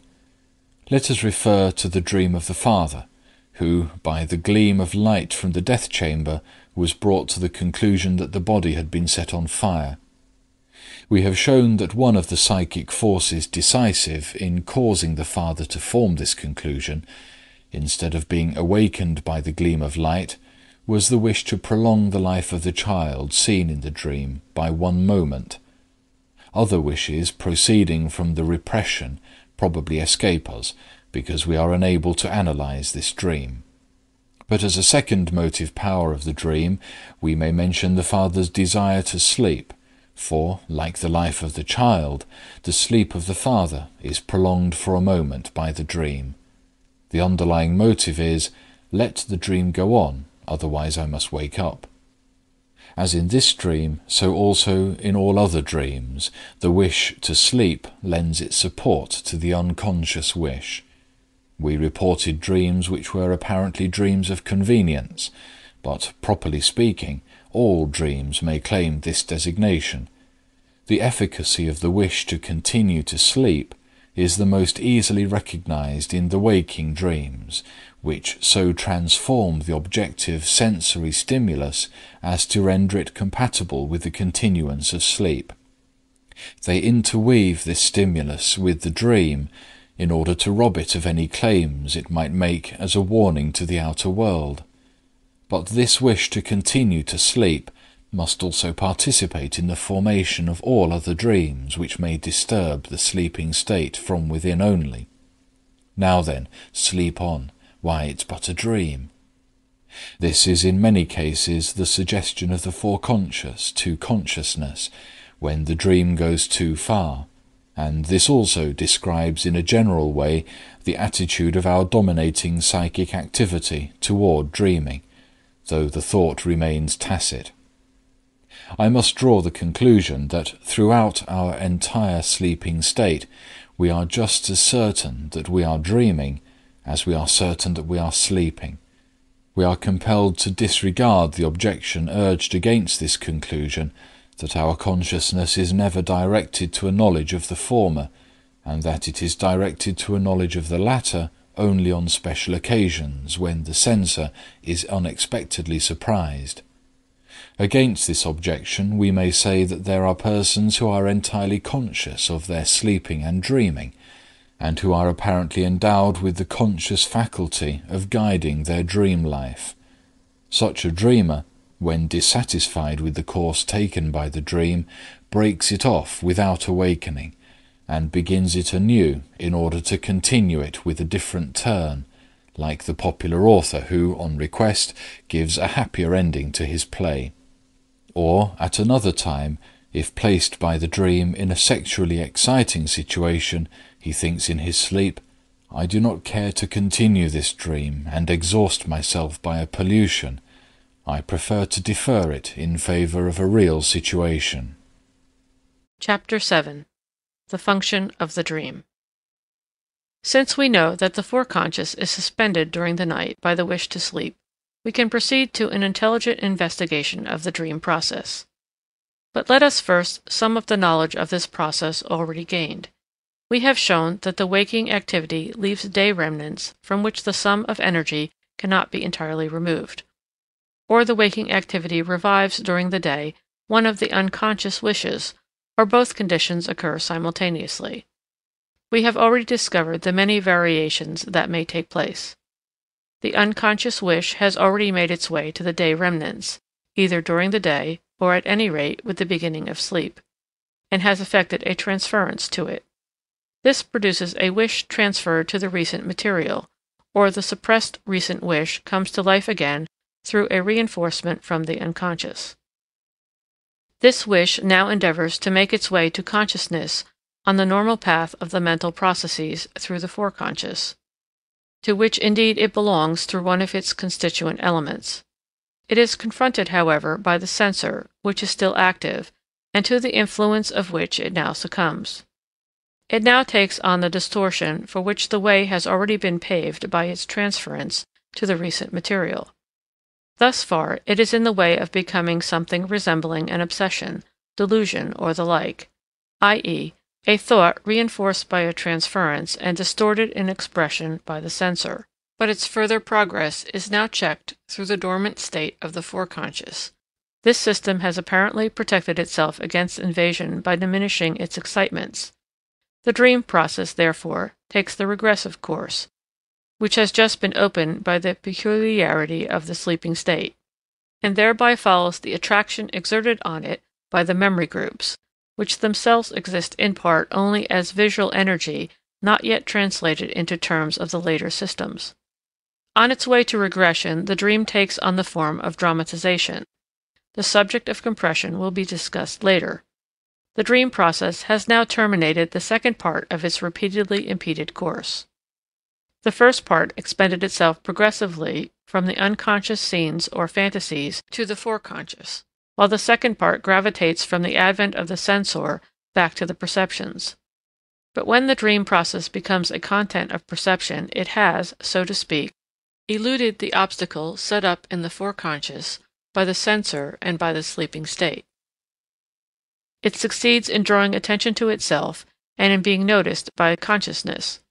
For consciousness, which means to us a sensory organ for the reception of psychic qualities, may receive stimuli from two sources. First, from the periphery of the entire apparatus, viz., from the perception system, and secondly, from the pleasure and pain stimuli, which constitute the sole psychic quality produced in the transformation of energy within the apparatus. All other processes in the system, even those in the foreconscious, are devoid of any psychic quality, and are therefore not objects of consciousness inasmuch as they do not furnish pleasure or pain for perception. We shall have to assume that those liberations of pleasure and pain automatically regulate the outlet of the occupation processes. But in order to make possible more delicate functions, it was later found necessary to render the course of the presentations more independent of the manifestations of pain. To accomplish this, the foreconscious system needed some qualities of its own which could attract consciousness, and most probably received them through the connection of the foreconscious processes with the memory system of the signs of speech, which is not devoid of qualities. Through the qualities of this system, consciousness, which had hitherto been a sensory organ only for the perceptions, now becomes also a sensory organ for a part of our mental processes. Thus we have now, as it were, two sensory surfaces, one directed to perceptions and the other to the foreconscious mental processes.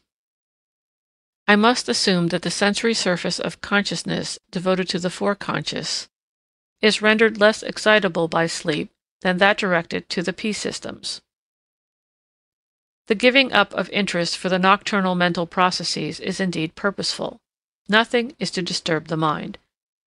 The foreconscious wants to sleep. But once the dream becomes a perception, it is then capable of exciting consciousness through the qualities thus gained. The sensory stimulus accomplishes what it was really destined for, namely, it directs a part of the energy at the disposal of the foreconscious in the form of attention upon the stimulant. We must therefore admit that the dream invariably awakens us. That is, it puts into activity a part of the dormant force of the foreconscious. This force imparts to the dream that influence which we have designated as secondary elaboration for the sake of connection and comprehensibility. This means that the dream is treated by it like any other content of perception. It is subjected to the same ideas of expectation, as far at least as the material admits. As far as the direction is concerned in this third part of the dream, it may be said that here again the movement is progressive. To avoid misunderstanding, it will not be amiss to say a few words about the temporal peculiarities of these dream processes. In a very interesting discussion, apparently suggested by Maury's puzzling guillotine dream, Goblet tries to demonstrate that the dream requires no other time than the transition period between sleeping and wakening. The wakening requires time, as the dream takes place during that period. One is inclined to believe that the final picture of the dream is so strong that it forces the dreamer to awaken, but, as a matter of fact, this picture is strong only because the dreamer is already very near awakening when it appears. Un rêve, c'est un réveil qui commence. It has already been emphasized by Dugas that Goblet was forced to repudiate many facts in order to generalize his theory. There are, moreover, dreams from which we do not awaken, e.g., some dreams in which we dream that we dream. From our knowledge of the dream work, we can by no means admit that it extends only over the period of awakening. On the contrary, we must consider it probable that the first part of the dream work begins during the day when we are still under the domination of the foreconscious. The second phase of the dream work, viz. The modification through the censor, the attraction by the unconscious scenes, and the penetration to perception, must continue throughout the night. And we are probably always right when we assert that we feel as though we had been dreaming the whole night, although we cannot say what. I do not, however, think it necessary to assume that, up to the time of becoming conscious, the dream processes really follow the temporal sequence which we have described, viz. That there is first the transferred dream wish, then the distortion of the censor, and consequently the change of direction to regression, and so on. We were forced to form such a succession for the sake of description. In reality, however, it is much rather a matter of simultaneously trying this path and that, and of emotions fluctuating to and fro, until finally, owing to the most expedient distribution, one particular grouping is secured which remains. From certain personal experiences, I am myself inclined to believe that the dream work often requires more than one day and one night to produce its result. If this be true, the extraordinary art manifested in the construction of the dream loses all its marvels. In my opinion, even the regard for comprehensibility as an occurrence of perception may take effect before the dream attracts consciousness to itself. To be sure, from now on the process is accelerated, as the dream is henceforth subjected to the same treatment as any other perception. It is like fireworks, which require hours of preparation and only a moment for ignition. Through the dream work, the dream process now gains either sufficient intensity to attract consciousness to itself and arouse the foreconscious, which is quite independent of the time or profundity of sleep, or its intensity being insufficient, it must wait until it meets the attention which is set in motion immediately before awakening. Most dreams seem to operate with relatively slight psychic intensities, for they wait for the awakening. This, however, explains the fact that we regularly perceive something dreamt on being suddenly aroused from a sound sleep. Here, as well as in spontaneous awakening, the first glance strikes the perception content created by the dream work, while the next strikes the one produced from without. But of greater theoretical interest are those dreams which are capable of waking us in the midst of sleep. We must bear in mind the expediency elsewhere universally demonstrated, and ask ourselves why the dream or the unconscious wish has the power to disturb sleep, i.e., the fulfillment of the foreconscious wish. This is probably due to certain relations of energy into which we have no insight. If we possess such insight, we should probably find that the freedom given to the dream and the expenditure of a certain amount of detached attention represent for the dream an economy in energy, keeping in view the fact that the unconscious must be kept in check at night just as during the day. We know from experience that the dream, even if it interrupts sleep repeatedly during the same night, still remains compatible with sleep. We wake up for an instant, and immediately resume our sleep. It is like driving off a fly during sleep. We awake ad hoc, and when we resume our sleep, we have removed the disturbance. As demonstrated by familiar examples from the sleep of wet nurses, etc., the fulfillment of the wish to sleep is quite compatible with the retention of a certain amount of attention in a given direction. But we must here take cognizance of an objection that is based on a better knowledge of the unconscious processes. Although we have ourselves described the unconscious wishes as always active, we have, nevertheless, asserted that they are not sufficiently strong during the day to make themselves perceptible. But when we sleep, and the unconscious wish has shown its power to form a dream, and with it to awaken the foreconscious, why then does this power become exhausted after the dream has been taken cognizance of? Would it not seem more probable that the dream should continually renew itself, like the troublesome fly which, when driven away, takes pleasure in returning again and again? What justifies our assertion that the dream removes the disturbance of sleep? That the unconscious wishes always remain active is quite true.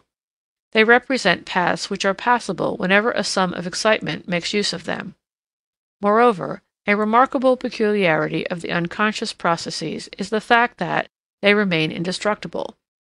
Nothing can be brought to an end in the unconscious. Nothing can cease or be forgotten.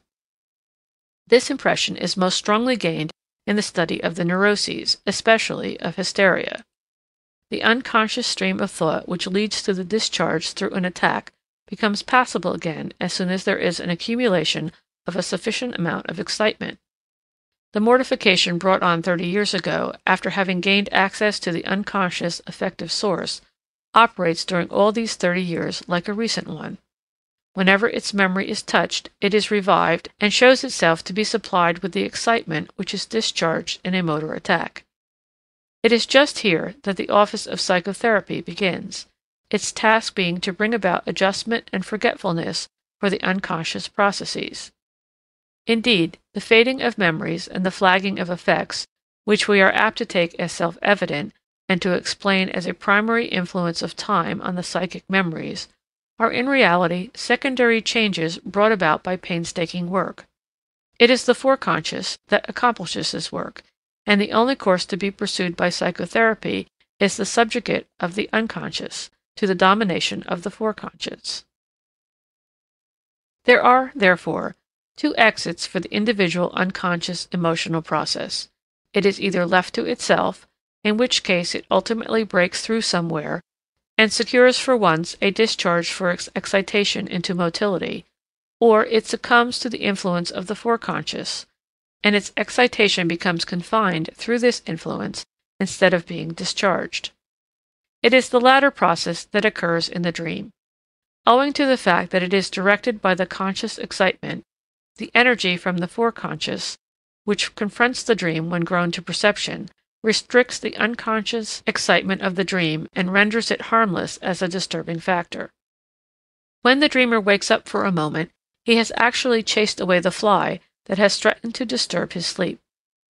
We can now understand that it is really more expedient and economical to give full sway to the unconscious wish, and clear its way to regression so that it may form a dream, and then restrict and adjust this dream by means of a small expenditure of foreconscious labor, than to curb the unconscious thought the entire period of sleep. We should, indeed, expect that the dream, even if it was not originally an expedient process, would have acquired some function in the play of forces of the psychic life. We now see what this function is. The dream has taken it upon itself to bring the liberated excitement of the unconscious back under the domination of the foreconscious. It thus affords relief for the excitement of the unconscious and acts as a safety valve for the latter, and at the same time it ensures the sleep of the foreconscious at a slight expenditure of the waking state. Like the other psychic formations of its group, the dream offers itself as a compromise serving simultaneously both systems by fulfilling both wishes insofar as they are compatible with each other. A glance at Robert's elimination theory will show that we must agree with this author in his main point, viz. In the determination of the function of the dream, though we differ from him in our hypotheses and in our treatment of the dream process. The above qualification, insofar as the two wishes are compatible with each other, contains the suggestion that there may be cases in which the function of the dream suffers shipwreck. The dream process is in the first instance admitted as a wish fulfillment of the unconscious. But if this tentative wish fulfillment disturbs the foreconscious to such an extent that the latter can no longer maintain its rest, the dream then breaks the compromise and fails to perform the second part of its task. It is then at once broken off and replaced by complete wakefulness. Here, too, it is not really the fault of the dream if, while ordinarily the guardian of sleep, it is here compelled to appear as the disturber of sleep, nor should this cause us to entertain any doubts as to its efficacy. This is not the only case in the organism in which an otherwise efficacious arrangement becomes inefficacious and disturbing as soon as some element is changed in the conditions of its origin. The disturbance then serves at least the new purpose of announcing the change, and calling into play against it the means of adjustment of the organism. In this connection, I naturally bear in mind the case of the anxiety dream, and in order not to have the appearance of trying to exclude this testimony against the theory of wish fulfillment wherever I encounter it, I will attempt an explanation of the anxiety dream, at least offering some suggestions. That a psychic process developing anxiety may still be a wish fulfillment has long ceased to impress us as a contradiction. We may explain this occurrence by the fact that the wish belongs to one system, the unconscious, while by the other system, the foreconscious, this wish has been rejected and suppressed. The subjection of the unconscious by the foreconscious is not complete even in perfect psychic health. The amount of this suppression shows the degree of our psychic normality. Neurotic symptoms show that there is a conflict between the two systems. The symptoms are the results of a compromise of this conflict, and they temporarily put an end to it. On the one hand, they afford the unconscious an outlet for the discharge of its excitement, and serve it as a sally port, while, on the other hand, they give the foreconscious the capability of dominating the unconscious, to some extent. It is highly instructive to consider, e.g., the significance of any hysterical phobia or of an agoraphobia. Suppose a neurotic incapable of crossing the street alone, which we would justly call a symptom. We attempt to remove this symptom by urging him to the action which he deems himself incapable of. The result will be an attack of anxiety, just as an attack of anxiety in the street has often been the cause of establishing an agoraphobia. We thus learn that the symptom has been constituted in order to guard against the outbreak of the anxiety. The phobia is thrown before the anxiety like a fortress on the frontier. Unless we enter into the part played by the effects in these processes, which can be done here only imperfectly, we cannot continue our discussion. Let us therefore advance the proposition that the reason why the suppression of the unconscious becomes absolutely necessary is because, if the discharge of the presentation should be left to itself, it would develop an effect in the unconscious which originally bore the character of pleasure, but which, since the appearance of the repression, bears the character of pain. The aim, as well as the result, of the suppression is to stop the development of this pain.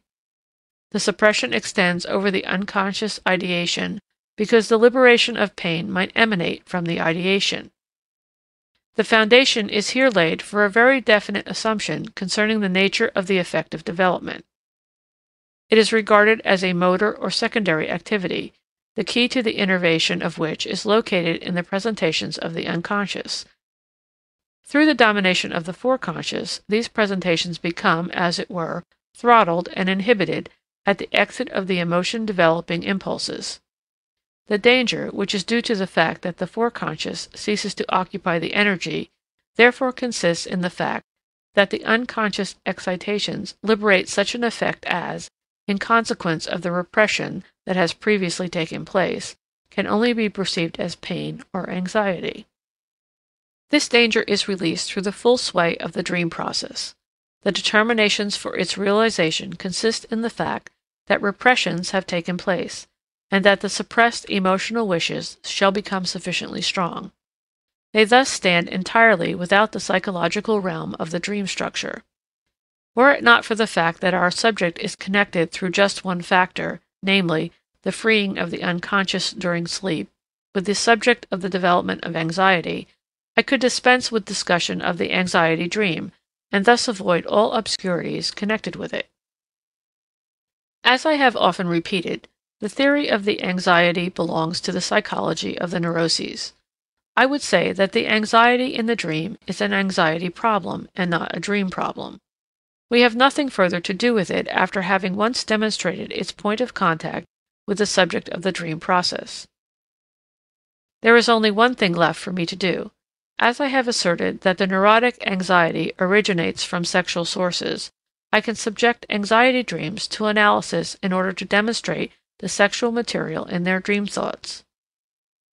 For good reasons, I refrain from citing here any of the numerous examples placed at my disposal by neurotic patients, but prefer to give anxiety dreams from young persons. Personally, I have had no real anxiety dream for decades, but I recall one from my 7th or 8th year, which I subjected to interpretation about 30 years later. The dream was very vivid, and showed me, my beloved mother, with peculiarly calm sleeping countenance, carried into the room and laid on the bed by 2 or 3 persons with birds' beaks. I awoke crying and screaming, and disturbed my parents. The very tall figures, draped in a peculiar manner, with beaks, I had taken from the illustrations of Philipson's Bible. I believe they represented deities with heads of sparrowhawks from an Egyptian tomb relief. The analysis also introduced the reminiscence of a naughty janitor's boy, who used to play with us children on the meadow in front of the house. I would add that his name was Philip. I feel that I first heard from this boy the vulgar word signifying sexual intercourse, which is replaced among the educated by the Latin coitus, but to which the dream distinctively alludes by the selection of the birds' heads. I must have suspected the sexual significance of the word from the facial expression of my worldly wise teacher. My mother's features in the dream were copied from the countenance of my grandfather, whom I had seen a few days before his death, snoring in the state of coma. The interpretation of the secondary elaboration in the dream must therefore have been that my mother was dying. The tomb relief, too, agrees with this. In this anxiety I awoke, and could not calm myself until I had awakened my parents. I remember that I suddenly became calm on coming face to face with my mother, as if I needed the assurance that my mother was not dead. But this secondary interpretation of the dream had been effected only under the influence of the developed anxiety. I was not frightened because I dreamed that my mother was dying, but I interpreted the dream in this manner in the foreconscious elaboration because I was already under the domination of the anxiety. The latter, however, could be traced by the means of the repression to an obscure, obviously sexual desire, which had found its satisfying expression in the visual content of the dream. A man, 27 years old, who had been severely ill for a year, had had many terrifying dreams between the ages of 11 and 13. He thought that a man with an axe was running after him. He wished to run, but felt paralyzed and could not move from the spot. This may be taken as a good example of a very common and apparently sexually indifferent anxiety dream. In the analysis, the dreamer first thought of a story told him by his uncle, which chronologically was later than the dream, viz., that he was attacked at night by a suspicious-looking individual. This occurrence led him to believe that he himself might have already heard of a similar episode at the time of the dream. In connection with the axe, he recalled that during that period of his life he once hurt his hand with an axe while chopping wood. This immediately led to his relations with his younger brother, whom he used to maltreat and knock down. In particular, he recalled an occasion when he struck his brother on the head with his boot until he bled, whereupon his mother remarked, "I fear he will kill him some day." While he was seemingly thinking of the subject of violence, a reminiscence from his 9th year suddenly occurred to him. His parents came home late and went to bed while he was feigning sleep. He soon heard panting and other noises that appeared strange to him, and he could also make out the position of his parents in bed.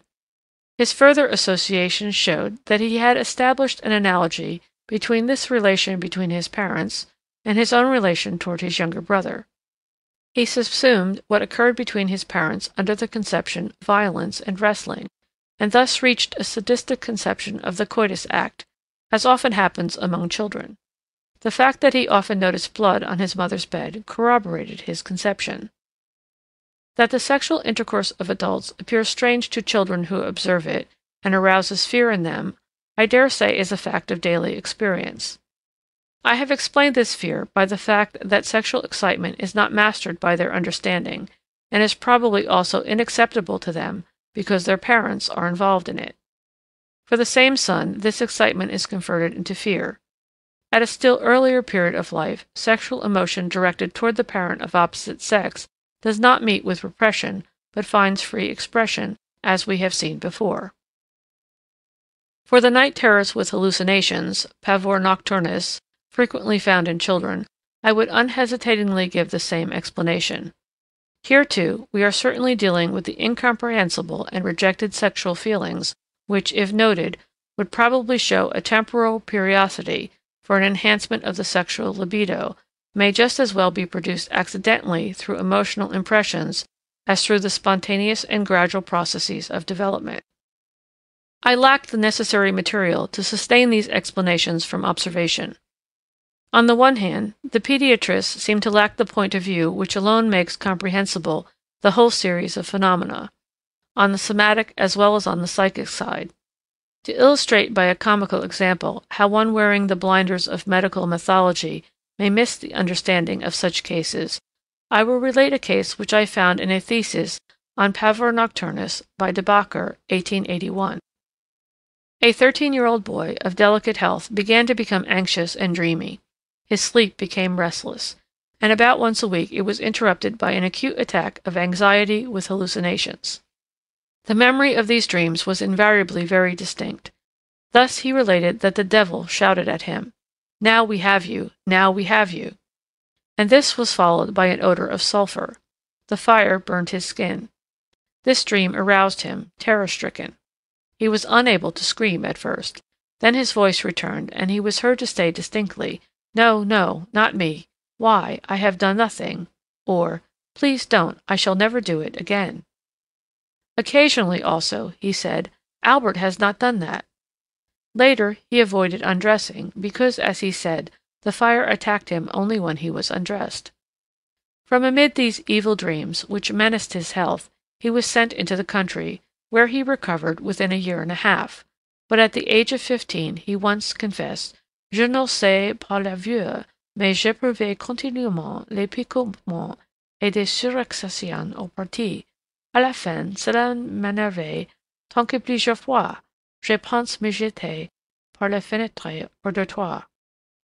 It is certainly not difficult to suspect, 1. That the boy had practiced masturbation in former years, that he probably denied it, and was threatened with severe punishment for his wrongdoing. His confession, je ne le ferai plus, his denial, Albert n'a jamais fait ça. 2. That under the pressure of puberty, the temptation to self-abuse through the tickling of the genitals was reawakened. 3. That now, however, a struggle of repression arose in him, suppressing the libido and changing it into fear, which subsequently took the form of the punishments with which he was then threatened. Let us, however, quote the conclusions drawn by our author. This observation shows, 1. That the influence of puberty may produce in a boy of delicate health a condition of extreme weakness, and that it may lead to a very marked cerebral anemia. 2. This cerebral anemia produces a transformation of character, demonomaniacal hallucinations, and very violent nocturnal, perhaps also diurnal, states of anxiety. 3. Demonomania and the self-reproaches of the day can be traced to the influences of religious education which the subject underwent as a child. 4. All manifestations disappeared as a result of a lengthy sojourn in the country, bodily exercise, and the return of physical strength after the termination of the period of puberty. 5. A predisposing influence for the origin of the cerebral condition of the boy may be attributed to heredity and to the father's chronic syphilitic state. The concluding remarks of the author read, Nous avons fait entrer cette observation dans le cadre des délires épileptiques domination, car c'est à la ischémie cérébrale que nous rattachons cet état particulier. Section 8. The primary and secondary process. Regression. In venturing to attempt to penetrate more deeply into the psychology of the dream processes, I have undertaken a difficult task, to which indeed my power of description is hardly equal. To reproduce in description by a succession of words the simultaneousness of so complex a chain of events, and in doing so to appear unbiased throughout the exposition, goes fairly beyond my powers. I have now to atone for the fact that I have been unable in my description of the dream psychology to follow the historic development of my views. The viewpoints for my conception of the dream were reached through earlier investigations in the psychology of the neuroses, to which I am not supposed to refer here, but to which I am repeatedly forced to refer. Whereas, I should prefer to proceed in the opposite direction, and starting from the dream, to establish a connection with the psychology of the neuroses. I am well aware of all the inconveniences arising for the reader from this difficulty, but I know of no way to avoid them. As I am dissatisfied with the state of affairs, I am glad to dwell upon another viewpoint which seems to raise the value of my efforts. As have been shown in the introduction to the first chapter, I found myself confronted with a theme which had been marked by the sharpest contradictions on the part of authorities. After our elaboration of the dream problems, we found room for most of these contradictions. We have been forced, however, to take a decided exception to two of the views pronounced, that is, that the dream is a senseless and that it is a somatic process. Apart from these cases, we have had to accept all the contradictory views in one place or another of the complicated argument, and we have been able to demonstrate that they had discovered something that was correct. That the dream continues the impulses and interests of the waking state has been quite generally confirmed through the discovery of the latent thoughts of the dream. These thoughts concern themselves only with things that seem important and of momentous interest to us. The dream never occupies itself with trifles. But we have also concurred with the contrary view, that is, that the dream gathers up the indifferent remnants of the day, and that not until it has in some measure withdrawn itself from the waking activity can an important event of the day be taken up by the dream. We found this holding true for the dream content, which gives the dream thought its changed expression by means of disfigurement. We have said that from the nature of the association mechanism, the dream process more easily takes possession of recent or indifferent material, which has not yet been seized by the waking mental activity. And by reason of the censor, it transfers the psychic intensity from the important but also disagreeable to the indifferent material. The hypermnesia of the dream and the resort to infantile material have become main supports in our theory. In our theory of the dream, we have attributed to the wish originating from the infantile the part of an indispensable motor for the formation of the dream. We naturally could not think of doubting the experimentally demonstrated significance of the objective sensory stimuli during sleep, but we have brought this material into the same relation to the dream wish as the thought remnants from the waking activity. There was no need of disputing the fact that the dream interprets objective sensory stimuli after the manner of an illusion, but we have supplied the motive for this interpretation which has been left undecided by the authorities. The interpretation follows in such a manner that the perceived object is rendered harmless as a sleep disturber and becomes available for the wish fulfillment. Though we do not admit as special sources of the dream the subjective state of excitement of the sensory organs during sleep, which seems to have been demonstrated by Trumbull Ladd, we are nevertheless able to explain this excitement through the regressive revival of active memories behind the dream. A modest part in our conception has also been assigned to the inner organic sensations, which are wont to be taken as the cardinal point in the explanation of the dream. These, the sensation of falling, flying, or inhibition, stand as an ever-ready material to be used by the dream work to express the dream thought as often as need arises. That the dream process is a rapid and momentary one seems to be true for the perception through consciousness of the already prepared dream content. The preceding parts of the dream process probably take a slow, fluctuating course. We have solved the riddle of the superabundant dream content compressed within the briefest moment by explaining that it is due to the appropriation of almost fully formed structures from the psychic life. That the dream is disfigured and distorted by memory we found to be correct, but not troublesome, as this is only the last manifest operation in the work of disfigurement, which has been active from the beginning of the dream work.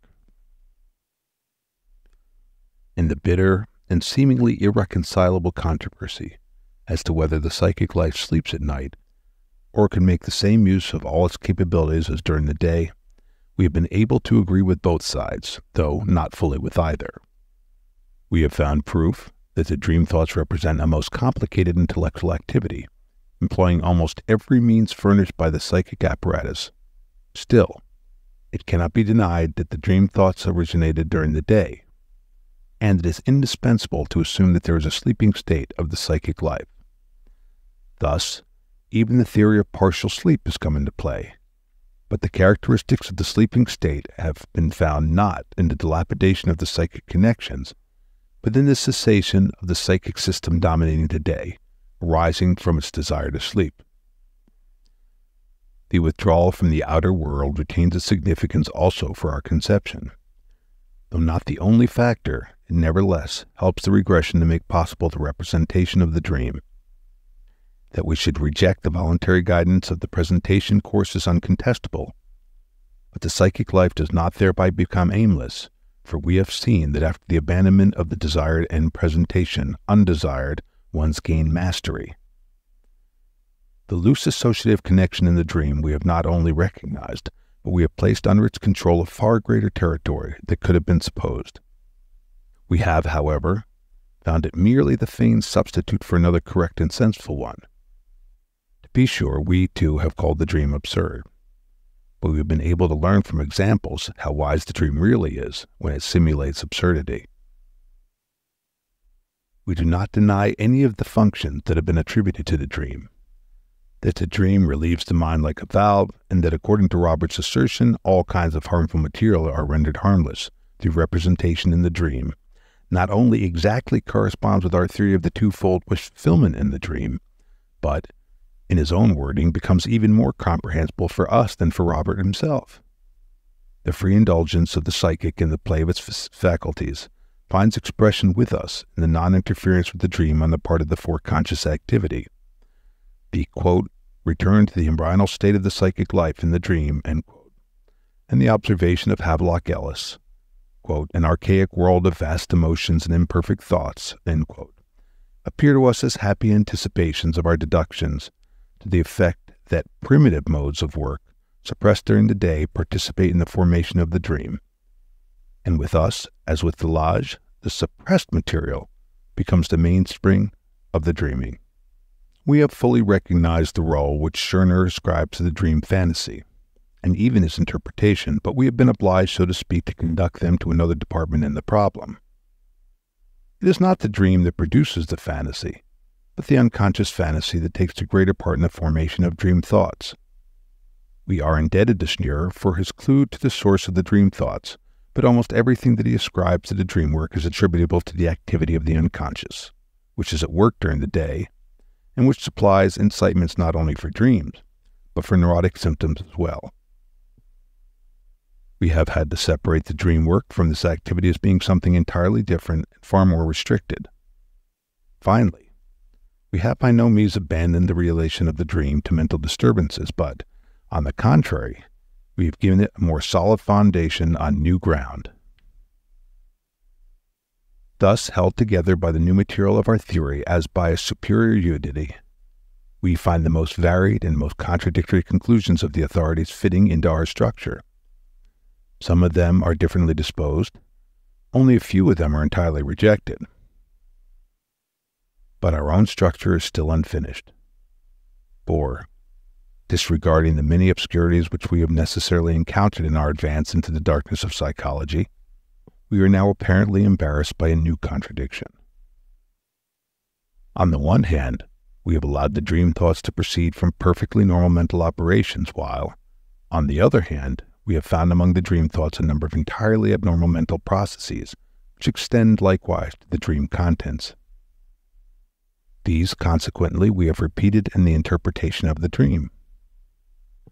All that we have termed the dream work seems so remote from the psychic processes recognized by us as correct, that the severest judgment of the authors as to the low psychic activity of dreaming seems to us well-founded. Perhaps only through still further advance can enlightenment and improvement be brought about. I shall pick out one of the constellations leading to the formation of dreams. We have learned that the dream replaces a number of thoughts derived from daily life which are perfectly formed logically. We cannot therefore doubt that these thoughts originate from our normal mental life. All the qualities which we esteem in our mental operations, and which distinguish these as complicated activities of a high order, we find repeated in the dream thoughts. There is, however, no need of assuming that this mental work is performed during sleep, as this would materially impair the conception of the psychic state of sleep we have hitherto adhered to. These thoughts may just as well have originated from the day, and, unnoticed by our consciousness from their inception, they may have continued to develop until they stood complete at the onset of sleep. If we are to conclude anything from this state of affairs, it will at most prove that the most complex mental operations are possible without the cooperation of consciousness, which we have already learned independently from every psychoanalysis of persons suffering from hysteria or obsessions. These dream thoughts are in themselves surely not incapable of consciousness. If they have not become conscious to us during the day, this may have various reasons.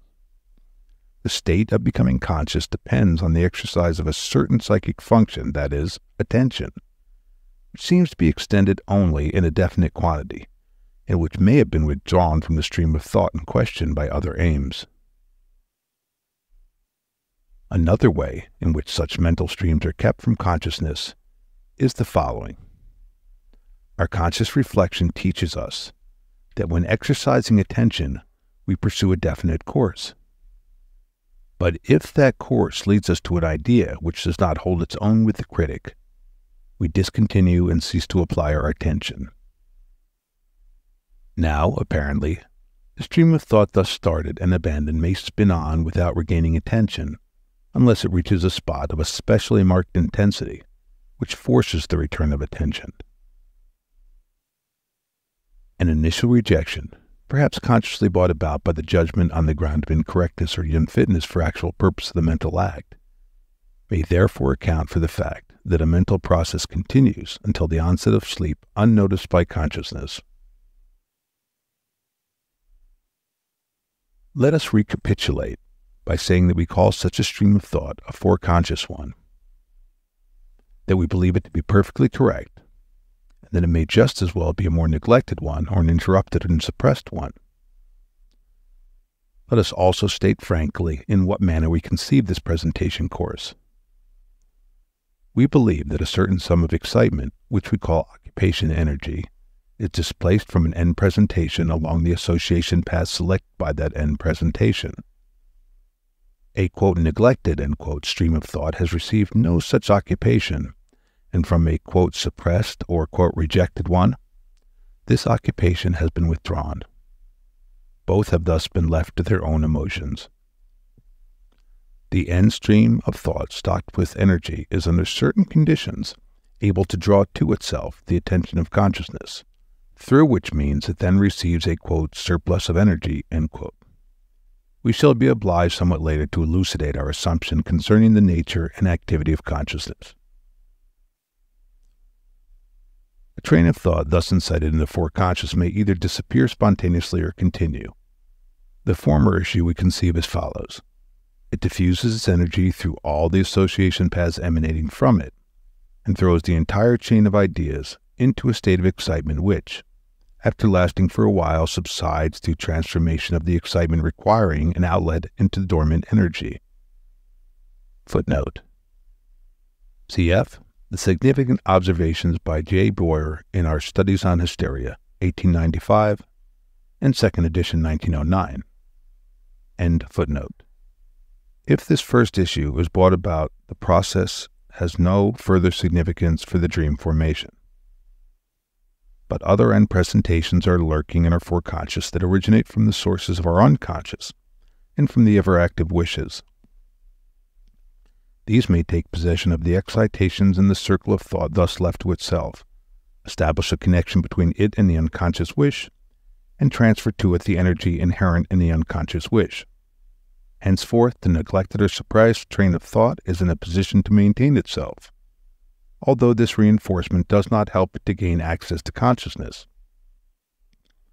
We may say that a hitherto foreconscious train of thought has been drawn into the unconscious. Other consolation for the dream formation would result in the foreconscious train of thought had from the beginning been connected with the unconscious wish, and for that reason met with rejection by the dominating end occupation, or, if an unconscious wish were made active for other, possibly somatic reasons, and of its own accord sought a transference to the psychic remnants not occupied by the foreconscious. All three cases finally combine in one issue, so that there is established in the foreconscious a stream of thought which, having been abandoned by the foreconscious occupation, receives occupation from the unconscious wish. The stream of thought is henceforth subjected to a series of transformations which we no longer recognize as normal psychic processes and which gives us a surprising result. That is, a psychopathological formation. Let us emphasize and group the same. 1.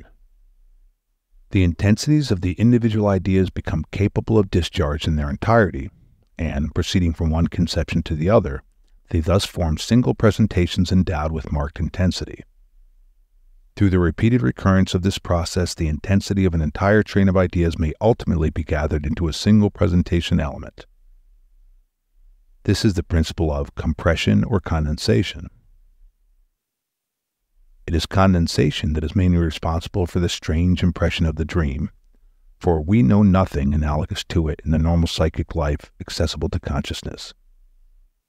We find here also presentations which possess great psychic significance as junctions or as end results of whole chains of thought. But this validity does not manifest itself in any character conspicuous enough for the internal perception.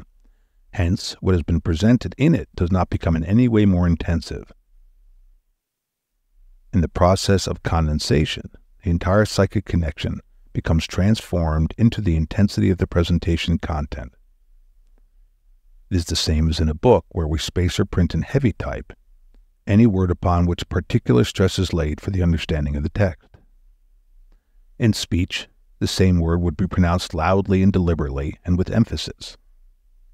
The first comparison leads us at once to an example taken from the chapter on the dream work, parentheses, trimethylamine in the dream of Irma's injection, end parentheses. Historians of art call our attention to the fact that the most ancient historical sculptures follow a simple principle in expressing a rank of the persons represented by the size of the statue. The king is made 2 or 3 times as large as his retinue or the vanquished enemy. A piece of art, however, from the Roman period, makes use of more subtle means to accomplish the same purpose. The figure of the emperor is placed in the center in a firmly erect posture. Special care is bestowed upon the proper modeling of his figures. His enemies are seen cowering at his feet, but he is no longer represented a giant among dwarfs. However, the bowing of the subordinate to a superior in our days is only an echo of that ancient principle of representation. The direction taken by the condensations of the dream is prescribed on the one hand by the true foreconscious relations of the dream thoughts, on the other hand by the attraction of the visual reminiscence of the unconscious. The success of the condensation work produces those intensities which are required for penetration into the perception systems. 2. Through this free transferability of the intensities, moreover, and in the service of condensation, intermediary presentations, compromises as it were, are formed. Cf. the numerous examples, period. This likewise is something unheard of in the normal presentation course, where it is above all a question of selection and retention of the proper presentation element. On the other hand, composite and compromise formations occur with extraordinary frequency when we are trying to find the linguistic expression for the foreconscious thoughts. These are considered, quote, slips of the tongue, end quote. 3. The presentations which transfer their intensities to one another are very loosely connected and are joined together by such forms of association as are spurned in our serious thought and are utilized in the production of the effect of wit only. Among these we particularly find associations of the sound and consonance types. 4. Contradictory thoughts do not strive to eliminate one another, but remain side by side. They often unite to produce condensation as if no contradiction existed. Or they form compromises for which we should never forgive our thoughts, but which we frequently approve of in our actions. These are some of the most conspicuous abnormal processes to which the thoughts which have been previously rationally formed are subjected in the course of the dream work. As the main feature of these processes, we recognize the high importance attached to the fact of rendering the occupation energy mobile and capable of discharge. The content and the actual significance of the psychic elements to which these energies adhere becomes a matter of secondary importance. One might possibly think that the condensation and compromise formation is effected only in the service of regression, when occasion arises for changing thoughts in the pictures.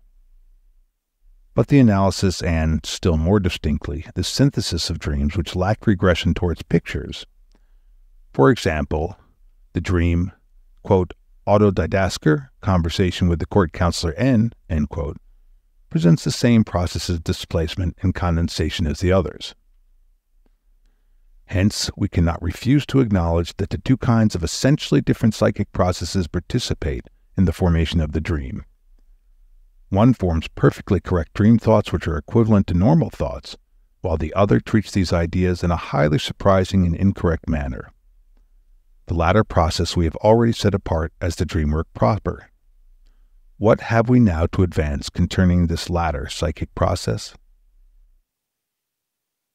We should be unable to answer this question here if we had not penetrated considerably into the psychology of the neuroses and especially of hysteria. From this, we learned that the same incorrect psychic process, as well as others that have not been enumerated, control the formation of hysterical symptoms. In hysteria, too, we at once find a series of perfectly correct thoughts equivalent to our conscious thoughts, of whose existence, however, in this form we can learn nothing, and which we can only subsequently reconstruct. If they have forced their way anywhere to our perception, we discover from the analysis of the symptom form that these normal thoughts have been subjected to abnormal treatment and have been transformed into the symptom by means of condensation and compromise formation through superficial associations, under cover of contradictions, and eventually over the road of regression. In view of the complete identity found between the peculiarities of the dream work and the psychic activity forming the psychoneurotic symptoms, we shall feel justified in transferring to the dream the conclusions urged upon us by hysteria. From the theory of hysteria, we borrowed the proposition that such an abnormal psychic elaboration of a normal train of thought takes place only when the latter has been used for the transference of an unconscious wish which dates from the infantile life and is in a state of repression. In accordance with this proposition, we have constructed the theory of the dream on the assumption that the actual dream wish invariably originates in the unconscious, which, as we ourselves have admitted, cannot be universally demonstrated, though it cannot be refuted. But in order to explain the real meaning of the term repression, which we have employed so freely, we shall be obliged to make some further addition to our psychological construction. We have above elaborated the fiction of a primitive psychic apparatus, whose work is regulated by the efforts to avoid accumulation of excitement and as far as possible to maintain itself free from excitement. For this reason, it was constructed after the plan of a reflex apparatus. The motility, originally the path for the inner bodily change, formed a discharging path standing at its disposal. We subsequently discussed the psychic results of a feeling of gratification, and we might at the same time have introduced the second assumption, that is, that accumulation of excitement, following certain modalities that do not concern us, is perceived as pain and sets the apparatus in motion in order to reproduce a feeling of gratification in which the diminution of the excitement is perceived as pleasure. Such a current in the apparatus which emanates from pain and strives for pleasure we call a wish. We have said that nothing but a wish is capable of setting the apparatus in motion, and that the discharge of excitement in the apparatus is regulated automatically by the perception of pleasure and pain. The first wish must have been a hallucinatory occupation of the memory for gratification, but this hallucination, unless it were maintained to the point of exhaustion, proved incapable of bringing about a cessation of the desire and consequently of securing the pleasure connected with gratification. Thus, there was required a second activity, in our terminology the activity of a second system, which should not permit the memory occupation to advance to perception, and therefrom to restrict the psychic forces, but should lead the excitement emanating from the craving stimulus by a devious path over the spontaneous motility which ultimately should so change the outer world as to allow the real perception of the object of gratification to take place. Thus far, we have elaborated the plan of the psychic apparatus. These two systems are the germ of the UNC, for unconscious, and FOREC, for foreconscious, which we include in the fully developed apparatus.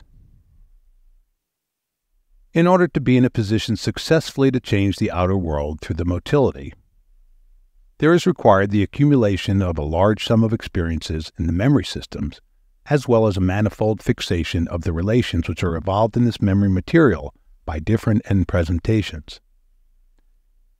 We now proceed further with our assumption. The manifold activity of the second system, tentatively sending forth and retracting energy, must on the one hand have full command over all memory material, but on the other hand, it would be a superfluous expenditure for it to send through the individual mental paths large quantities of energy which would thus flow off to no purpose, diminishing the quantity available for the transformation of the outer world. In the interest of expediency, I therefore postulate that the second system succeeds in maintaining the greater part of the occupation energy in a dormant state, and in using but a small portion for the purposes of displacement. The mechanism of these processes is entirely unknown to me. Anyone who wishes to follow up these ideas must try to find the physical analogies and prepare the way for a demonstration of the process of motion in the stimulation of the neuron. I merely hold to the idea that the activity of the first psi system is directed to the free outflow of the quantities of excitement, and that the second system brings about an inhibition of this outflow through the energies emanating from it. That is, it produces a transformation into dormant energy, probably by raising the level. I therefore assume that under the control of the second system, as compared with the first, the course of the excitement is bound to entirely different mechanical conditions. After the second system has finished its tentative mental work, it removes the inhibition and congestion of the excitements and allows these excitements to flow off to the motility. An interesting train of thought now presents itself if we consider the relations of this inhibition of discharge by the second system to the regulation through the principle of pain. Let us now seek the counterpart of the primary feeling of gratification, namely, the objective feeling of fear. A perceptive stimulus acts on the primitive apparatus, becoming the source of a painful emotion. This will then be followed by irregular motor manifestations until one of these withdraws the apparatus from perception and at the same time from pain. But on the reappearance of the perception, this manifestation will immediately repeat itself, perhaps as a movement of flight, until the perception has again disappeared. But there will here remain no tendency again to occupy the perception of the source of pain in the form of a hallucination or in any other form. On the contrary, there will be a tendency in the primitive apparatus to abandon the painful memory picture as soon as it is in any way wakened, as the overflow of its excitement would surely produce, more precisely, begin to produce, pain. The deviation from memory, which is but a repetition of the formal flight from perception, is facilitated also by the fact that, unlike perception, memory does not possess sufficient quality to excite consciousness and thereby to attract to itself new energy. This easy and regularly occurring deviation of the psychic process from the former painful memory presents to us the model and the first example of psychic repression. As is generally known, much of this deviation from the painful, much of the behavior of the ostrich, can readily be demonstrated even in the normal psychic life of adults. By virtue of the principle of pain, the first system is therefore altogether incapable of introducing anything unpleasant into the mental associations. The system cannot do anything but wish. If this remains so, the mental activity of the second system, which should have at its disposal all the memories stored up by experiences, would be hindered. But two ways are now opened. The work of the second system either frees itself completely from the principle of pain and continues its course, paying no heed to the painful reminiscence, or it contrives to occupy the painful memory in such a manner as to preclude the liberation of pain. We may reject the first possibility, as the principle of pain also manifests itself as a regulator for the emotional discharge of the second system. We are, therefore, directed to the second possibility, namely, that this system occupies a reminiscence in such a manner as to inhibit its discharge and hence also to inhibit the discharge comparable to a motor innervation for the development of pain. Thus, from two starting points, we are led to the hypothesis that occupation through the second system is at the same time an inhibition for the emotional discharge. That is, from a consideration of the principle of pain and from the principle of the smallest expenditure of innervation. Let us, however, keep to the fact, this is the key to the theory of repression, that the second system is capable of occupying an idea only when it is positioned to check the development of pain emanating from it. Whatever withdraws itself from this inhibition also remains inaccessible for the second system, and would soon be abandoned by virtue of the principle of pain. The inhibition of pain, however, need not be complete. It must be permitted to begin, as it indicates to the second system the nature of memory and possibly its defective adaptation for the purpose sought by the mind. The psychic process, which is admitted by the first system only, I shall now call the primary process, and the one resulting from the inhibition of the second system, I shall call the secondary process. I show by another point for what principle the second system is obliged to correct the primary process. The primary process strives for a discharge of the excitement in order to establish a perception identity with the sum of excitement thus gathered. The secondary process has abandoned this intention and undertaken instead the task of bringing about a thought identity. All thinking is only a circuitous path from the memory of gratification taken as an end presentation to the identical occupation of the same memory, which is again to be attained on the track of the motor experiences. The state of thinking must take an interest in the connecting paths between the presentations without allowing itself to be misled by their intensities. But it is obvious that the condensations and intermediate or compromised formations occurring in the presentations impede the attainment of this end identity. By substituting one idea for the other, they deviate from the path which otherwise would have been continued from the original idea. Such processes are therefore carefully avoided in the secondary thinking.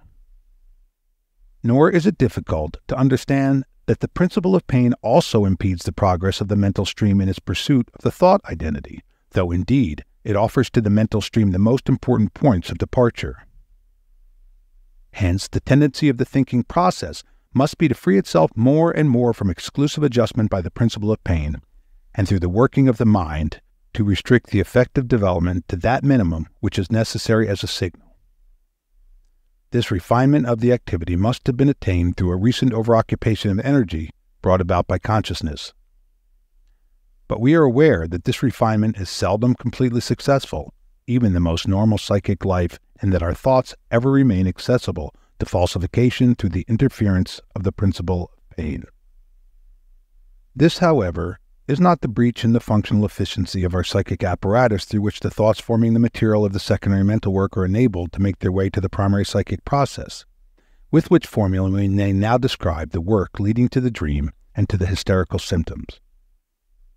This case of insufficiency results from the union of the two factors from the history of our evolution, one of which belongs solely to the psychic apparatus and has exerted a determining influence on the relation of the two systems, while the other operates fluctuatingly and introduces motive forces of organic origin into the psychic life.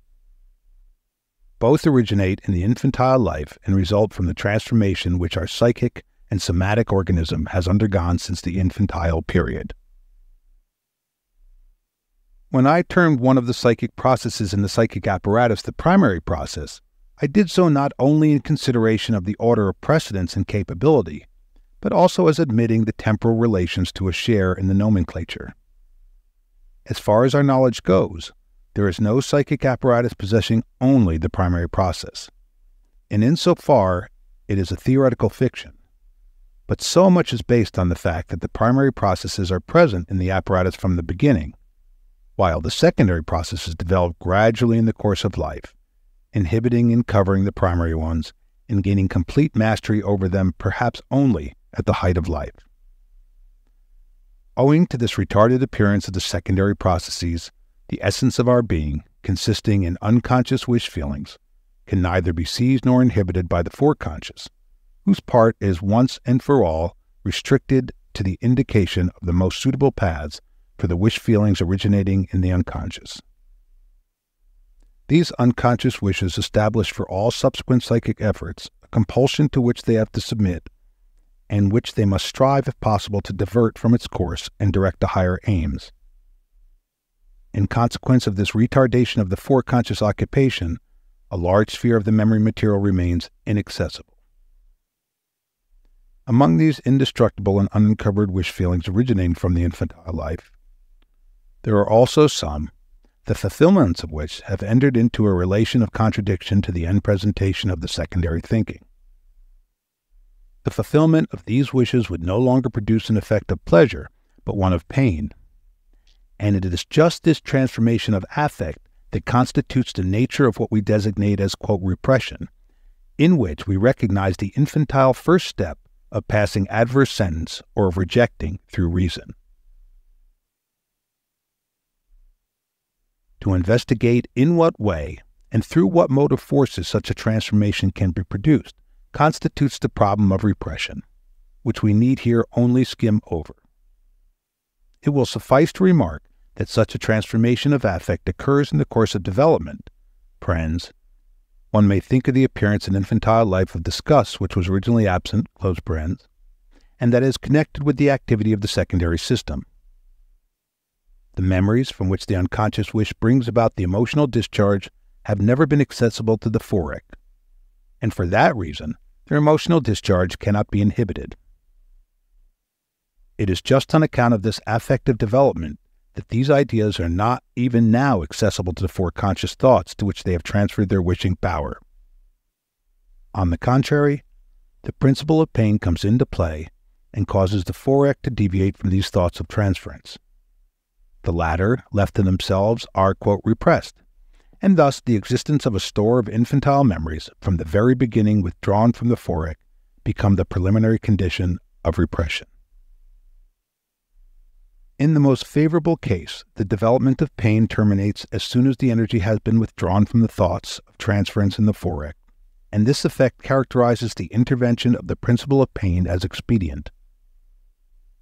It is different, however, if the repressed unconscious wish receives an organic enforcement which it can lend its thoughts of transference, and through which it can enable them to make an effort towards penetration with their excitement even after they have been abandoned by the occupation of the forec. A defensive struggle then ensues, inasmuch as the forec reinforces the antagonism against the repressed ideas, and subsequently this leads to a penetration by the thoughts of transference, the carriers of the unconscious wish, in some form of compromise through symptom formation.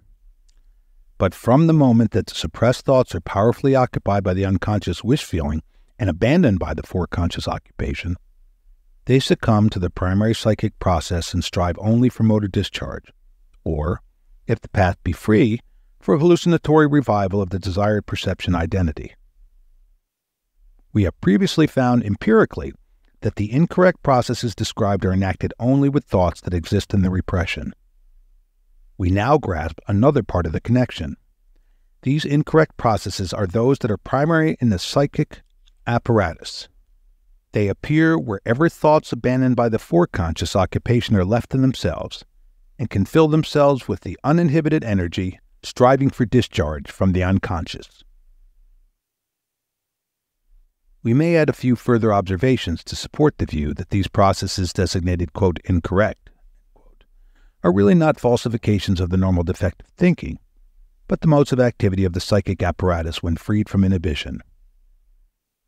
Thus we see that the transference of the foreconscious excitement to the motility takes place according to the same processes, and that the connection of the foreconscious presentation with words readily manifests the same displacements and mixtures which are ascribed to inattention.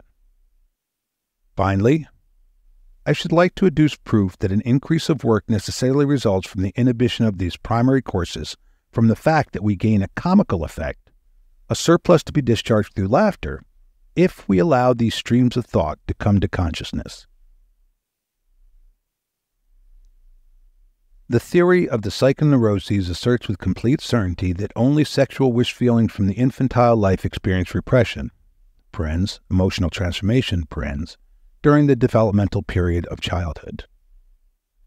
These are capable of returning to activity at a later period of development, and then have the faculty of being revived, either as a consequence of the sexual constitution, which is really formed from the original bisexuality, or in consequence of unfavorable influences of the sexual life, and they thus supply the motive power for all psychoneurotic symptom formations. It is only by the introduction of these sexual forces that the gap still demonstrable in the theory of repression can be filled. I will leave it undecided whether the postulate of the sexual and infantile may also be asserted for the theory of the dream. I leave this here unfinished because I have already passed a step beyond the demonstrable in assuming that the dream wish invariably originates from the unconscious. Footnote. Here, as in other places, there are gaps in the treatment of the subject which I have left intentionally, because to fill them up would require on the one hand too great effort, and on the other hand an extensive reference to material that is foreign to the dream. Thus, I've avoided stating whether I connect the word suppressed another sense with the word repressed. It has been made clear only that the latter emphasizes more than the former the relation to the unconscious. I have not entered into the cognate problem why the dream thoughts also experience distortion by the sensor when they abandon the progressive continuation to consciousness and choose the path of regression. I have been above all anxious to awaken an interest in the problems to which the further analysis of the dream work leads, and to indicate the other themes which meet these on the way. It was not always easy to decide just where the pursuit should be discontinued. That I have not treated exhaustively the part played in the dream by the psychosexual life, and have avoided the interpretation of dreams of an obvious sexual content, is due to a special reason which may not come up to the reader's expectation. To be sure, it is very far from my ideas and the principles expressed by me in neuropathology to regard the sexual life as pudendum, which should be left unconsidered by the physician and the scientific investigator. I also consider ludicrous the moral indignation which prompted the translator of Artemius of Daedalus to keep from the reader's knowledge the chapter on sexual dreams contained in the symbolism of the dreams. As for myself, I have been actuated solely by the conviction that the explanation of sexual dreams I should be bound to entangle myself deeply in the still unexplained problems of perversion and bisexuality, and for that reason I have reserved this material for another connection. End footnote. Nor will I further investigate the difference in the play of the psychic forces in the dream formation and in the formation of the hysterical symptoms. For to do this, we ought to possess a more explicit knowledge of one of the members to be compared. But I regard another point as important, and will here confess that it was on account of this very point that I have just undertaken this entire discussion concerning the two psychic systems, their modes of operation, and the repression. For it is now immaterial whether I have conceived the psychological relation in question with the approximate correctness, or, as is easily possible in such a difficult matter, in an erroneous and fragmentary manner. Whatever changes may be made in the interpretation of the psychic censor, and of the correct and of the abnormal elaboration of the dream content, the fact nevertheless remains that such processes are active in dream formation, and that essentially they show the closest analogy to the processes observed in the formation of the hysterical symptoms. The dream is not a pathological phenomenon, and it does not leave behind an enfeeblement of the mental faculties. The objection that no deduction can be drawn regarding the dreams of healthy persons from my own dreams and from those of neurotic patients may be rejected without comment. Hence, when we draw conclusions from the phenomena as to their motive forces, we recognize that the psychic mechanism made use of by the neuroses is not created by a morbid disturbance of the psychic life, but is found ready in the normal structure of the psychic apparatus. The two psychic systems, the sensor crossing between them, the inhibition and the covering of one activity by the other, the relationships of both to consciousness, or whatever may offer a more correct interpretation of the actual conditions in their stead, all these belong to the normal structure of our psychic instrument, and the dream points out for us one of the roads leading to knowledge of this structure. If, in addition to our knowledge, we wish to be contented with a minimum perfectly established, we shall say that the dream gives us proof that the suppressed material continues to exist even in the normal person and remains capable of psychic activity. The dream itself is one of the manifestations of the suppressed material. Theoretically, this is true in all cases. According to substantial experience, it is true in at least a great number of such, as most conspicuously display the prominent characteristics of dream life. The suppressed psychic material, which in the waking state has been prevented from expression and cut off from internal perception by the antagonistic adjustment of the contradictions, finds ways and means of obtruding itself on consciousness during the night under domination of the compromised formations. Flectus sine nequis superis accenerantem movebo. At any rate, the interpretation of dreams is the via regia to a knowledge of the unconscious and the psychic life. In following the analysis of the dream, we have made some progress towards an understanding of the composition of this most marvelous and most mysterious of instruments. To be sure, we have not gone very far, but enough of a beginning has been made to allow us to advance from other so-called pathological formations further into the analysis of the unconscious. Disease, at least that which is justly termed functional, is not due to the destruction of this apparatus and the establishment of new splittings in its interior. It is rather to be explained dynamically through the strengthening and weakening of the components and the play of forces by which so many activities are concealed during the normal function. We have been able to show in another place how the composition of the apparatus from the two systems permits a subtilization even of the normal activity which would be impossible for a single system. Dream Psychology by Sigmund Freud, translated by M.D. Eder, Chapter 9, The Unconscious and Consciousness, Reality.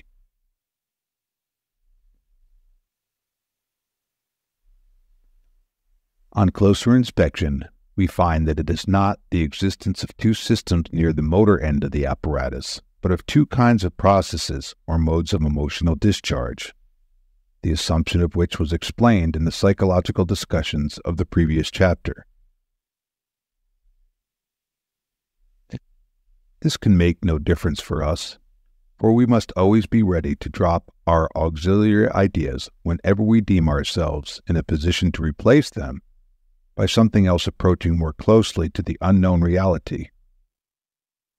Let us now try to correct some views which might be erroneously formed as long as we regarded the two systems, in the crudest and most obvious sense, as two localities within the psychic apparatus, views which have left their traces in the terms, quote, repression and, quote, penetration.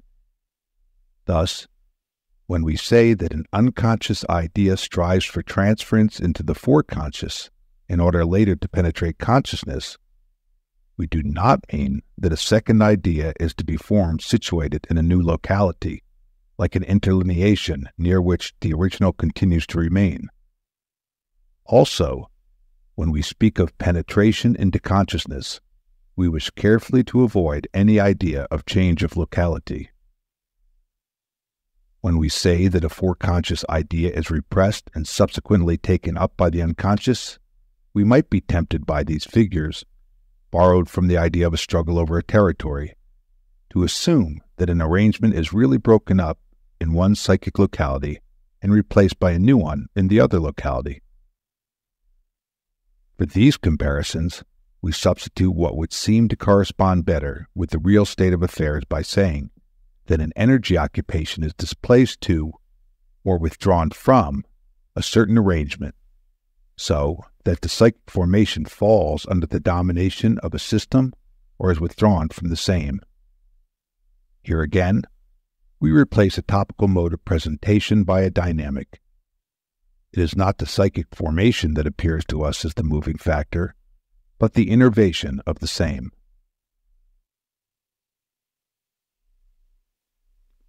I deem it appropriate and justifiable, however, to apply ourselves still further to the illustrative conception of the two systems.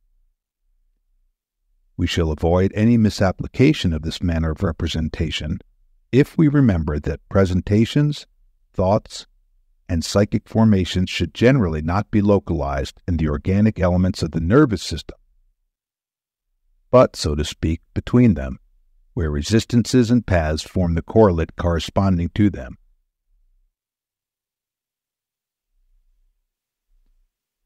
Everything that can become an object of our internal perception is virtual, like the image in a telescope produced by the passage of the rays of light.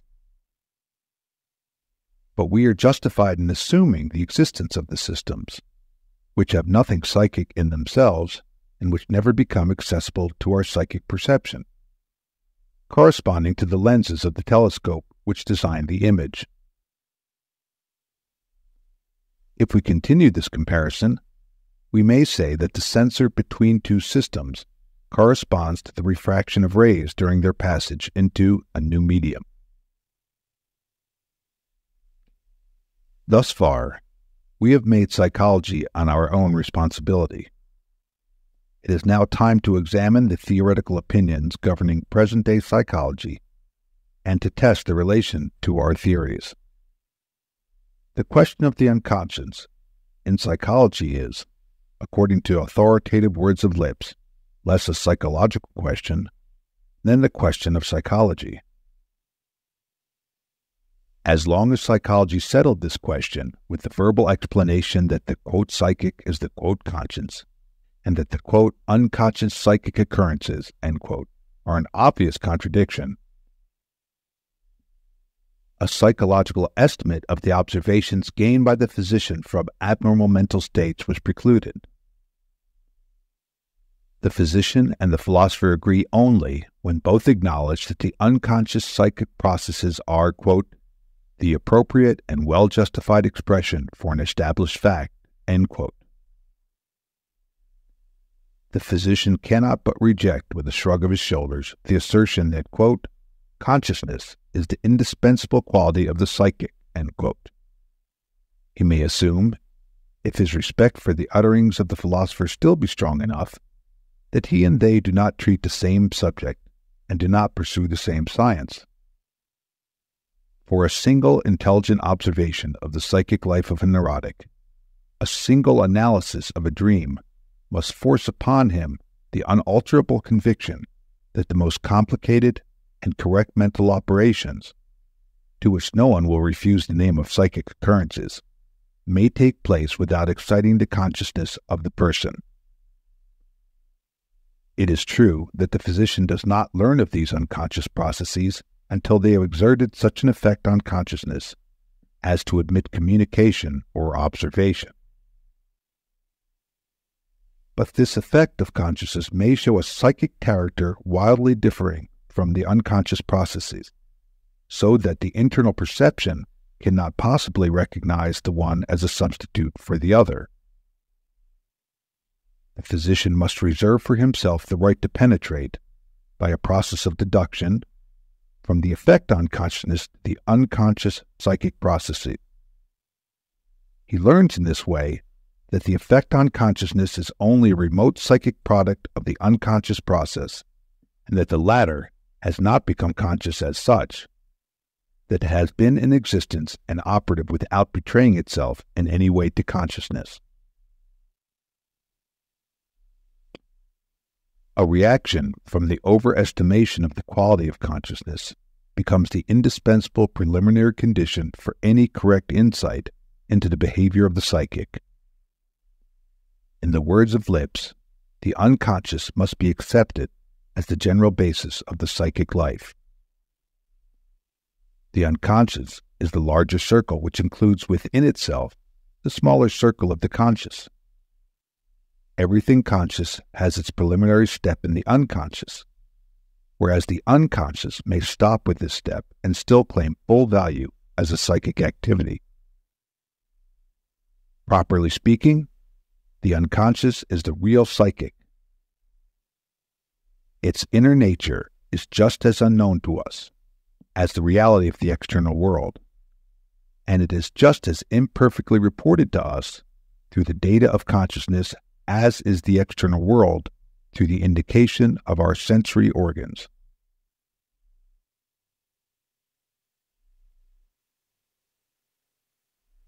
A series of dream problems which have intensely occupied older authors will be laid aside when the old opposition between conscious life and dream life is abandoned, and the unconscious psychic assigned to its proper place. Thus, many of the activities whose performances in the dream have excited our admiration are now no longer to be attributed to the dream, but to unconscious thinking, which is also active during the day. If, according to Schneerer, the dream seems to play with a symboling representation of the body, we know that this is the work of certain unconscious fantasies, which have probably given in to sexual emotions, and that these fantasies come to expression not only in dreams, but also in hysterical phobias and in other symptoms.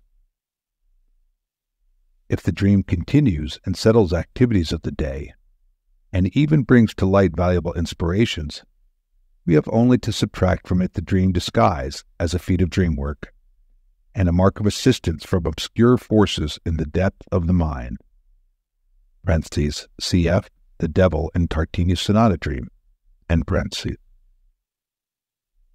The intellectual task, as such, must be attributed to the same psychic forces which perform all such tasks during the day.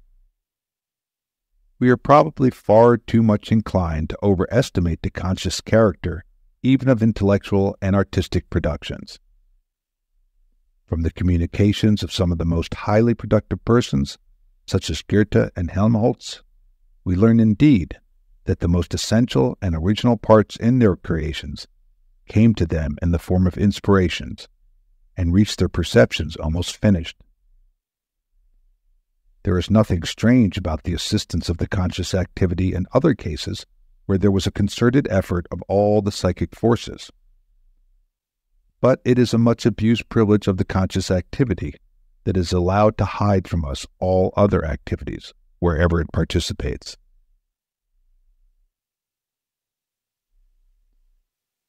It will hardly be worthwhile to take up the historical significance of dreams as a special subject, where, for instance, a chieftain has been urged through a dream to engage in a bold undertaking, the success of which has had the effect of changing history.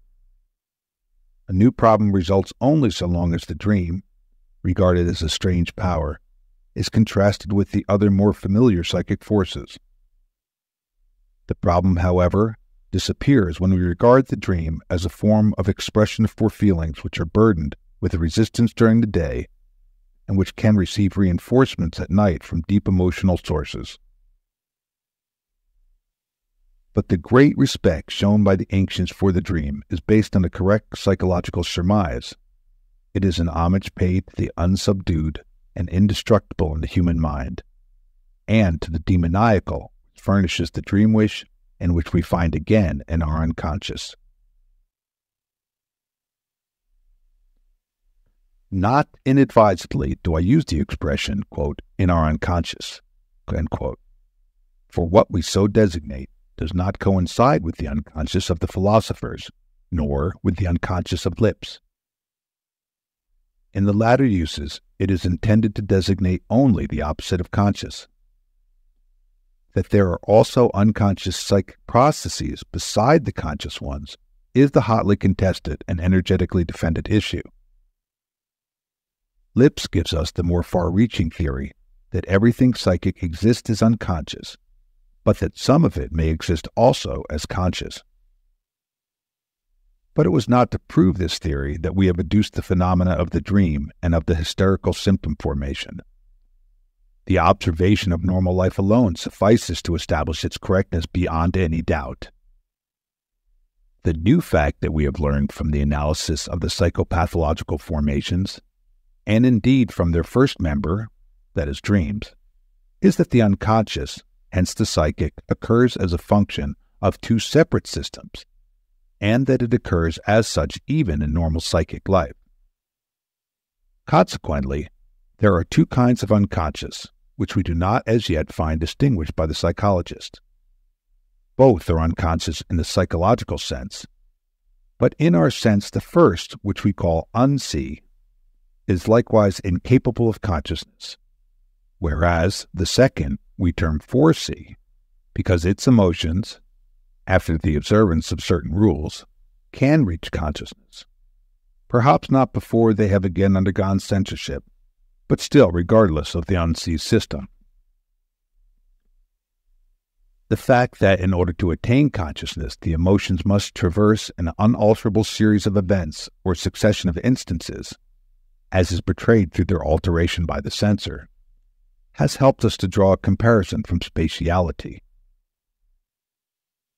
We describe the relations of the two systems to each other and to consciousness by saying that the system foresee is like a screen between the system unsee and consciousness. The system foresee not only bars access to consciousness, but also controls the entrance to voluntary motility and is capable of sending out a sum of mobile energy, a portion of which is familiar to us as attention. We must also steer clear of the distinctions superconscious and subconscious, which have found so much favor in the more recent literature on the psychoneuroses. For just such a distinction seems to emphasize the equivalence of the psychic and the conscious.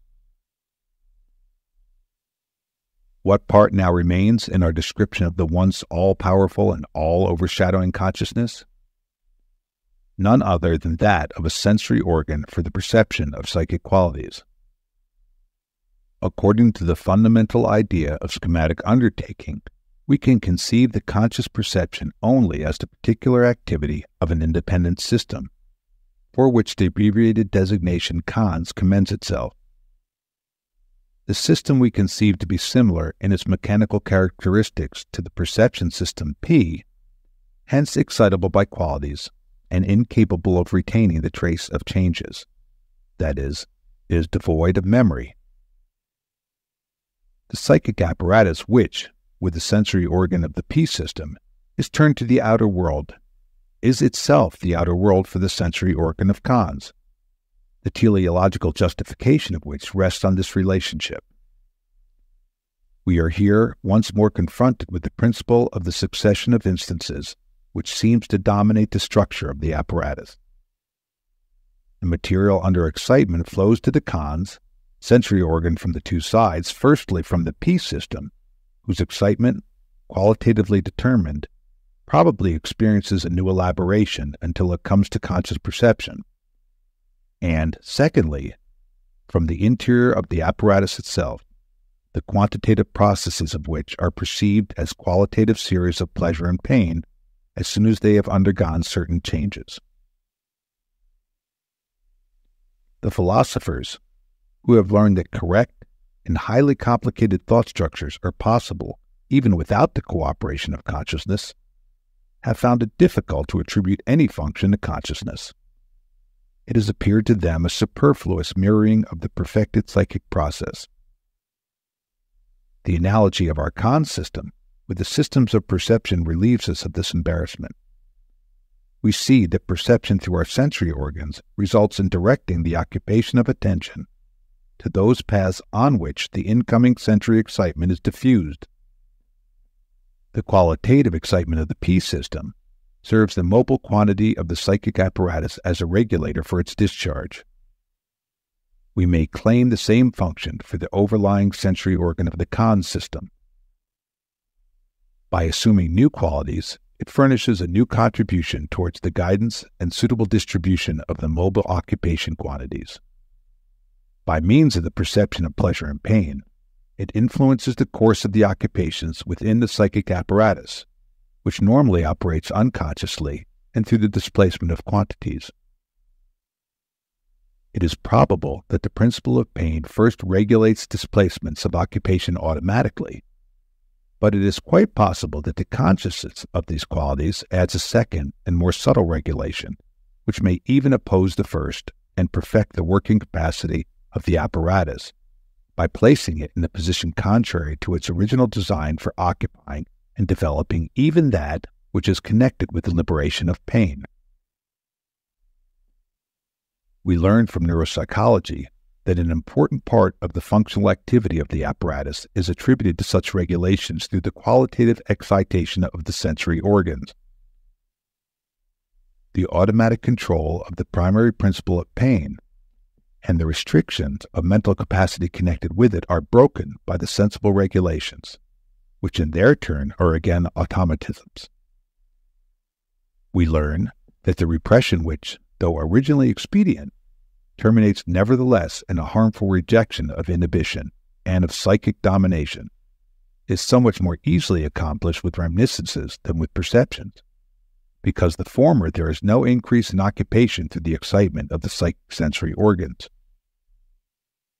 When an idea to be rejected has once failed to become conscious because it has succumbed to repression, it can be repressed on other occasions only because it has been withdrawn from conscious perception on other grounds. These are hints employed by therapy in order to bring about a retrogression of accomplished repressions.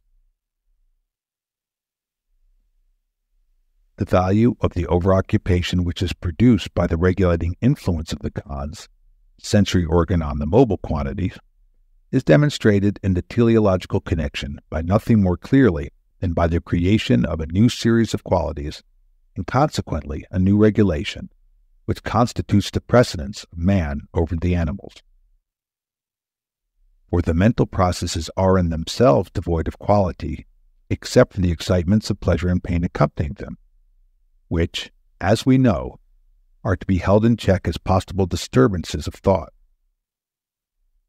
In order to endow them with a quality, they are associated in man with verbal memories, the qualitative remnants of which suffice to draw upon them the attention of consciousness, which in turn endows thought with a new mobile energy.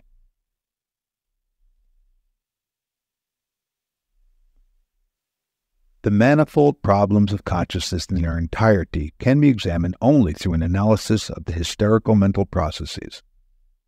From this analysis, we receive the impression that the transition from the foreconscious to the occupation of consciousness is also connected with a censorship similar to the one between the unsee and the foresee. This censorship, too, begins to act only with the reaching of a certain quantitative degree, so that few intense thought formations escape it. Every possible case of detention from consciousness, as well as of a penetration to consciousness, under restriction is found included within the picture of the psychoneurotic phenomena. Every case points to the intimate and twofold connection between the censor and consciousness.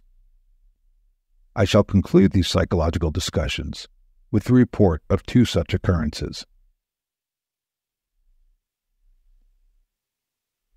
On the occasion of a consultation a few years ago, the subject was an intelligent and innocent-looking girl. Her attire was strange. Whereas a woman's garb is usually groomed to the last fold, she had one of her stockings hanging down and two of her waist buttons opened. She complained of pains in one of her legs and exposed her leg unrequested. Her chief complaint, however, was in her own words as follows. She had a feeling in her body as if something was stuck into it, which moved to and fro and made her tremble through and through. This sometimes made her whole body stiff.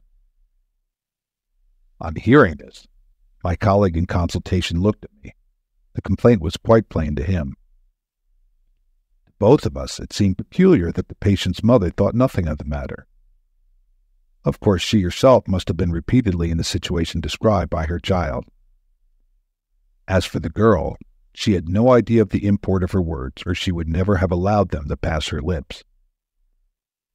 Here the censor had been deceived so successfully that under the mask of an innocent complaint, a fantasy was admitted to consciousness which otherwise would have remained in the foreconscious. Another example. I began the psychoanalytic treatment of a boy of 14 years who was suffering from tic convulsif, hysterical vomiting, headache, etc., by assuring him that, after closing his eyes, he would see pictures or have ideas, which I requested him to communicate to me. He answered by describing pictures. The last impression he had received before coming to me was visually revived in his memory. He had played a game of checkers with his uncle, and now saw the checkerboard before him. He commented on various positions that were favorable or unfavorable, on the moves that were not safe to make. He then saw a dagger lying on the checkerboard, an object belonging to his father, but transferred to the checkerboard by his fantasy. Then a sickle was lying on the board.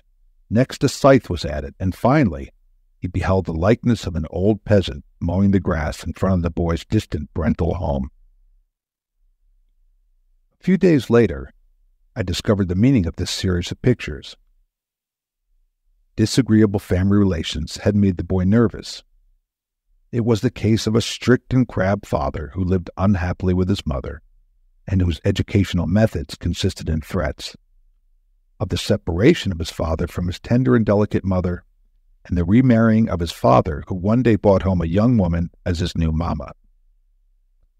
The illness of the 14-year-old boy broke out a few days later. It was the suppressed anger against his father that had composed these pictures into intelligible illusions. The material was furnished by a reminiscence from mythology. The sickle was the one with which Zeus castrated his father. The scythe and the likeness of the peasant represented Kronos, the violent old man who eats his children, and upon whom Zeus wreaks vengeance in so unfilial a manner. The marriage of the father gave the boy an opportunity to return the reproaches and threats of his father, which had previously been made because the child played with his genitals, (the checkerboard, the prohibited moves, the dagger with which a person may be killed),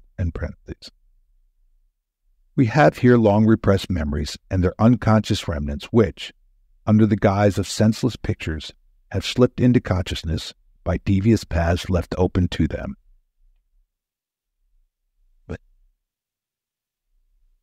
I should then expect to find the theoretical value of the study of dreams in its contributions to psychological knowledge and in its preparation for an understanding of neuroses.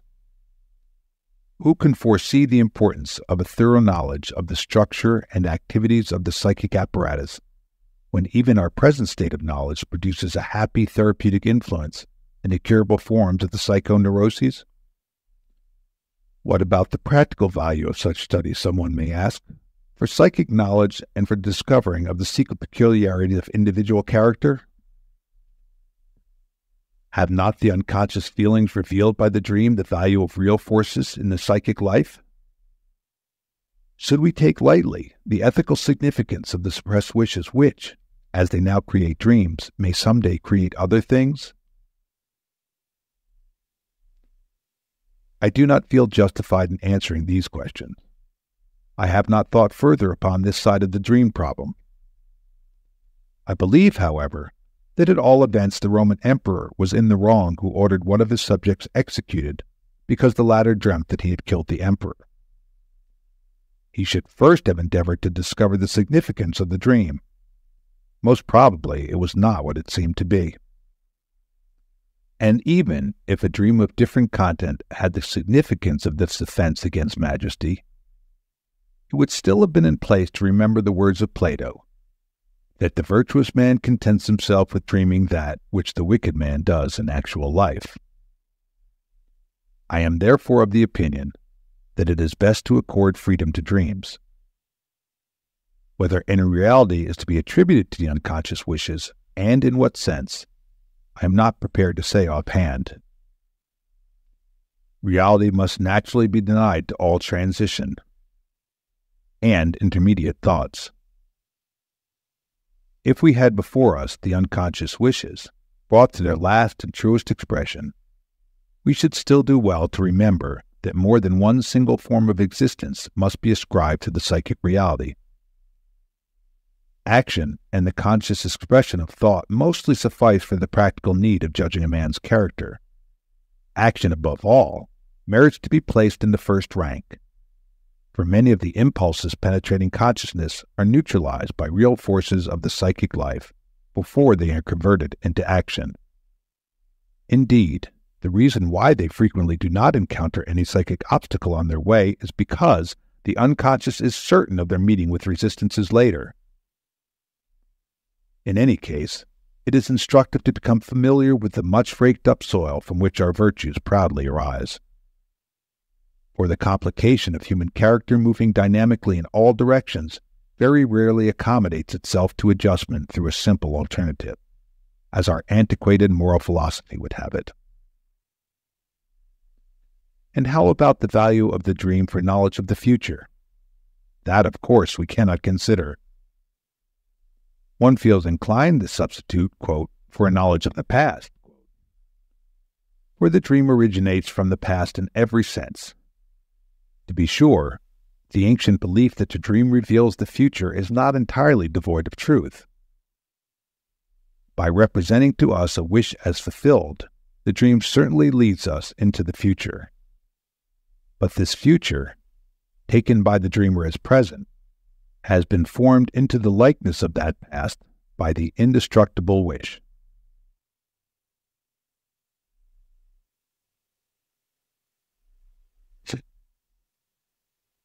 End of Chapter 9, The Unconscious and Consciousness, Reality. End of Dream Psychology by Sigmund Freud, translated by M.D. Eder.